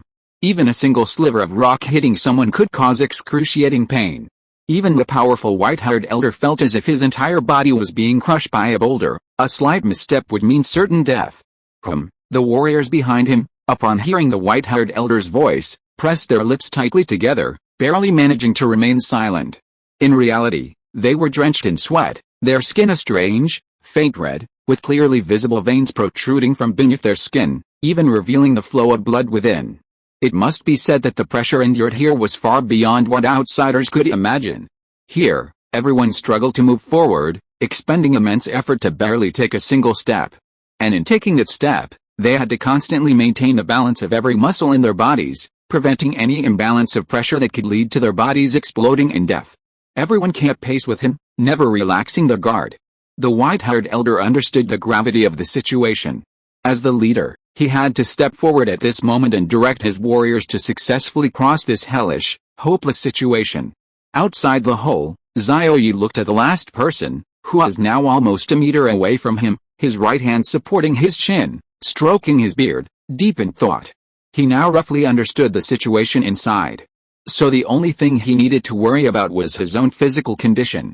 If you are listening to this novel on a channel other than Fanfic World, it means it was downloaded and re-uploaded without effort. We warmly invite you to visit our channel, Fanfic World. There you will find the original version of this story and many other novels of various genres. We look forward to seeing you dive into a world of incredible novels. Chapter 298 Shock Force. Could it be that the moment he entered the hole, endless energy would rush into his body? And then, due to insufficient hardness and excessive energy, his body would instantly explode? This possibility, though only 1 in 10,000, was enough to make Xiaoyi take it seriously. As a man who had lived 2 lives, Xiaoyi fully understood the meaning of cautious. Maintaining absolute focus and caution was indispensable under any circumstances. After some consideration, Xiaoyi finally decided to go deeper. You can't catch a wolf without risking your cub. To gain benefits, you must make sacrifices, and the risks are unavoidable. Bending down, Xiaoyi slowly entered the hole. A chilling sensation instantly entered Xiaoyi's mind, followed by 1,000-pound pressure, as if a mountain was pressing down on his shoulders. One wrong move, and his bones would shatter, his body would explode. Therefore, Xiaoyi couldn't afford to be careless. Damn it, this place really is a bit eerie. Sweat dripping from his forehead slowed Xiaoyi's steps, a sense of impending doom hanging over him like walking on icy sea ice. Then, as if activated, a certain function within his body seemed to awaken, and the pressure on his body eased slightly. Looking back, he suddenly noticed a vortex-like structure forming in his abdomen. Like a bottomless black hole, it continuously drew energy from his surroundings into his body.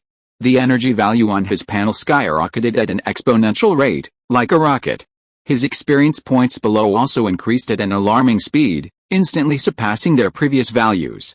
With a continuous influx of energy, Xiaoyi's body underwent a tremendous change. It seemed the pressure around him had lessened, in other words, his strength had improved again. As the vortex within his body grew larger, Xiaoyi felt a complete transformation occurring within him. This transformation wasn't just personal, but also external. It was as if every inch of his flesh and bone had undergone a profound sublimation, and he could feel an incomparably powerful aura emanating from nowhere. At this moment, the body's absorption of energy remained relentless. The situation had already spread to the others in the Zhou Kingdom. With an unparalleled attraction, the pressure within the passage gradually eased. The oppressive feeling everyone had experienced dissipated, their scattered gazes slowly returned, and their spirits returned. Everyone's perception of energy was quite acute, so they immediately noticed the direction of the energy flow. All eyes turned back, various complex expressions projected onto Xiaoyi. However, Xiaoyi had no time to pay attention to these gazes. He was focused intently on the surging, boundless energy within his body. It showed no sign of stopping. And his body was becoming stronger with a continuous influx and cleansing of energy. Unconsciously, his body's level rapidly increased, and he exuded a sharp aura, like a ferocious beast about to awaken from ancient times. For a moment, the air around Zhou Yi seemed to turn icy cold, a biting wind making one's bones tremble. What was wrong with him? Wang Hao, who had been following Wang Yi closely, looked at him after catching his breath. I don't quite understand. Wang Yi shook his head, feeling extremely strange and surprised himself. If Xiaoyi could absorb the energy of the Chagan Lake region, he would have noticed it the moment Xiaoyi entered. Even if he couldn't, the white-haired old man certainly could. The white-haired old man's strength was so great that his sensitivity to energy was like a dog finding a meat bun. It would definitely howl. So, the question was, why was Xiaoyi able to absorb the energy here after entering the passage? Or was it because the energy here was too concentrated, causing him to passively accept it? Various thoughts raced through Wang Yi's mind, which was even more chaotic than before, as he had just recovered from extreme pressure. The white-haired old man also stared at Xiaoyi. He knew that things were definitely not simple, but even he couldn't understand the intricacies. After a moment of contemplation, the white-haired old man finally made his decision. Everyone, keep moving forward. Break through the passage. This shout, infused with energy, was loud enough to clear the minds of every soldier, instantly dispelling any distractions. Yes, the others echoed. However, they weren't the white-haired old man. They didn't possess such formidable strength. They had already exhausted most of their energy while resisting the pressure. Therefore, their shouts now sounded completely different from before, weak and feeble. Soon, everyone turned around, and in the less stressful passage, their steps became much lighter. In no time, they had advanced dozens of meters, covering more ground than they had in the previous half hour. The rock walls soared into the sky, their tops invisible to the naked eye, making their width unpredictable. Even after walking a long way, the glowing exit remained elusive. But all of this was irrelevant to Xiaoyi at the entrance. He was playing a single-player game, endlessly gaining experience points and leveling up. The data on his interface constantly changed, filling Xiaoyi with a secret thrill. At this rate, he'd reach level 20 in no time. At that point, his physical strength would be unimaginable, moving mountains and seas would be a piece of cake. Of course, this was just Xiaoyi's imagination. Moving mountains and seas at level 10 was pure fantasy. In his previous life, Xiaoyi had spent a considerable amount of time and effort just to reach that level. And that was without the 6 Infinity Stones. If you were to fully utilize the power of the Infinity Stones, the entire universe would be no match. This wasn't boasting, it was something he could actually do. After all, even Thanos, that purple potato, could easily annihilate the universe's supreme beings with the Infinity Stones. Galactus, superhumans, they were mere child's play. Crack. Crack. Suddenly, two voices rang out, and the vortex in his abdomen gradually slowed down. The surrounding energy, as if a dam had been built, was completely locked up, preventing it from flowing into Xiaoyi's body. Is this the end? Xiaoyi's eyes flickered, a feeling of unfinished business lingering in his heart. This was far too unsatisfying. The real enjoyment had only just begun. However, since it had stopped, Xiaoyi could only accept it. Looking ahead, he couldn't see a single person. Even though Xiaoyi stopped absorbing the energy within the passage, the pressure didn't immediately increase sharply, remaining at a considerable level. It seemed the energy within the passage needed time to replenish. Xiaoyi ignored this and strode forward along the passage, disappearing from the entrance in no time. He thought the others had already left the passage. But they caught up after him in just a few steps. And judging from their halted steps, they seemed to have encountered some obstacle. Brother, make way. Xiaoyi patted the last warrior on the shoulder and tried to squeeze forward. The soldier turned around, about to reprimand him, wondering if he didn't know the road was blocked. But upon seeing Xiaoyi's face, his lips trembled violently, and he couldn't utter a word. He simply moved his feet quickly to the side, like a defeated rooster, his head bobbing rapidly up and down. Seeing the path clear, Xiaoyi strode forward and, following his previous actions, patted the shoulders of those blocking his way. Without exception, everyone reacted as if they had seen a cancer god, hastily stepping aside to make way for the wide road. Before long, guided by the wide road, Xiaoyi quickly arrived beside the white-haired old man. Blocked, the old man said, somewhat disappointed. This must be the part that hasn't been cleared yet. He had tried to open the passage before, but with his own strength, he couldn't move it at all. I'll do it. Xiaoyi took a step forward, instantly arriving at the front. He glanced at the thick stone wall, his right fist already clenched. A milky white light suddenly condensed on his right fist, as if the essence of the heavenly emperor had gathered, causing a gentle breeze to rustle around him. The light brushed against everyone's faces, yet felt somewhat painful. Looking directly at Xiaoyi's right fist. As Xiaoyi stood before the stone, the intense pounding of his heart returned to his mind. Perhaps it was the increasing proximity that made the pounding more distinct, as if a giant heart was already placed before him. Once curiosity was piqued, Xiaoyi was determined to get to the bottom of it. Everyone, step back 1 meter. The fist, shimmering with milky white light, was ready to strike, like a sharp arrow poised to be released, requiring only a thought from Xiaoyi. Everyone, step back 1 meter. The white-haired old man gave the order again, directing his subordinates to retreat in an orderly fashion. Soon, everyone had left Xiaoyi, creating a large empty space. Only Xiaoyi remained in the empty space, the shimmering milky white light growing increasingly dazzling, until it seemed to envelop him entirely. With a bent elbow and taut waist muscles, the energy he had just absorbed and stored within his body was instantly mobilized, surging towards Xiaoyi's right fist with all his might. Swift as lightning, without even a breeze, it seemed to tear through the void, striking the stone with impossible speed. Boom! Like a divine thunderbolt descending from the heavens, the sound made everyone's eardrums vibrate. A shockwave, like a tidal wave, swept towards everyone behind with immense force. Under the terrifying shockwave, only the white-haired old man could barely withstand it, the others couldn't withstand the force and were violently thrown backward. In the blink of an eye, a group of people fell behind, like a net being flipped over, exposing their weakest points. The white-haired old man stood firm thanks to his immense strength, his eyes fixed intently on Xiaoyi in front of him. As long as those behind him didn't die, there wouldn't be too much of a problem. As long as Xiaoyi in front could break through the stone and create a path, that would be enough. Chapter 299 Puzzling. As the thick smoke dissipated, a blinding beam of light suddenly shone in. The light was so intense that even the white-haired old man had to close his eyes, raising his right hand to shield his eyes, only then able to see through the limited gaps in the path ahead. The passage had been cleared.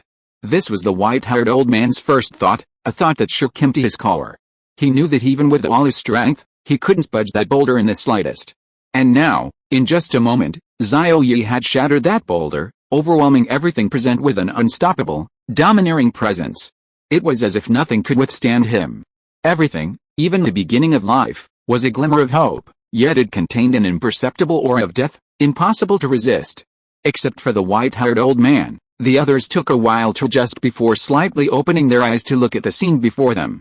The blinding light, like a lighthouse on the sea, guided them in their course. He broke through. My God. He actually did it. That's terrifying. Besides the burning desire for that light, people also felt a wave of fear and a profound sense of despair at being unable to reach his level. What stood before them now was no longer an unbreakable boulder, but the insurmountable Xiaoyi. His existence was more terrifying than a towering mountain, more oppressive than a deep trench in the earth's crust. A dark cloud hung over everyone's hearts. Prepare yourselves mentally and physically, and be alert to any unexpected situations that may arise after entering. As everyone's minds were in turmoil, their chests feeling as if weighed down by a boulder, the white-haired old man's words instantly brought them to their senses. Yes, the most important thing now wasn't the insurmountable Xiaoyi, but the location itself. Entering, one wrong step could mean death, with no possibility of ever returning. Yes, the loud voice swept away the gloom in everyone's hearts. Follow me. Xiaoyi had been surveying the situation outside the passage, but based on his current perception, he only knew a very small amount. Much of it was unknown. Would there be any living beings inside, or was it just an empty space? Xiaoyi couldn't guess, but he had to lead the way. Otherwise, if those weaker than him entered, they would be instantly killed if they encountered powerful creatures, and their deaths would even become fertilizer for those creatures, fueling the growth. You see, someone who has been dehydrated in the desert for days might kill anything living to replenish their strength. Not to mention, behind this passage might lie ferocious beasts that have been starving for hundreds or even thousands of years. Maintaining peak internal energy not only ensures peak physical condition but also allows for the immediate mobilization of maximum power to deal with unknown situations. The light grew increasingly intense, like a wave of heat crashing onto Xiaoyi's face, burning his cheeks and sending shivers of steam rising. As they drew closer to the exit, those behind him felt their hearts leap into their throats. Xiaoyi, however, felt more excited than nervous, like a lion yearning for battle. After all, he had just reached level 20 and wanted to test the limits of his power, a perfectly normal thing to do. But when Xiaoyi reached the exit, he discovered that everything was just his speculation, a speculation living in a fantasy world. The area outside the exit was virtually identical to the Chagan Lake region, with absolutely no trace of ferocious beasts. In other words, there was nothing special about this place. Aside from the ability to install planetary engines to control the direction of Blue Star's movement, it was utterly useless. He had been curious for a while, only to find nothing at all. Xiaoyi was deeply disappointed, but he walked inside under the blazing sun. However, the moment he stepped inside, his expression changed drastically. Something was strange. Something was wrong. Clearly, although it wasn't the appearance of any ferocious beast, there was a strong feeling. Moreover, Xiaoyi felt as if he were stepping on his heart, the intense throbbing sensation coursing through his body from his feet. This intense feeling seemed to be guiding him, leading him in a certain direction. Just what I wanted. Xiaoyi was feeling disappointed, but now, this sudden feeling reignited his dormant spirit. The white-haired old man was the second to enter, but he didn't seem to be guided. Just like he didn't feel that intense heartbeat. But seeing Xiaoyi walking forward, he unconsciously followed. There must be something strange inside, or rather, something was definitely attracting Xiaoyi. Otherwise, it wouldn't be like this. The white-haired old man followed behind, but Xiaoyi paid no attention, simply following the guidance, continuing deeper inside.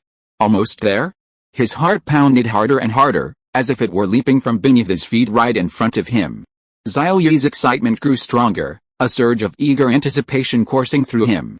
A moment later, a cave suddenly appeared before him, catching his attention. The instructions from this region had come from within the cave. And judging from its appearance, although still made of ordinary rocks, it exuded a completely different aura. The atmosphere inside was entirely different from the outside, as if all the external energy had converged there.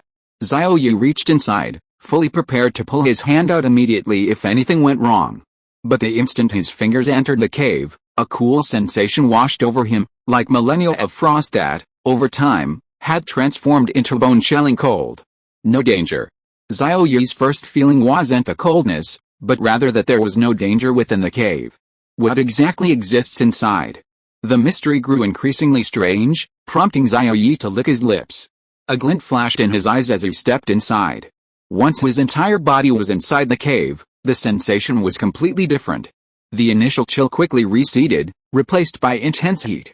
This sudden change made Xiaoyu realize that the cave had gathered all the purest energy from the outside world. Moreover, not just any energy could enter, only the purest and most concentrated wisp of energy was qualified to enter. In other words, this was another sacred place for cultivation.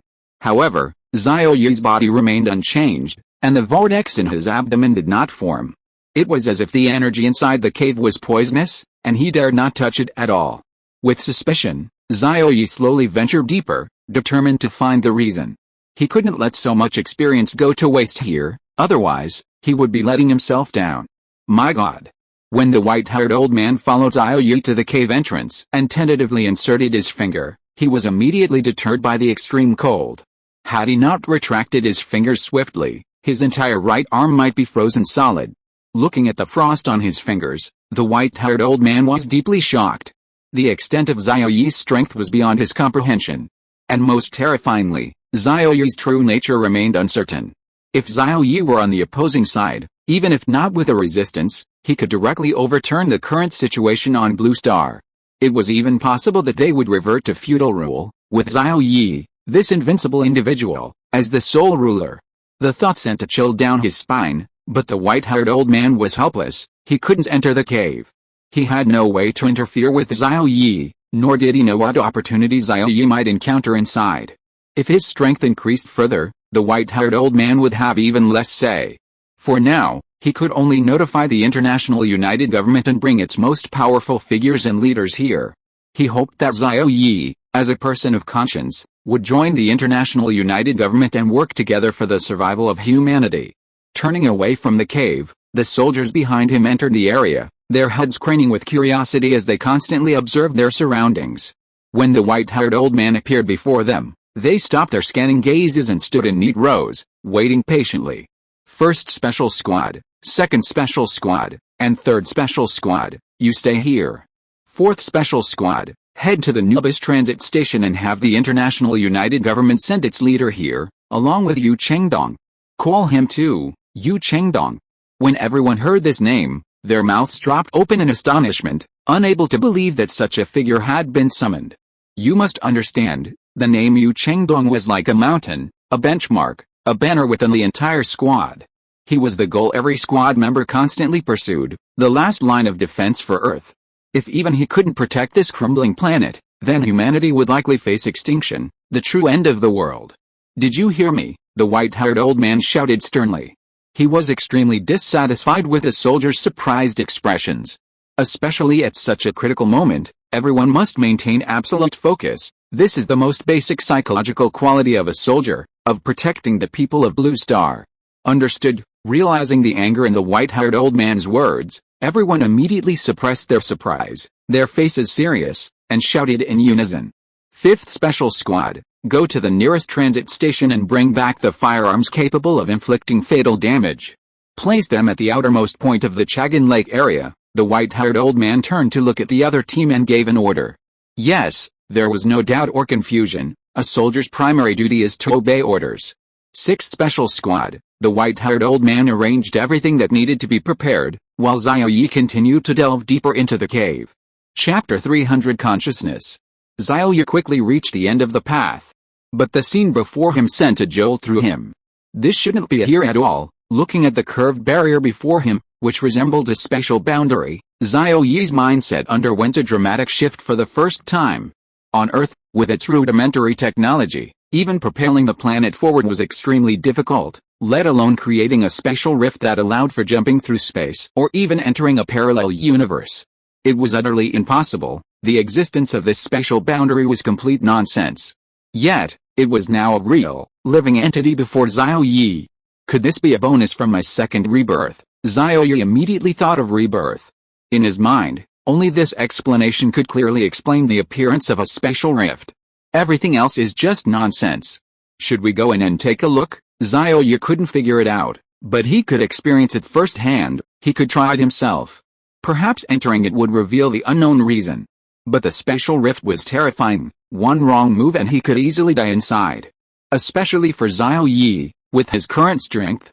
He reached out his hands but felt nothing unusual. The inside seemed no different from the outside.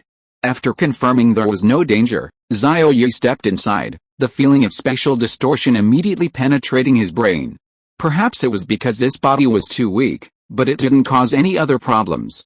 The special rift should be located on a higher dimensional planet, far too distant for a blue planet that could only explore between 3 and 4 dimensions. With a series of questions, Xiaoyi stepped into the special rift. His vision blurred for a moment, then a dazzling light appeared before him, and a new world opened up before him. When he saw the scene before him, Xiaoyi couldn't help but open his mouth wide, his face filled with disbelief. The scene that met my eyes was unlike anything I'd ever encountered in the vast universe, even in the Marvel world at the height of my power. It was bizarre and grotesque, a hodgepodge of all sorts of things, haphazardly mixed together. The sky before me was dark, as if murky with black smoke and clouds, with streaks of purple lightning occasionally flashing from within, resembling an apocalyptic scene. Below, towering, thick trees reached into the clouds, requiring more than 10 people to encircle them. Apart from that, everything was a collapsed ruin. High-rises collapsed, reduced to rubble, a dark mass perfectly mirroring the sky. It truly was an apocalypse. But the strangest thing was the distant sky, like a clear chasm dividing the entire celestial palace into 2 parts. On the other side, the burning sun hung high in the sky, its dazzling sunlight invitingly bright. Even those who didn't directly receive its rays could still feel its heartwarming comfort. He only felt a slight sensation in his heart. No sunlight actually shone on him, still obscured by the dark sky. What kind of place was this? Xiaoyi was also somewhat stumped, unsure of what to say. His usually calm heart was stirred by this scene. It seemed his strength was still too low. Soon, Xiaoyi came to his conclusion. A level 10 body was extremely powerful on Blue Star, arguably at the very top, but on a high-dimensional planet capable of creating special rifts, it was only at a low to middle level. With a helpless sigh, Xiaoyi proceeded along the only path. Although the top was transparent, Xiaoyi couldn't escape. Its upper part was actually a lid formed by special power. Though invisible, it was enough to block anyone except those with top-tier combat power. He continued forward. The passage wasn't long, and he soon reached the exit. Before his eyes was a chaotic ruin, pitch black and devoid of any life. Looking around, there was nothing but deathly silence. Those towering trees, seemingly objects of death, stood there erected. One step would lead into this unknown world. It appeared fraught with danger, but beneath that danger lay untold treasures. Should he go in?